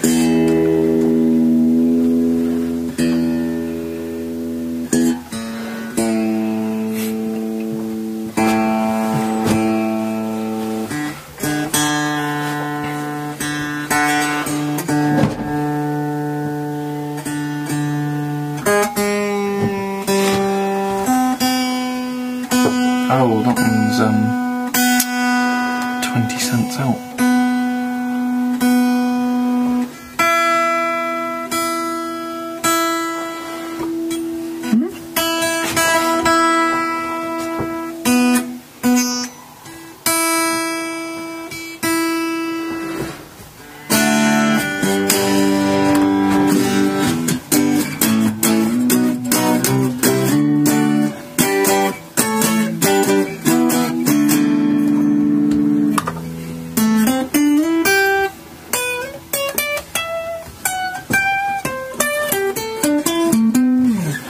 So, no intonation set here, so the intonation will be wrong.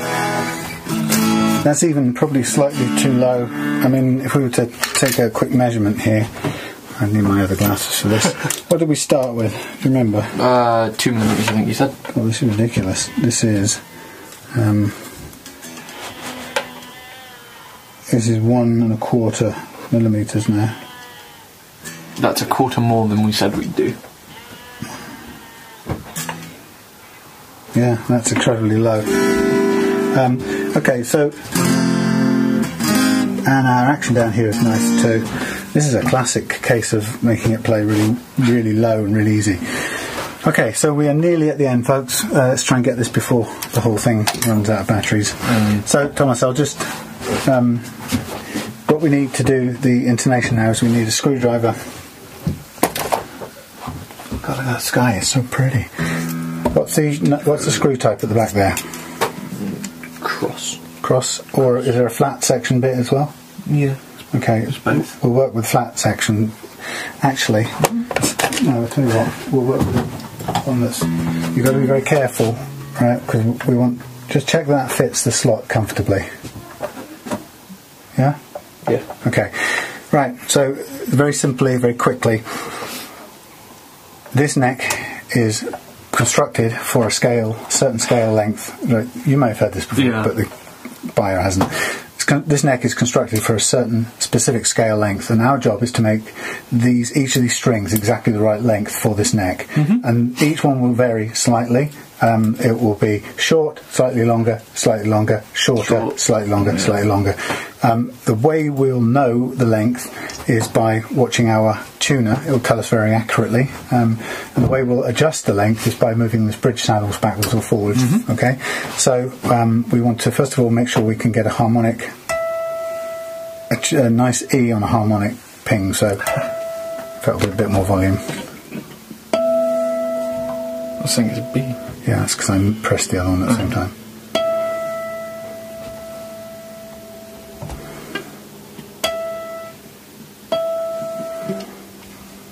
You have to do this without touching anything else, really. It's hard to do. Okay, there's the tune, right? If we've got the exact right length, the fretted note will be exactly the same. Telling you it's sharp. Yeah.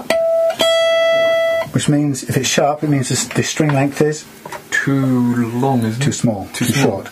So we need to pull this bridge saddle backwards, which is a clockwise movement, I think. Turn it. Keep turning it.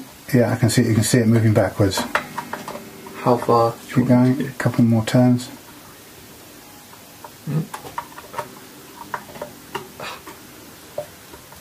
Okay, stop there. That will have made the note go sharp anyway.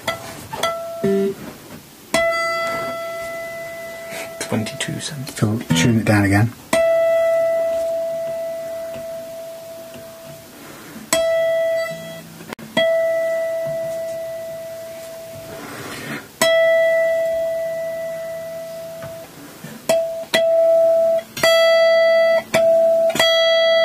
Spot on, that'll do me. Okay, do you want to try do the same for the... I hate this part. This is, I always manage to twang 3 notes at once. So pinging the 12th, I'll do the tuning. One note at a time.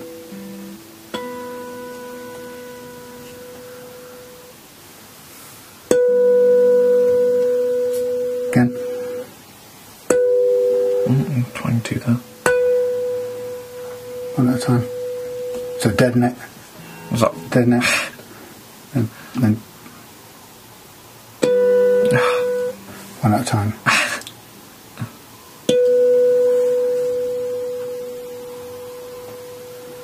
Again.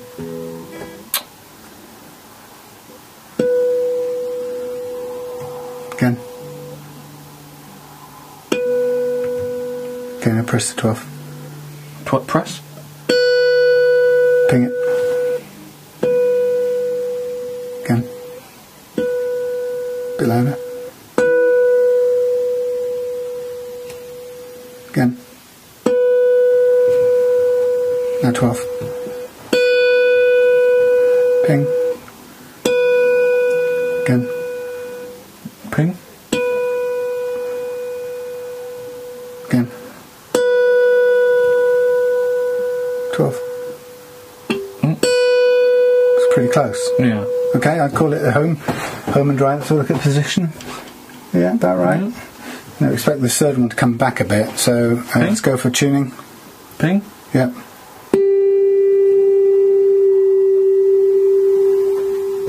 Ping. Again. Again.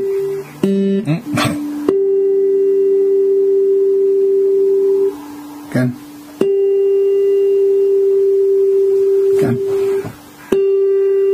12. Ping and 12.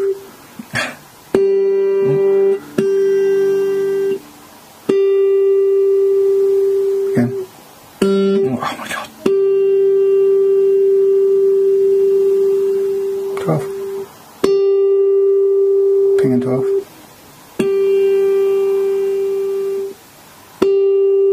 Slightly sharp.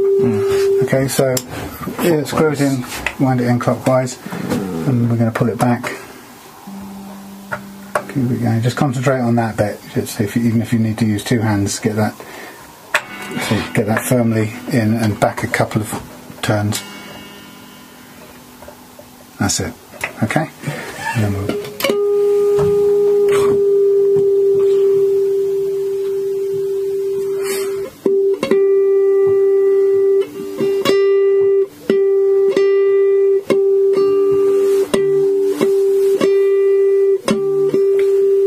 some more.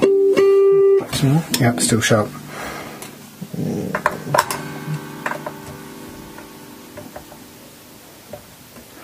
Somebody's flipping me the bird outside in a hammock. Okay.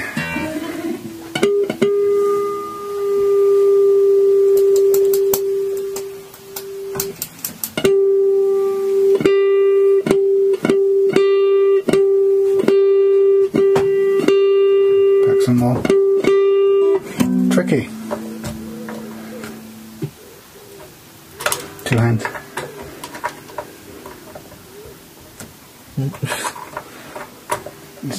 You're like me, you stop breathing. Yeah. Oh, it's creating some static. Mm-hmm.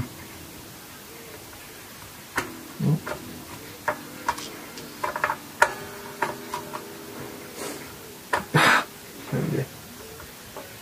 Keep going. I feel like something's happening here. Let's keep it's going back. Yeah, okay.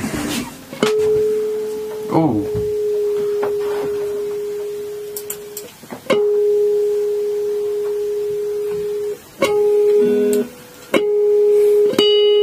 Spot on. Job done. Next one. Whoop.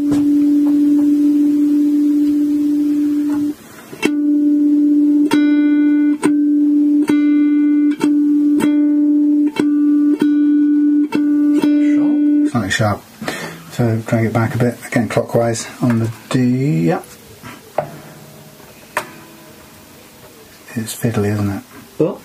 Okay, let's listen.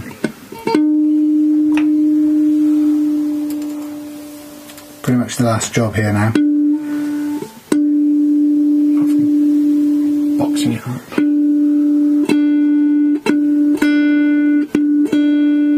Microscopically sharp. It'll be just 1 half turn.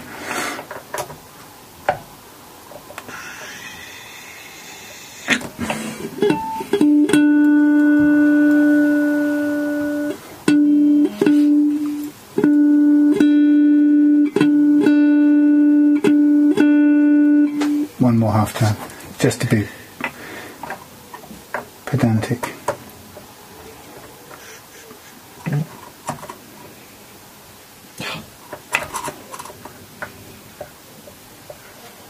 Okay.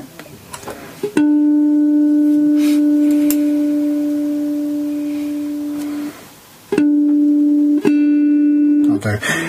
If you don't think you've moved it, then what it's done to the note will tell you that you've moved it. So.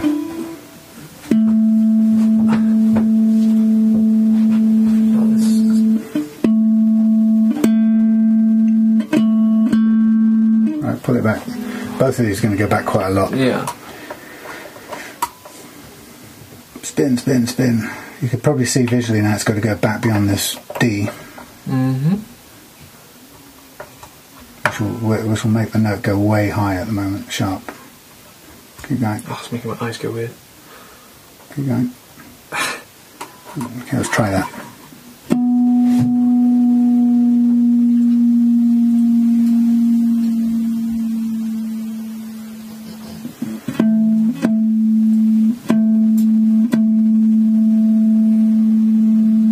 Lots of red in this shed.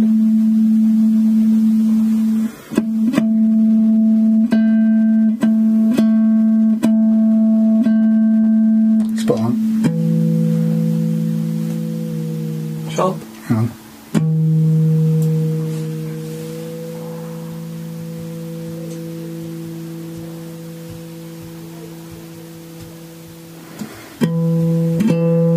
Yeah. Crank it back to beyond the A. And we're nearly there. Beyond the A. Beyond the A. Beyond the A. And then we'll just tune it up and crank it for a bit. And the thing is, once we've done this setting, I still think it might be a fraction too low in action, but hey, nobody ever complained about too low in action, did they? But we'll probably play it for I don't know, half an hour tomorrow and see what we think of it. And if it's still a little bit low, we'll just tweak the action up all the way across. Okay.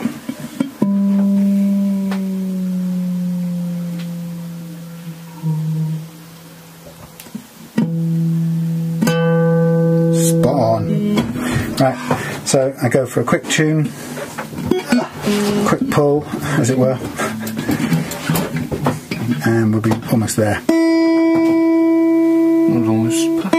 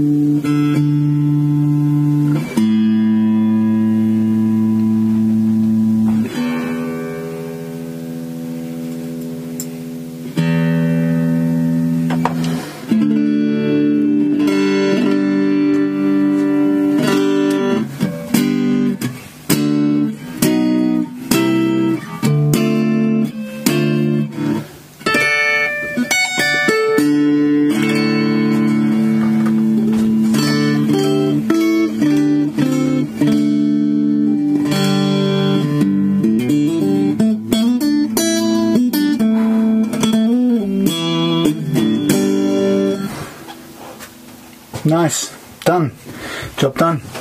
So there we are. Ta-da. Mostly done by me, with some help.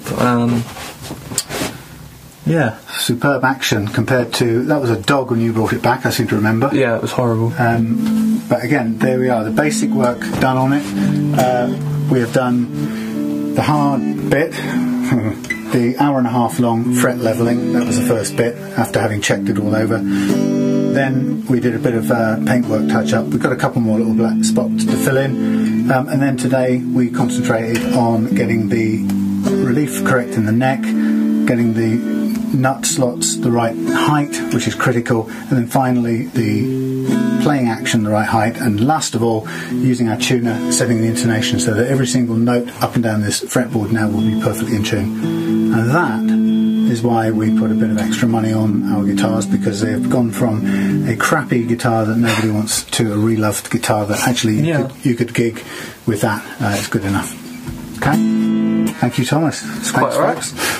Hope you enjoy this when you buy it. Yeah. And we'll see you soon.